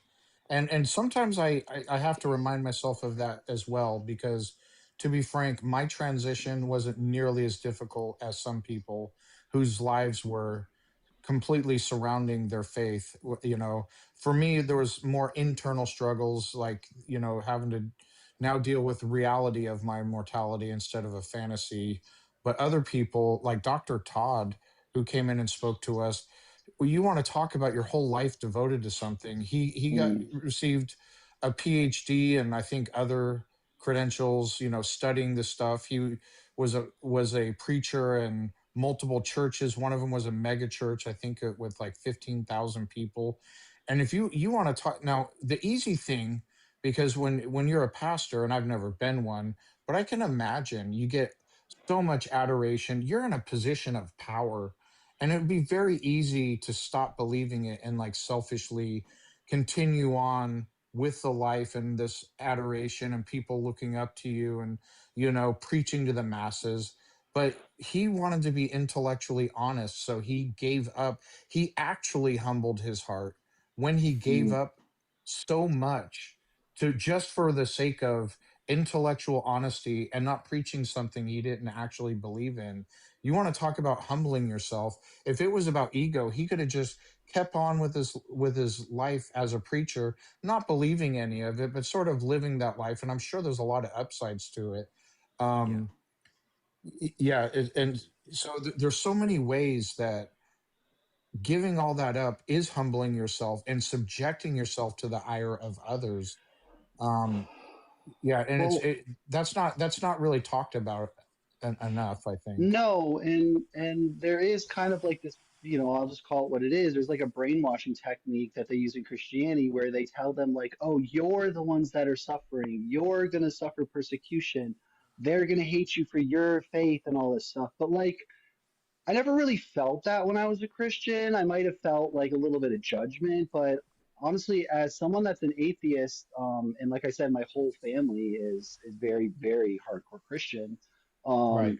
I'm going through a lot in my life. I have for the past couple of years, a lot of health things, a lot of personal things, and they want to flood to me and pray for me and all this kind of stuff. And I need to go back to my faith and whatever. And talk about like humbling yourself. When I have these discussions with them and I literally like ask them, like, do you honestly believe like you're gonna say to me, I deserve like hell? Like you think Richie, that's my name, Richie, deserves hell?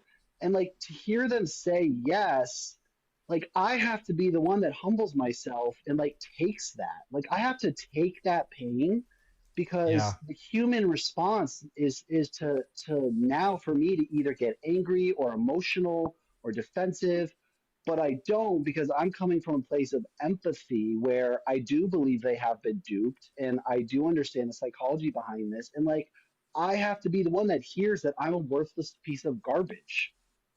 Yeah. No, that is true. And I mean, if you think about it, and I don't want to get too much into like the political side of it, but Hmm.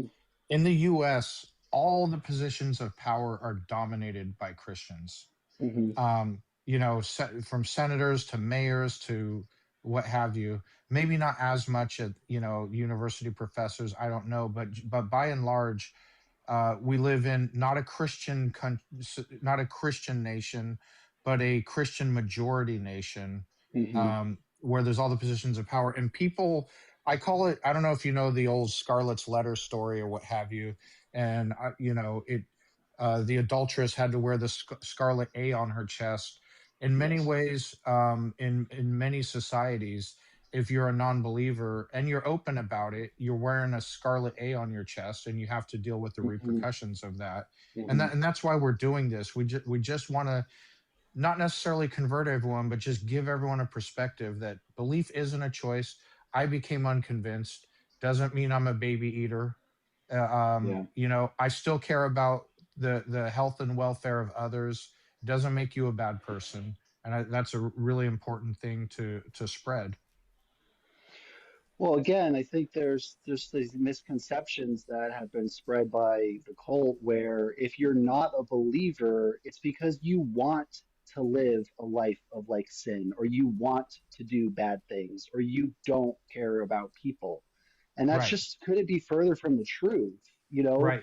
I mean, I go on these lives often, and maybe you see me sometimes on here and stuff, and I just like I'm talking to you guys, I genuinely ask like these Christians questions, and just say like, hey, like this never made sense to me. Like I just don't understand it. Can you help me understand it? And after they tell you once or twice, they just start to get angry with you. And it's just over and over and over again. It's just like the tactics and the stuff. It's all fear based and control and everything. And like that's not what I'm seeing from the atheist community. It's more about like we're just truly seeking truth. Like we just want truth. Yeah, We don't want exactly. to force anyone or make them feel horrible for believing what they believe. We're just trying to discuss truth. Yeah, that's exactly right. And Dylan Planner said, yes, but it's not for non-belief, but for sin. Heard it a million times. The divine pardon, Dylan, is contingent on belief. We understand Christian doctrine. I'm a former Christian myself. We're all sinners, born with sin, which is another problem for another discussion in itself. But we're all sinners, so we're all going to be punished for our sin. But to be saved from the punishment, we must believe, which isn't a choice. I cannot Mm. choose to believe your God Exactly. exists. Exactly. Yeah, come on Well, up and discuss it. But go it's ahead, screaming. Sorry, I didn't mean yeah. to divert away from what you're saying. I No, just no, saw that that's in the chat. that's fine. And I'll just say that honestly, I always had struggles my whole life because like I was brought up in this, and it was basically like forced upon me. But I was kind of like the black sheep that was always asking questions and whatever. But then as I've gotten Yeah. older and older, and I've researched more and I've learned about psychology, once I like understood how like belief isn't a choice, Yep. it was like that was the moment where I was like, oh, like duh, like Yeah. because I've Hey, always felt that in my heart. I would feel guilty, be like, why don't I believe? Like everybody else believes, they're telling me it's the truth, but I must be an idiot or whatever. But then it's like, oh no, it's like I'm probably actually too smart. you know, I'm seeing yes. that the quote unquote faults in the system and the faults in the evidence, and I'm being discerning. I'm not dispending belief and just making believe. And let me ask you something. Did you ever believe, like, even as a child, was there ever a point where you actually were convinced that God is real, etc.? Like 100%? No, never, not Ever once. like 80, 90%? Or were you just, I it would just never stuck to you? I would say it was more like when like uh there's like a song that comes out and everybody says that was the best song ever. It's so good. It's the best song. And you're kind of like in the I crowd and you're got like, you. yeah, yeah, Yeah, it's I good. got And you. like, yeah, it's a cool song. But like, you're like, I don't know. I think it's crap, but I guess I'm wrong. You know, I guess I'm the wrong one. So I'll just try to like it. It was like that with God. Like, I guess I got to try. I got to try. And I tried for 30 years. Yeah, and yeah, there's a reason I brought that up because one thing that happens, which I think is also harmful. So I was convinced, as a child, like thoroughly convinced in Seventh Day Hmm. Adventism, because Okay. I lived with family that were, um, and I was always a curious mind that loved to learn and think about things. And the thought would always creep in, what if this isn't true? What if? And then I Mm. got scared because I was taught that's the devil talking to you. And if Mm. you start having blasphemous thoughts, you can go to hell. And it So was like fear manipulative. shackles on the mind. Yeah. And yeah, I felt guilt and shame just for having a curious mind that wanted to test the hypothesis, Hmm. or to really think about it, or is this true? And it's a thought stopper that works. And yeah, so I was just wanted to see if you experienced that same thing, but it sounds like it never stuck really, which is a good thing because you didn't have to suffer through that. Yeah, I mean, I guess there's pros and cons to either side of it because, I kind of was like living in this dystopian nightmare for so Yeah, long, yeah. where Oh, got you. everybody else is telling me the sky's green, but I'm looking at it and it's blue. Yeah. And I'm forced to live and act in the same reality. Um, John, I don't think I heard. Were you a former believer? No, I've never believed in Okay. God for one moment in my life. So I Mm, come to this with wow. a different perspective. Yeah. Okay. And Great. No, and I love your perspectives. thank you. I mean, some people say, well, why people just will assume because I'm so passionate about, deconstruction and the deconstruction community and the people who have lived this and are living it, that I must have done myself. But I'm not, and I haven't. I just feel I can't explain it. For me, it started out as a kind of intellectual project, because I remember I used to do a lot of like debating on Twitter and stuff like that. And I remember one day being in a discussion with someone who was just saying, just choose, choose to accept. And I remember it like Mm, it landed on me like a ton of water. I suddenly realized I can't just choose to accept this. mm, Even if I wanted to, I couldn't. And then I thought, I wonder what other beliefs I have that work this way. And I realized it was all of them. And then I thought, it's not just me, it's everyone. And at that point, I realized I need to write a book about this. And so that's what I did. I don't. For anyone who doesn't know, my book is called Unconvinced: How Belief Is Not a Choice and Why That Changes Everything, and it's mm. coming out in November. And Okay, so for great. me, it started out as a kind of intellectual journey and an intellectual process, but quite quickly, once I came on here and started having so much contact with other people who had lived it and were living it, it stopped being just about an intellectual thing. And for me, it's like a very, very deep sense of empathy that I have for people who have been hurt by this, and I'll Mm, never ever stop caring about it, and I'll never not want to speak out about it and to speak up for people, who have been harmed in this way. And I think this whole belief thing is a really, really, really important. It's not just like looking for a win in a debate. It isn't about that. It's about giving mm, people arguments and lines of reasoning that can allow them to feel more forgiveness to themselves when they're feeling a sense of shame. And because even when you've left the faith, some people are, even when they've left the beliefs behind, the sort of emotional residue remains, which is a feeling of unworthiness, of that, they've been a bit bad, they've been a bit, fallen short in some way. And mm, that can take mm, years to go. Even once the sort of mm, propositional assent has evaporated, you're still left with the emotional side of it, or the fears, the latent fears of hell, or the stuff like that. And so I really think that this belief thing is an important thread for us all to pull on. And I'm really hoping that more people are going to start talking in this way, which is why we do this, to get people to think about it differently. And we have these amazing talks sometimes where someone will come in very against this and say, oh, you know, I don't accept this. What a preposterous thing to say. And we'll just have a calm conversation, and they leave completely convinced. And how often does that happen in online spaces, that someone comes in with a view and leaves with the other view? Very rare. Well, can I just tell you that that's a credit to you because I watch a lot of these and nobody, nobody stays as calm as you do, and nobody is as respectful and kind and compassionate and empathetic as you. So you're definitely doing the work you should be doing, and you're honestly you're helping people like me because what you just said, where even though like you acknowledge you don't believe anymore and you kind of see things for truth and what they are, those wounds haven't fully healed yet, because you know this, but whoever's listening as well, like the psychology of it, where your brain actually has been conditioned in a certain way and it has to be deconditioned and deconstructed. That's the word that is used. So even myself, that I don't believe any of it, I still have, like you just said, like sometimes that guilt and shame to where it's just like, well, I'm the outcast, like I'm the mess up, or like sometimes on Sundays, I'm like, I kind of feel like I'm doing something wrong because I'm not in church. Yeah. Or, I still have an extreme fear of death because of what I was conditioned to fear. Even though like now I don't really believe that there's like a hell or there's going to be anything necessarily bad.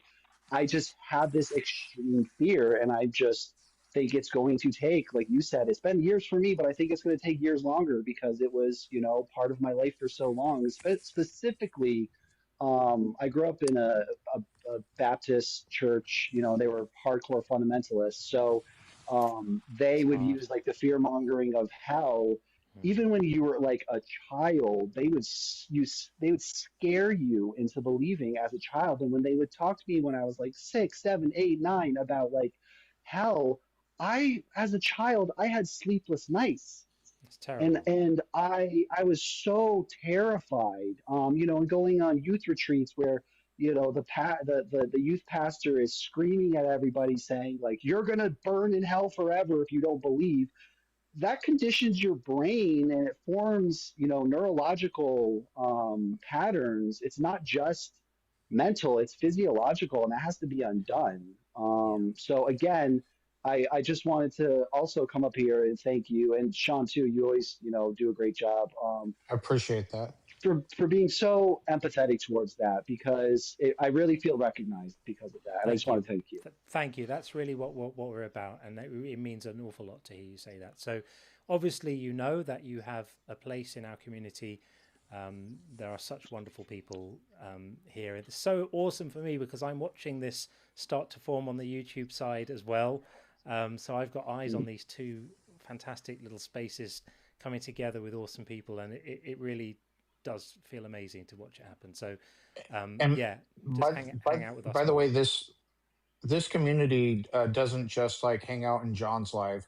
I go into different theological like discussion forums or debate forums, and then lives, and all of a sudden I'll see there's Ash the dentist, and there's Chaos, and there's all these people, and sometimes Chaos is forming a live, and like 6 or 7 of us will all come in and just start chatting together. So for people who are deconstructing, like friends each other, follow each other, and then you'll just see on the lives like, oh, so and so is on. I see, or what's his name? Just some guy. He jokingly calls himself my stalker, but because you could see when your friends are live, even if they're not posting. Yeah. So I'll see him pop in, and I always enjoy when he does. And sometimes I stalk him back, and he's like, "Hey, thanks for returning the favor." So, yeah, just let's all keep that community aspect going, and welcome the new ones that come in. Absolutely, yeah. And thanks so much for coming up, Screaming. Really, it's great yes, to talk thank to you. you. Thank you for the time. Sure. Yeah, appreciate it. Thank you. All right, buddy. All the best. Take care. Okie dokie. Okay, well, let's bring Jane in, who's another longtime friend of all of us, and then we might get Baku back in after that. Hey, Jane. Hey, Sean, or John, sorry, and Sean. Hey, How's it hello. going? Yeah, we're good. How is it going with you? Going pretty good. I don't know why my voice always gets shaky as soon as I get on this live. I do better on the smaller ones. It's all good. I had a couple questions, well, maybe one question really, that I just wanted to pick your brain a little bit about from the research you did with your book. I'm studying. Sorry, my dog is making noises. I'm studying advertising and strategic media, and I've been thinking about sort of if people can't choose what convinces them, and they can't choose what. I've been thinking about, I guess, the ethical burden or like the moral implications of advertising and just persuasion in general. And I just wondered if you had any thoughts about that. It's an interesting, it's an interesting one because people can't choose their beliefs, but they can be persuaded. So that's how the whole principle of advertising is to recognize that people can be persuaded of things, and advertising is manipulation. That's the idea. It's to basically, it's intended to manipulate people into parting with their money for whatever it is you're advertising. Yeah, I would say it's the ethical questions would come if you are persuading people of things that aren't true about your product or misleading in any way. But I don't think it's unethical to, for example, John advertises his book, but it's done in an ethical way. He doesn't tell any lies or mislead or make any false claims about it. He certainly markets his book. I think if you have a product and you're going to market the masses, maybe John can come up with something, but I can't come up with anything that would be morally dubious other than if you're misleading the masses in any way, which certainly many advertisers do. Sure.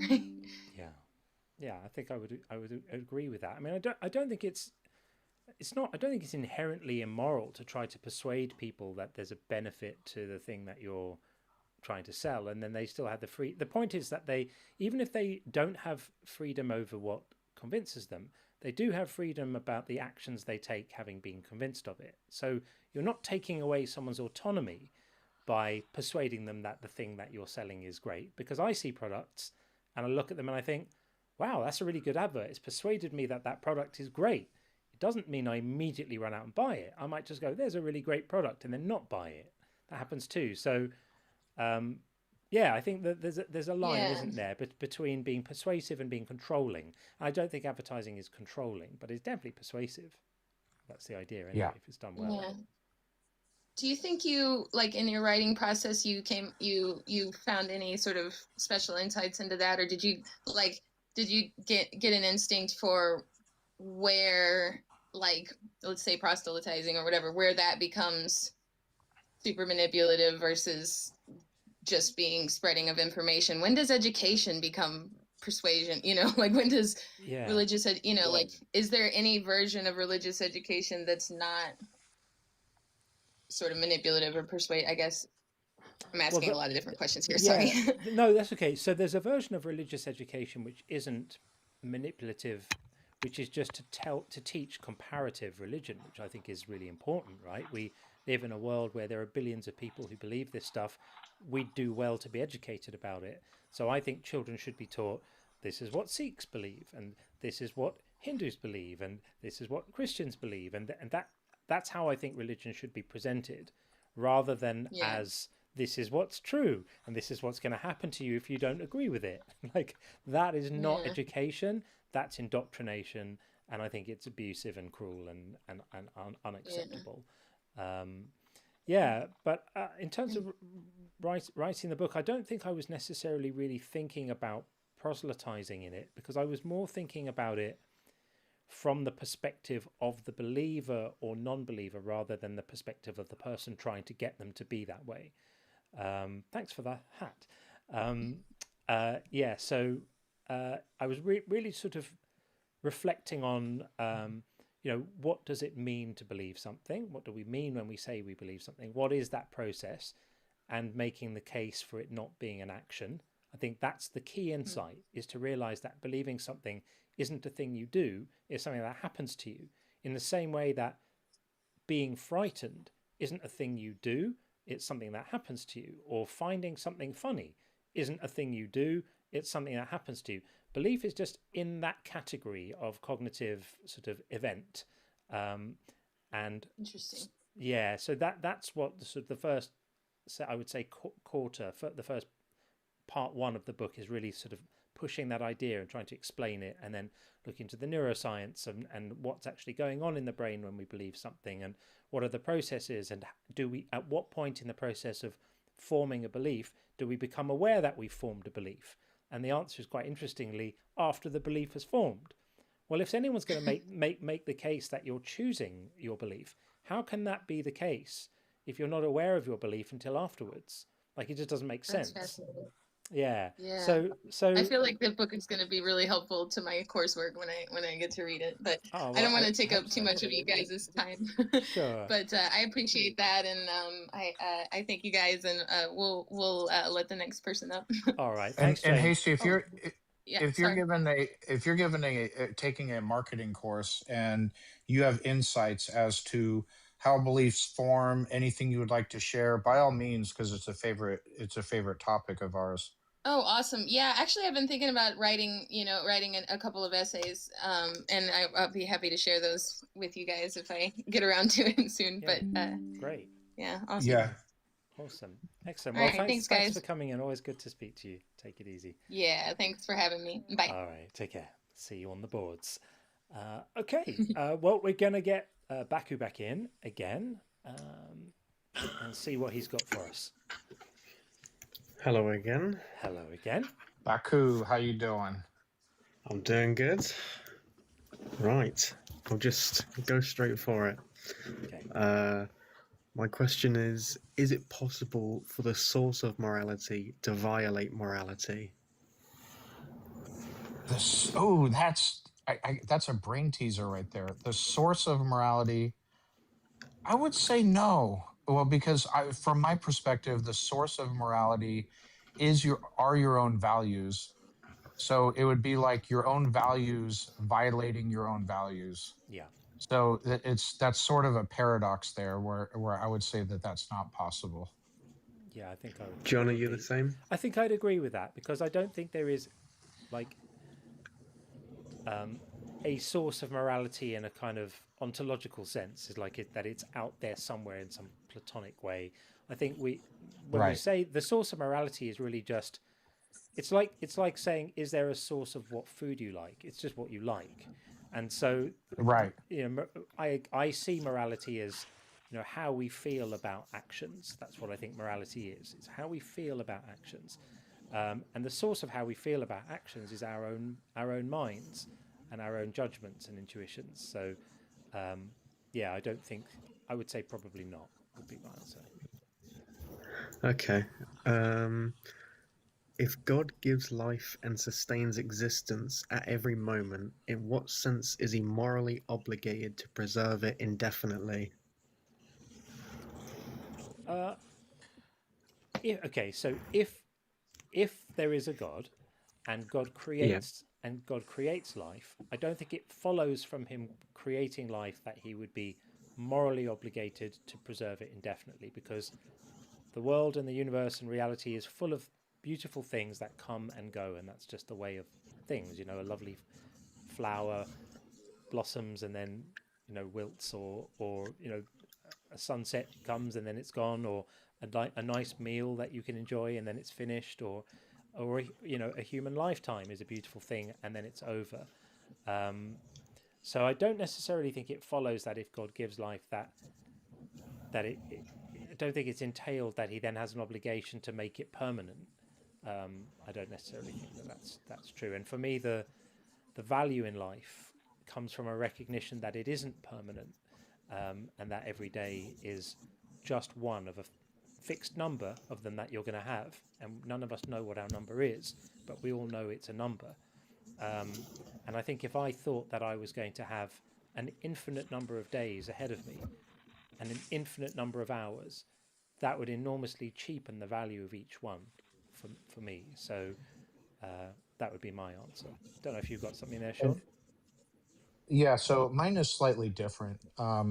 If it's an all-powerful God, let's say it doesn't take like an unreasonable effort for that God to sustain the life. If he creates a being who, by its nature, cares about its own existence and wants to continue, as is normally the case with us as people, then I think that being, well, definitionally, that being did not ask to be created because it can't ask for that while it doesn't exist.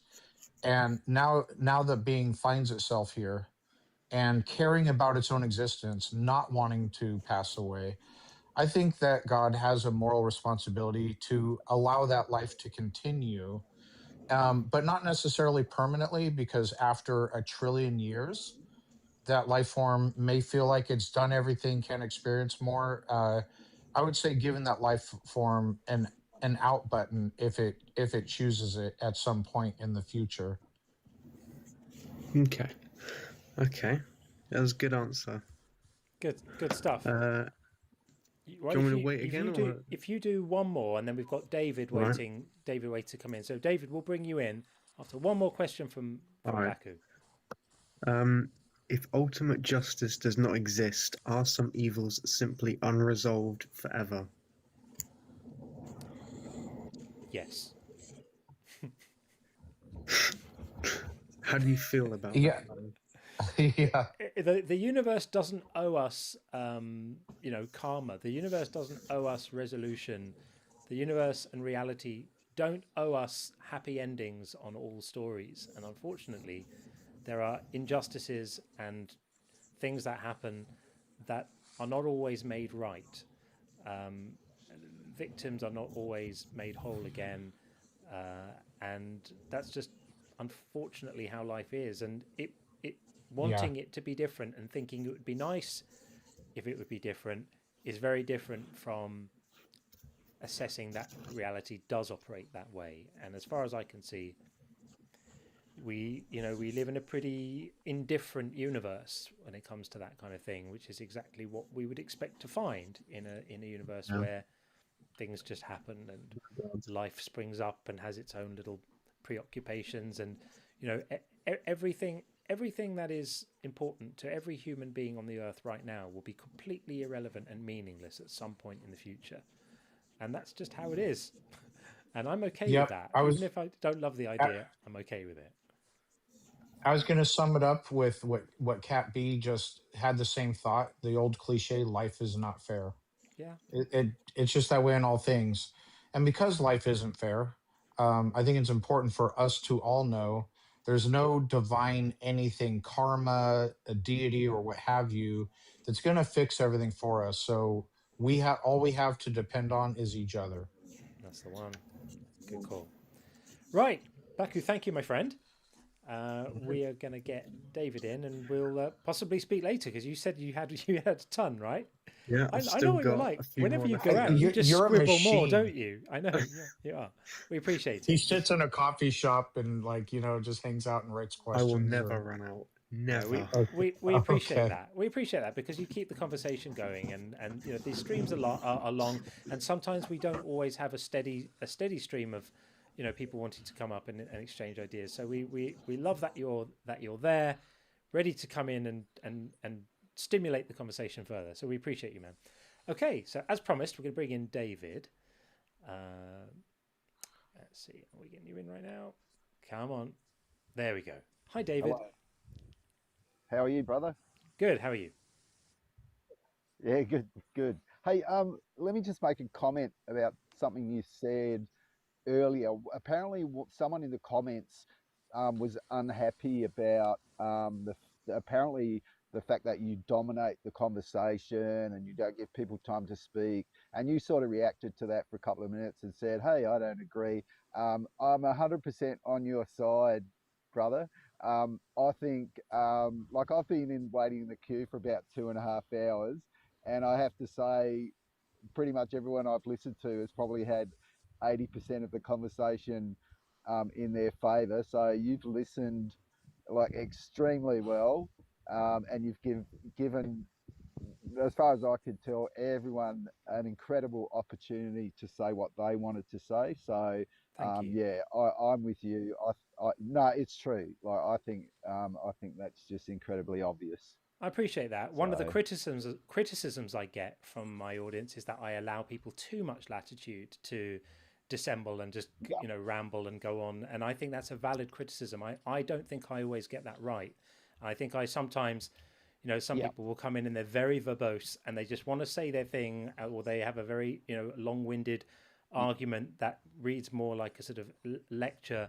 And I think I'm sometimes guilty of not reining those situations in enough. But it's hard to get the balance right in these situations because, I want this to be a place where we can have a good faith exchange of ideas, even with people that we disagree with. And to demonstrate that having differences of opinion doesn't make us all enemies. And at the same time, you also need to keep things moving along, and it does get a bit boring if someone's wittering on for ages and ages and the point's not really being made, or it can be annoying. So forgive me for when I don't get it right, but you can't please all the people all the time, and we do the best we can. Yeah, I agree. No, and I think the greatest salvation for all of us is that half-hour clock you've got running. I honestly think that's really intelligent for you to do that. And look, by the way, we chatted like probably a week ago, and I was probably guilty as well. I sort of went on a bit of a rant after 5 minutes, trying to explain something that was probably new to a lot of people, and I wanted to get my point across. So hopefully, from now on, that I'll try rein that in a bit. But I'm very happy to have a conversation about the like the topic that's like posted at the top of the screen. If you guys want to talk about that, listen. I mean, perfect. you've heard us ramble on, so you know why I think this is a stupid, immoral idea, right? Oh yeah. And I've also heard people on the other side of this fence who are trying to justify the argument for a whole bunch of different reasons, and I kind of get where they're coming from, but I'd just like to say that the whole premise should be challenged in the first place. So for instance, a lot of the things that are coming up in conversation aren't biblically founded. I mean, the Old Testament's like very, very straightforward as to what the notion of hell is, and the Old Testament perspective is that hell is the grave. I mean, Solomon made Sheol. Various statements about correct. It's just the grave, right? And at the end of the book of Job, Job sort of explained that he was looking forward to a day when even though his body would decay in the ground, that he would see his Redeemer with his own eyes. So he's looking forward to a resurrection of the dead. And Solomon's pretty clear that in between those 2 points, that there is no consciousness. So, there's no conversation about, what happens to people who are unacceptable toward God. It's just very straightforward. Death is the cessation of life until the resurrection that was promised to Abraham. And it's only when we get into the New Testament that we start to get confused with these things like, probably the 2 main culprits are Gehenna and the lake of fire. But I'm assuming that that Gehenna is the Valley of Hinnom, which was outside of Jerusalem. It's the rubbish dump. Yeah, correct. Yeah. So it's where they... Yeah, that's right. It's where they burnt the rubbish and they threw the corpses of animals and criminals. So that's why the fires were always burning and the worms were always doing what they did, which was consuming the corpses. So, I can imagine when Jesus was having this conversation with people that they understood perfectly well what he meant, that he's giving them, the contrast between, living some certain type of lifestyle where you will be resurrected to a life of, let's just call it, peace and safety, versus being cast away into, an eternal destruction. And I think people It's extremely obvious to a lot of us that people are very confused about this, worms and fire in the first place. But people are also very confused about this eternal damnation as well. So sorry, you look let like me you want come to in ask for a a moment question. then. So I would say that we can have a conversation about exactly what we mean by hell, right? We can talk about exactly how hot it is, Yeah, exactly how long you have to be there, how much yeah, suffering exactly is involved.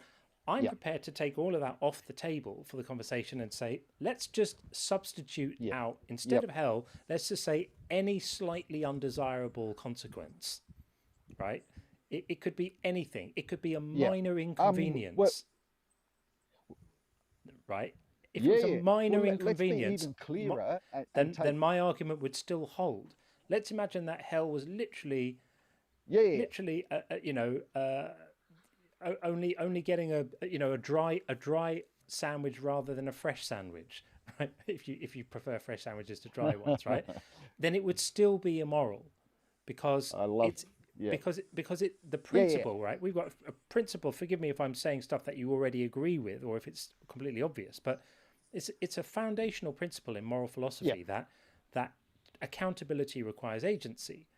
And so if you're going to be on the end of any repercussions, even really mild ones, somebody better be able to prove that you were morally accountable for that thing. And I don't think you can be morally yeah, accountable for not yeah. being persuaded of something.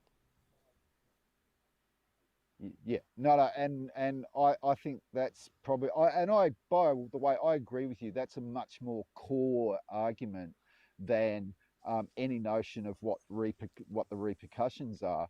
Um, look, I'd have to say to you that as much as the sort of mainstream so-called Christian perspectives on, things like hell and the grave and all that are fallacious, I would also put it to you that the so-called, or the standard bog standard mainstream, so-called Christian views on, God's dealing with people of faith and no faith is also incorrect.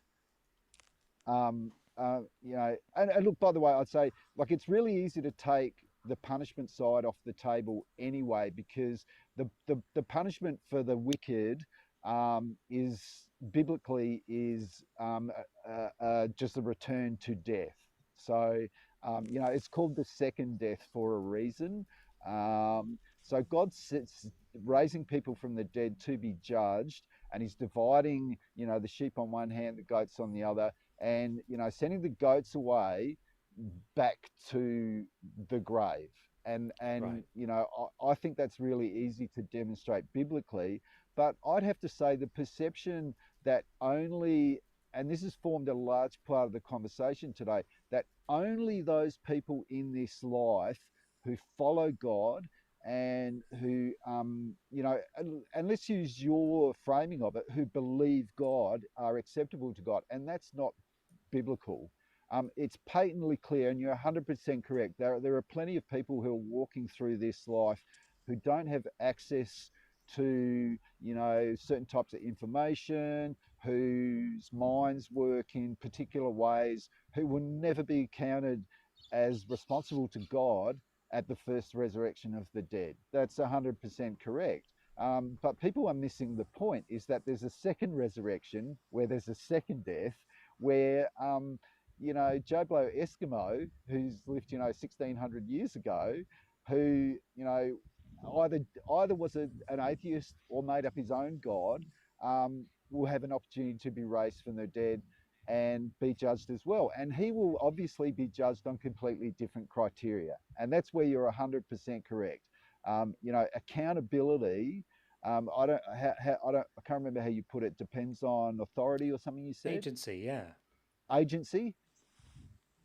Yeah, yeah, you're 100% correct. And the Bible teaches us that God was made in the image. A man was made in the image and likeness of God, right? And there's a mental you know, and primarily that you know the image of likeness is the mental faculty, which is, you know, that's the important part of it. And there's a reason why you think the way that you do about, you know, punishment and accountability and responsibility and all that stuff. And I just want to point out that, you know, that's not as foreign to Christianity as people might, you know, as people might think it is.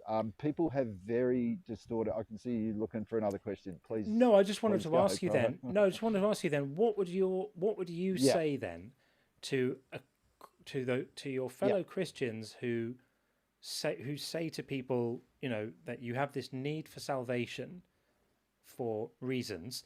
You have this need for salvation, you know, and if you don't get right with Jesus, you know, can you see the harm they're doing? Do you condemn that? Like you see like the harm that it causes to tell people this stuff? Yeah. It's nonsensical. It's frankly look, it puts it's a failure on their part to be careful about what the Bible teaches. And you know, my experience is that it's very liberating to, you know, to understand that God's judging, you know, two different groups of people here, and he's judging, you know, people like me. He's judging us on what we do with the information that we've got at our disposal and our capacity to, let's just say, you know, believe that information in this lifetime. But you know, there's a deeper judgment going on at the same time. And, you know, this is one of the problems, you know, that you know, the Lord Jesus Christ faced in his particular life, was that, you know, he was confronted with, you know, a group of, you know, scribes and Pharisees who were, you know, legends at the law, but they weren't living it, and they weren't compassionate to people who were outside. You know, the Lord Jesus Christ said, whoever gives a cup of water to the least of his disciples will have some type of reward. Now, that's a reversal of the fact that, you know, Christians are walking around going, oh, you know, we're the good guys and we're trying to help all the morons. No. Jesus frames it in the opposite direction. And he goes, well, hang on a second. There are people in this world who are doing good, and I want them to do good to my believers. So me personally as a believer, how should I be respectful towards those people? And my opinion is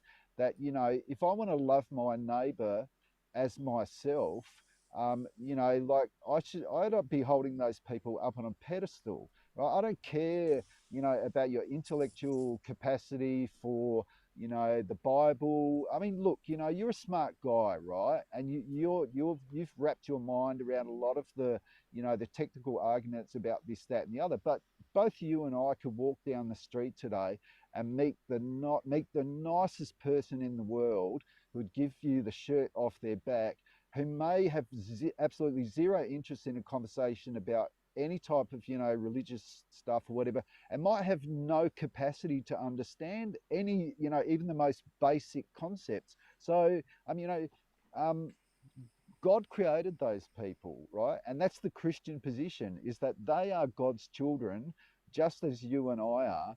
And David, can I? Yeah, go. Sorry, I Yeah, apologize. no, you're fine. Yeah. I just wanted to understand your position. So we all go to the grave, and then Yeah. God will bring us out of the grave, separate the sheets from the goats. Okay. Yeah. And then the goats, if well, whichever animal, I think you said goats, will Yeah. go back. Will go back to the grave. Yeah. So does me not believing God even exists have any bearing whatsoever on whether I end up being a sheep or a goat? No. Or is it complete? So it has no bearing at all. 100%. There's Okay. No, the Bible's clear that the first resurrection is to judge the household of faith, right? So, and we know that just from the circumstances of it, that the Lord Jesus Christ is going to return to an unsuspecting world, and he's going to, the responsible in Christ are going to be raised first, right? And so the circumstance is that there are still, you know, 5 billion people still living at that point in time, who are all, half of them are going, well, we'd heard about it, but we didn't believe it. And the other half are going, well, we never heard about it in the first place, right? And those people form the subjects in the millennial kingdom of God, right? The Bible's very straightforward about that. But the Bible's also very straightforward about that. At the end of that point in time, there'll be this thing called the second death. And the second death, which we're also told that the second death has a second resurrection associated with it, where all the living from all points in time who are not part of the first resurrection will be raised and judged. Okay. So the criteria are obviously different. Yeah. We understand that the sort of the eschatology is a bit different and it's a bit more flexible and people kind of get a second chance. Yeah. I mean, before we tie this one up, and I want to get Maddie in next. But before we tie this up, do you think that there is a requirement for salvation? Yeah, in the first resurrection, the difference between the two is in both of them, the requirement is that, look, let's be blunt about it.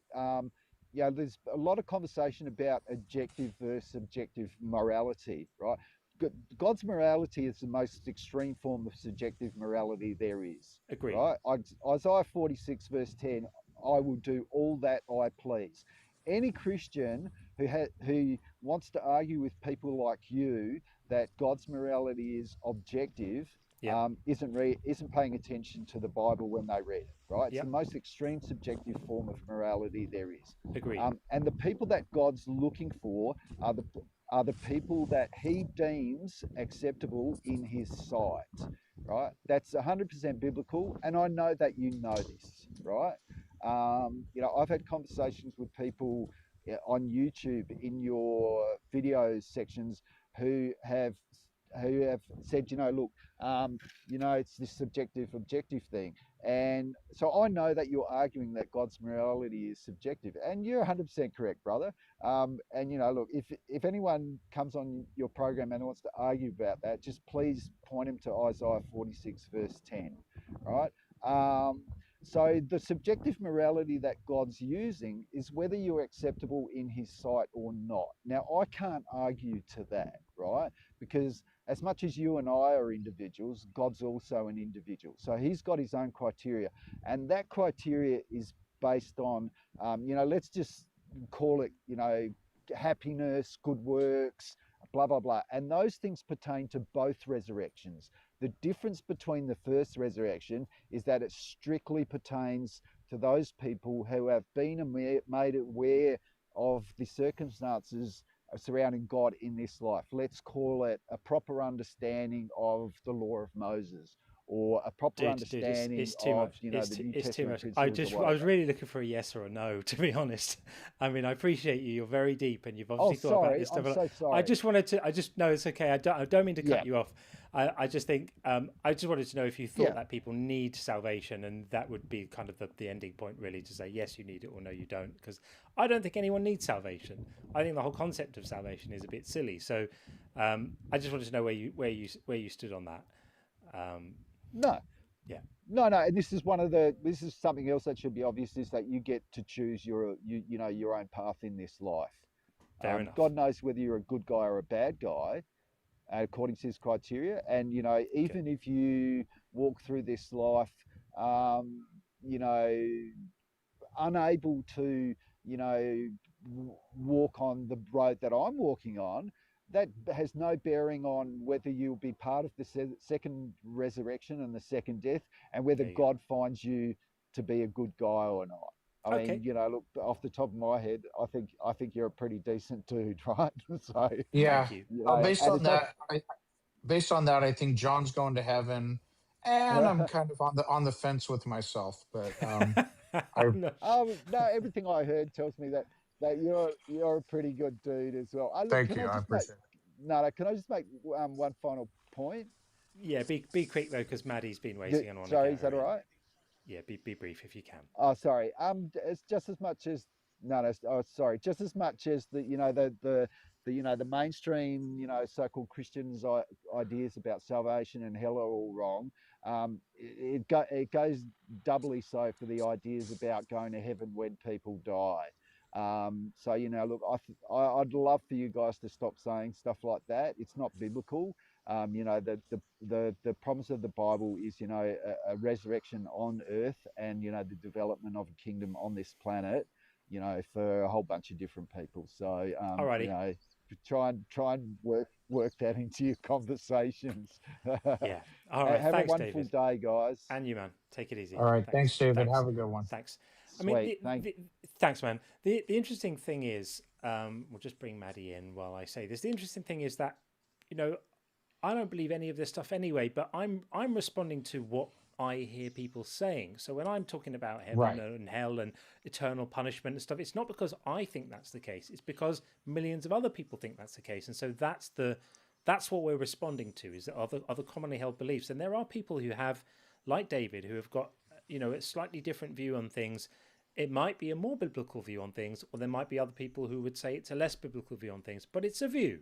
Yeah. And it's not the mainstream, and good on him for having it. The kind of the doctrine he's talking about is far less objectionable, far less odious than many others we've heard. I don't have a problem with someone like David. If mainstream Christianity operated on the basis of the man we just spoke to, I probably wouldn't do this. I'd have found something else to do with my time and attention. Maddie, hello. Hi. Hi. I've never been on before. Can you hear me okay? We can hear you absolutely fine. Loud and clear. It's lovely to get to talk to you, because I often see you in the comments and in the chat. So you're very welcome, and nice yeah, to I'm see often you in there. the chat. Yeah, it's great. Well, thanks for coming up. Thanks. So I just thought, I've heard a lot of people like advocating for religion this evening, and like lots of kind of debate and everything. And I just wanted to maybe give a perspective from somebody who was a Christian, was brought up Christian, and is no longer a Christian, and maybe talk about some of the harm that it can do.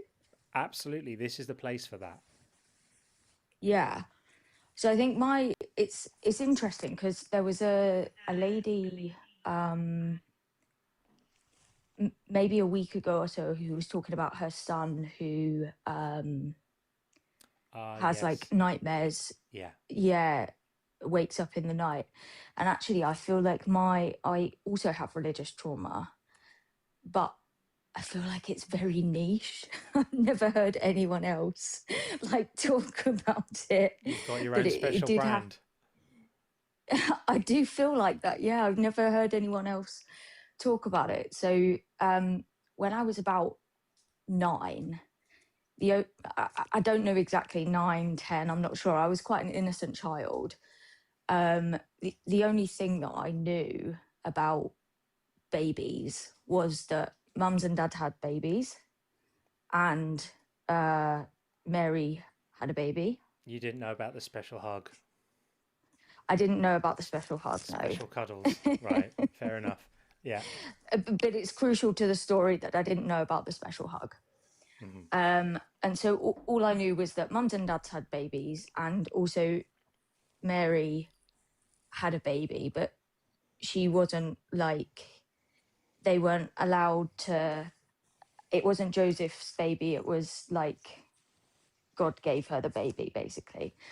Anyway, so that's pretty much all I knew. And at some point we were in a restaurant, and I can vividly remember it. And I overheard my mum talking to my friend's mum about how she conceived naturally with her children. And I guess I just took that information in and just kind of assumed that meant that God had given her babies, I think. Wow. And anyway, a little while later, I noticed in the mirror that my body looked a bit different and my belly looked a bit strange. And my immediate reaction was, oh, like I must have conceived naturally. But I had enough understanding of the world to know that like 9 or 10-year-olds don't have babies, and that's not okay.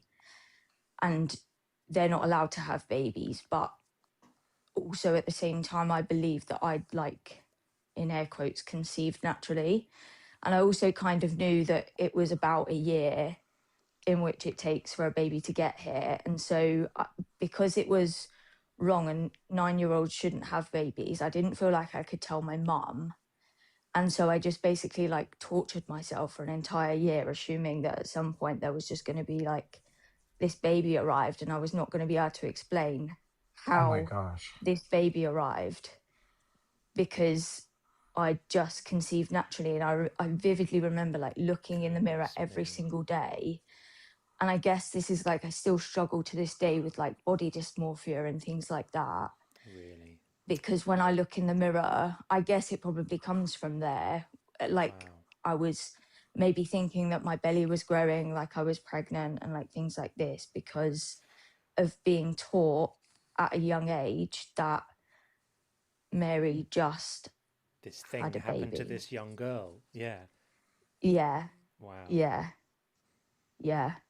That's crazy work. Wow. I'm Yeah. sorry about that.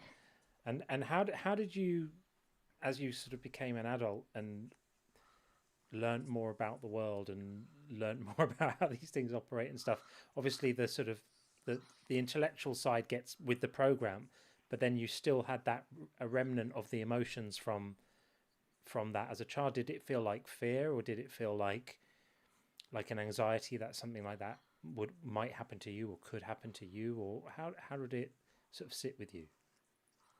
I think at the time when I was like believing that I was pregnant at 9, it was like absolutely terrifying. Like every day I'd look in the mirror and think like, oh my God, like what am I going to do about this? I've never wanted children, so that kind of like adds to it as well. And obviously like 9-year-olds can't just pop a baby out. I kind of thought I'd be in trouble or something like that. I'm not really sure what I thought, but I didn't really think about it for a long time. And it was only, I remember my mum made a comment when something had happened to me that a guy did about praying to God for like the answers, when actually all I needed her to say was like, that wasn't okay. And she said like, oh, you need to pray to God and he will help you through it. It was only kind of after that I then sort of started thinking about all of these things and kind of thinking about how crazy it was. So I don't think it was till I was about maybe 23, I want to say, that I even started thinking about these things and thinking like that was pretty crazy. Wow. And where are you with deal with that? TikTok checking that we are humans. And where are you with this stuff now? So obviously you're not a believer now. And are there still religious people in your family? Is that still an issue that you have to manage, or how to what extent do you need to kind of engage with this stuff now? So my mum and my nan and granddad are religious. My dad has never been religious, but he's quite happy to let my mum get on with it because it makes her happy. Like, and I do also believe that to a certain extent as well. Like, she's got her community at the church and it gives her something to do, and she gets something like beneficial. I wouldn't want to like take that away from her. Of course, yeah. If that makes sense. Makes perfect sense. But I have a few like health conditions as well, and I have to deal from it of the fact of like they'll let me know, you know, quite explicitly that they're like praying for me, and that like the pastor's praying for me, and like this and that. And I'm thinking like, well, could he fucking hurry up and cure Crohn's? Like, oh gosh, yeah. Bloody hell.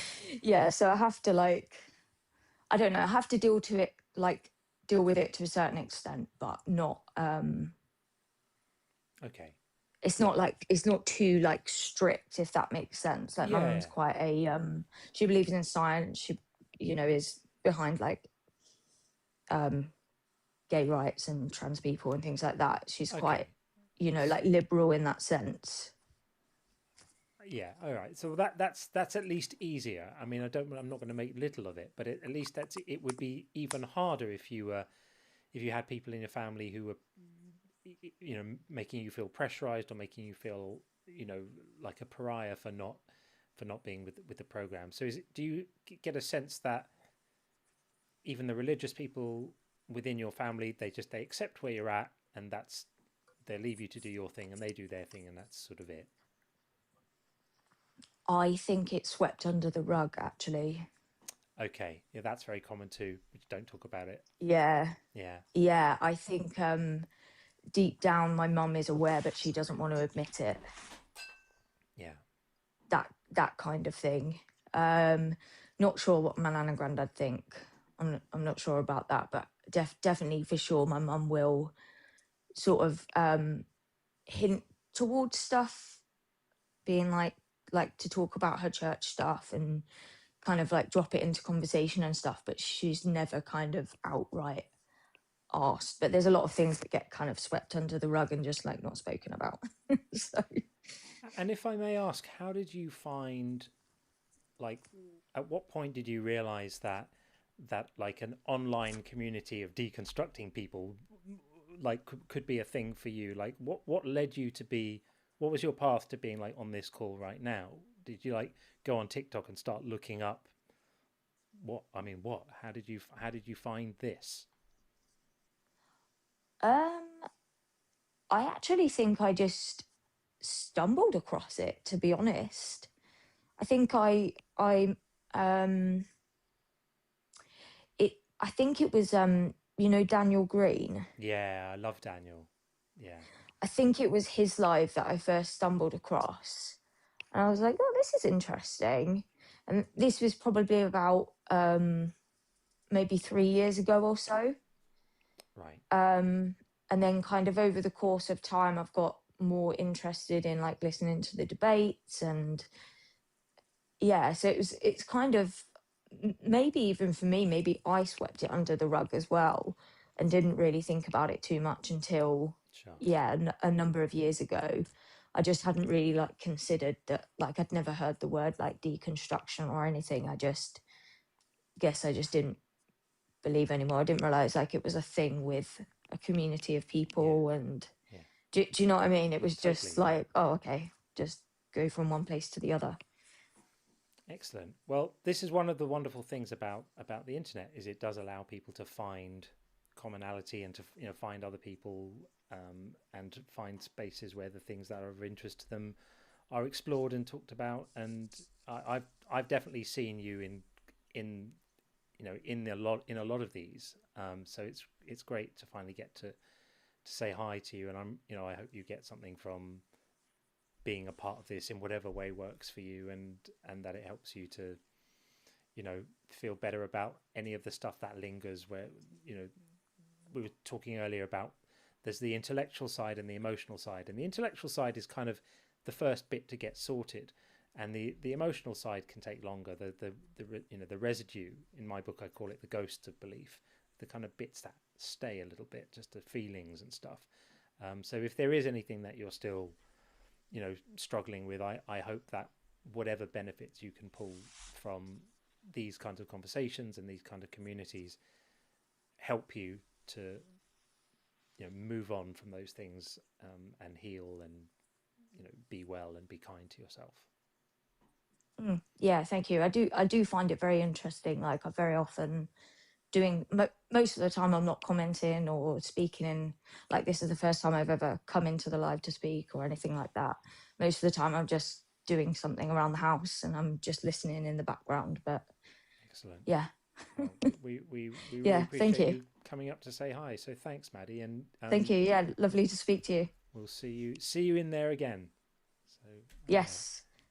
take it Speak easy. soon. I don't know how to get out of this, by the way. I'll You can drop drop you down. me. All right. Take care. Thanks. Take care.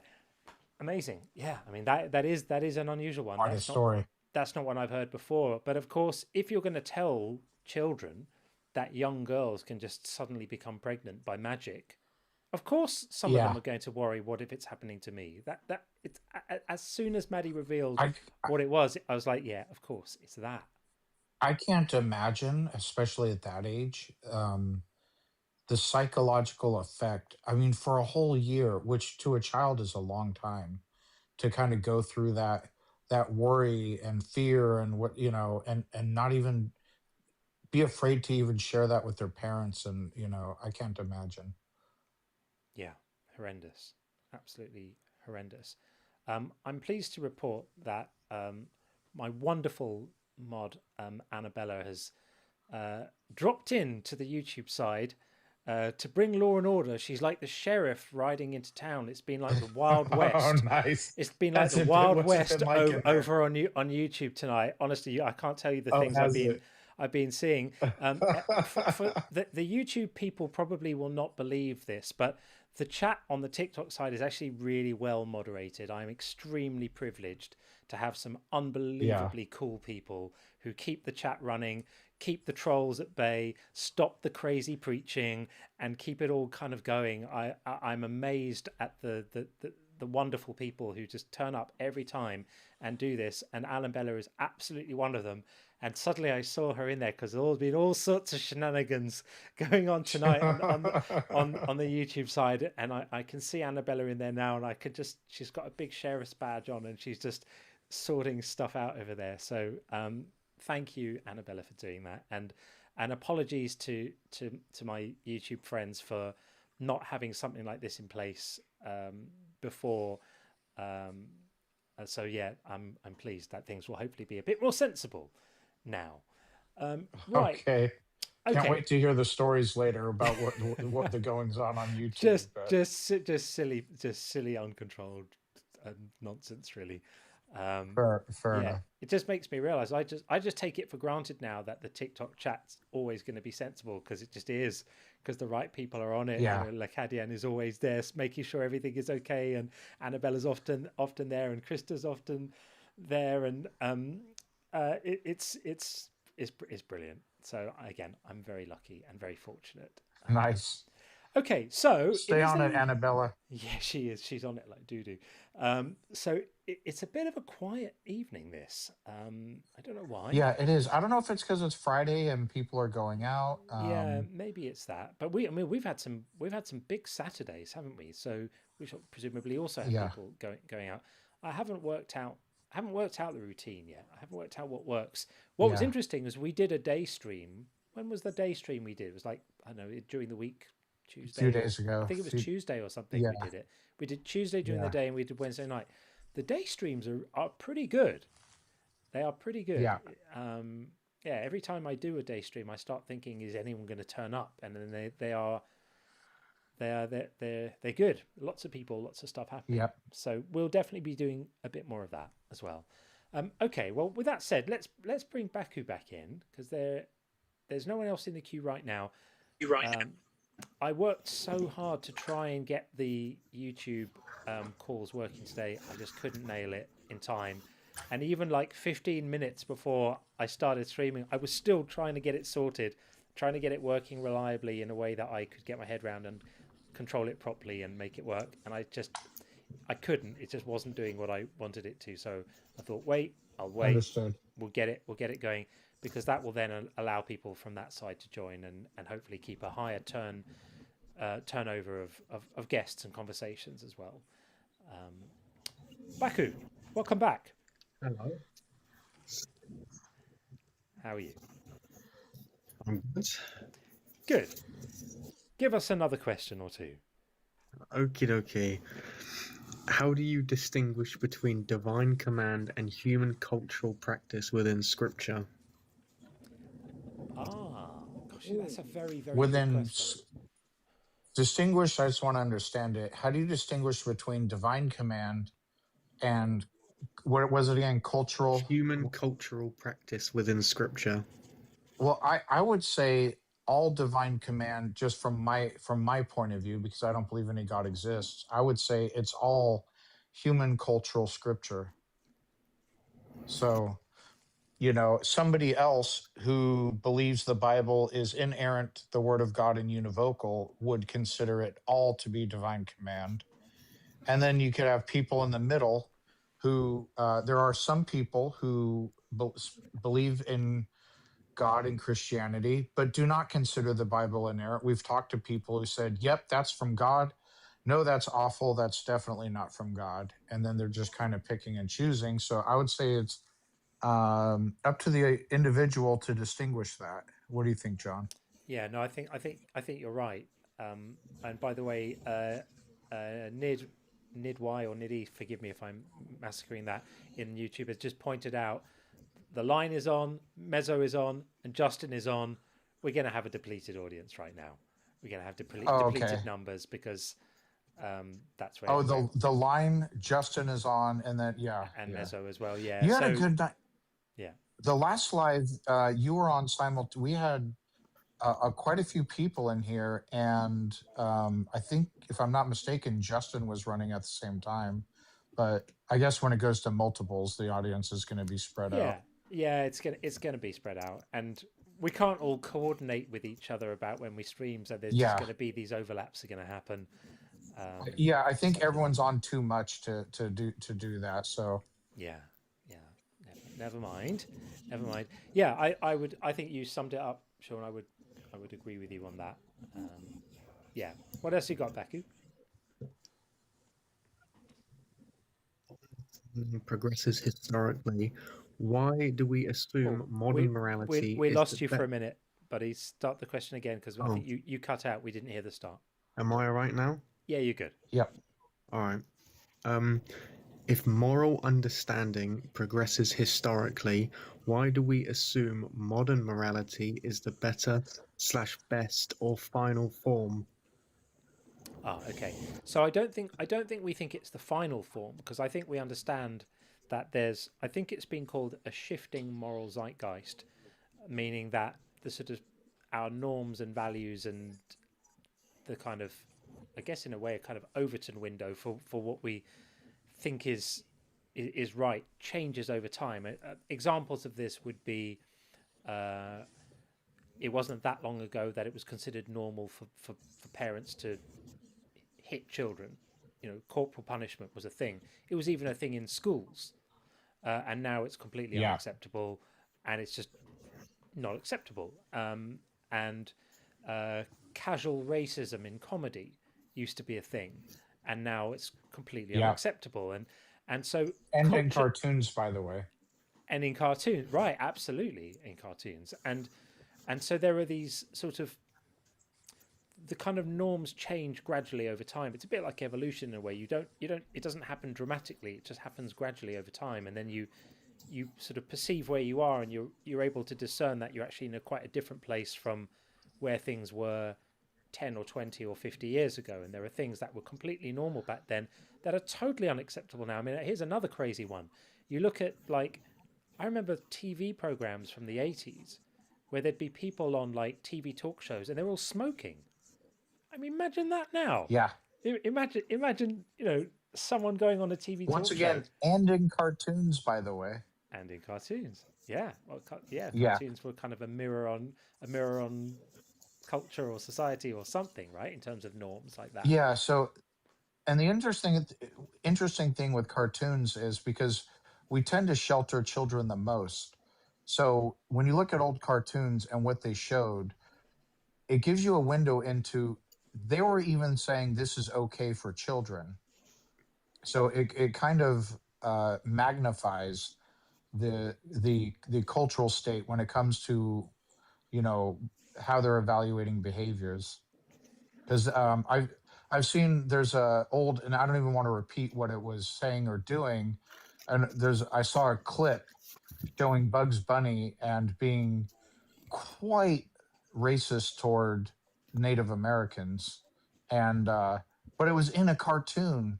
So I mean, talk about socially acceptable. It wasn't even considered objectionable to children. And crazy. Of course, you see those old, you see smoking taking place in a lot of cartoons, and you would never see that in a children's cartoon today.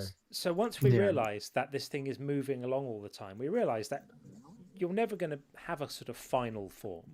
There's going to be progress, and there's going to be changes, and there are going to be things which are acceptable now, which in 20 or 30 or 40 years will be completely unacceptable. I think that the views I think views on eating meat are going to change. I might be wrong about this, and I say this as a meat eater, so I'm not being moralistic or preaching, but I can imagine a scenario in some number of decades where eating meat is looked on differently than it is now, by more people. I might be wrong about that, but I think we continue to change. Rephrase just repeat the question if you don't mind, Baku, just to make sure that we're covering it properly. Yeah. That's the wrong one. If moral understanding progresses historically, why assume modern morality is the better/best or final form? Oh, right. Yeah. Okay. So then let's look at why better or best. Well, I think with anything you iterate, right? And you don't iterate to worse versions, because if you iterate and your version is worse, you realize and you've done something wrong and you kind of course correct. So most kind of progression and iterative processes, in theory at least, are supposed to get better. That's not to say you can't, backslide a little bit. And there are, that can happen on the level of individual people and small groups and countries and arguably maybe the world if we're a collective. I don't know. But certainly some people would say, in terms of moral progress, all it takes is to have the wrong kind of government in a country for a while, and suddenly you can backslide, because you can have rights that people used to enjoy that are taken away, and discriminations that used to not be allowed that are allowed, and so I don't think that this march towards progress happens completely uniformly and homogeneously all the time. But I think basically we get better. There's a very good book by Hans Rosling called Factfulness, which is kind of about this, and he looks at sort of various metrics of human well-being all around the world, and he kind of uses, he's very data-based.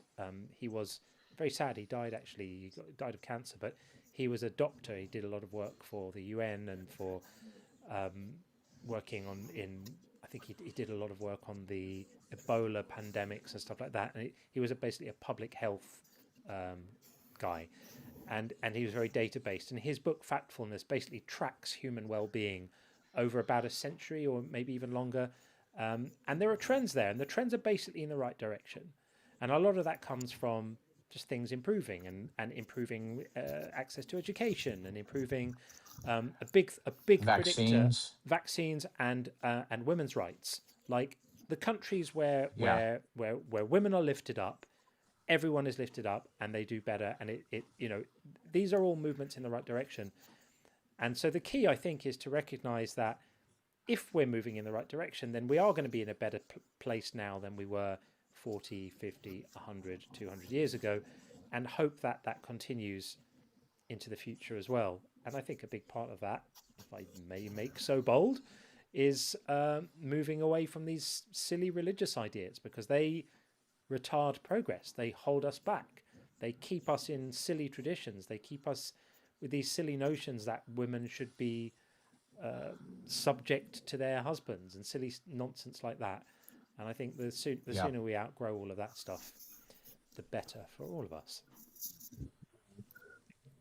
What else you got? Oh, we're losing you You're again. breaking up a little, yeah, Baku. Losing you again. Sorry, I don't know what's going on. It's all a bit weird. No, you're clear now. Yeah. Try again. The TikTok gods are angry with me for some reason. Clearly. Yeah. Well, I was just going to ask, to the question you just answered, what is something now that you would want to be deemed morally wrong by the majority of people? Yeah, that's a really good question. In the U.S., for me, the lack of universal health care. Yeah. What about you, John? Are you the same, or? Well, I definitely agree with that. I think it's. Yeah. I mean, I have family in the US, and I worry about stuff like that. So yeah, absolutely, I think that's right. I don't know. I think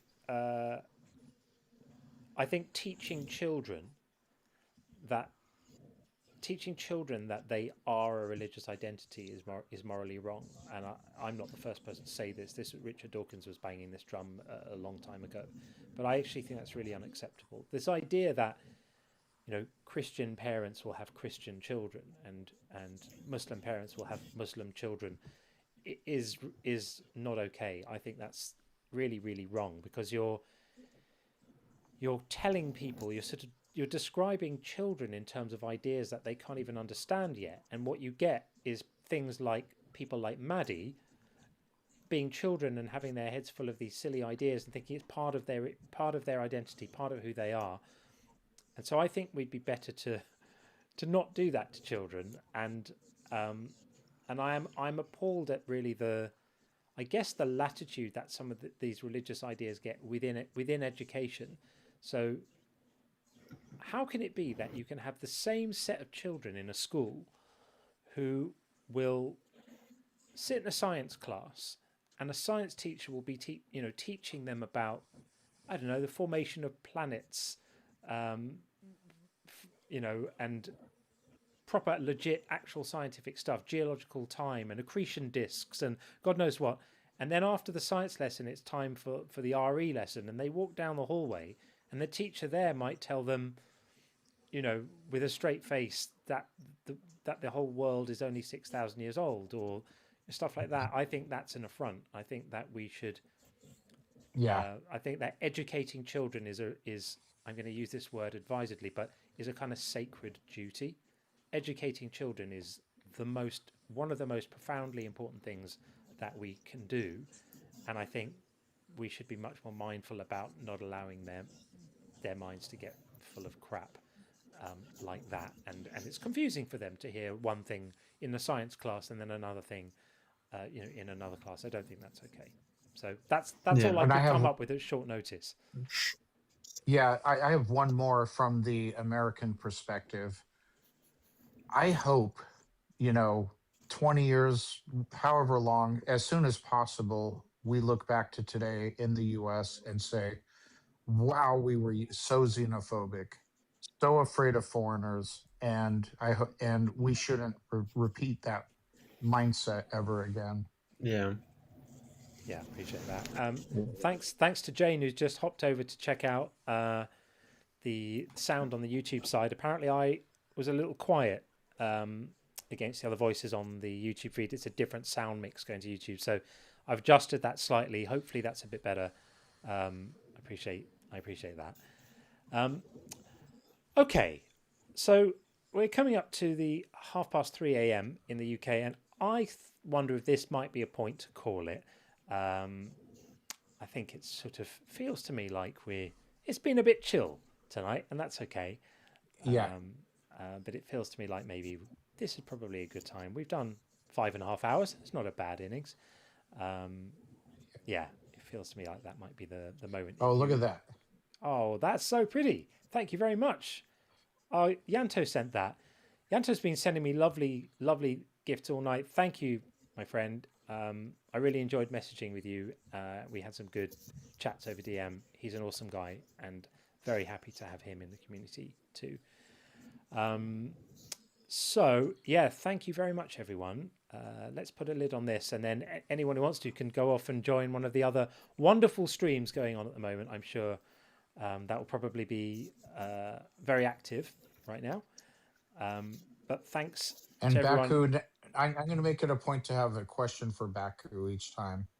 So I'll have one ready for you, Baku, so we can return the favor. That's a great idea. We're expecting it. Yeah, that's a great idea, and thank you for everything you do, Baku. You're an awesome part of our little clan here. Very much, it's no problem. We really appreciate that. Okay, and thanks to all the mods. Thank you to Annabella for heroically diving in to the uncharted YouTube waters, riding in there on her own to bring order to the town. I do think that's important, actually, to make sure that the YouTube chat is moderated. I'm sorry for not doing that before that. So yeah, we'll make sure that someone is in there keeping an eye on things and keeping things together. And 959 those coins of appreciation. That's I don't know TikTok that well, strangely, as much as I'm on here.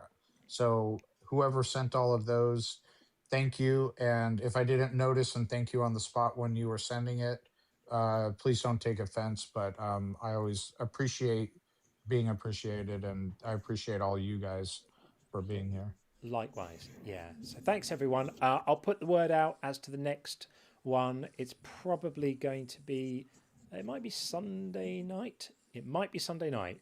But watch the wire, and I'll let you guys know as soon as I can. Thank you everyone. It's been fun. Speak to you all soon, and see you on the videos. Take care all. All right, guys.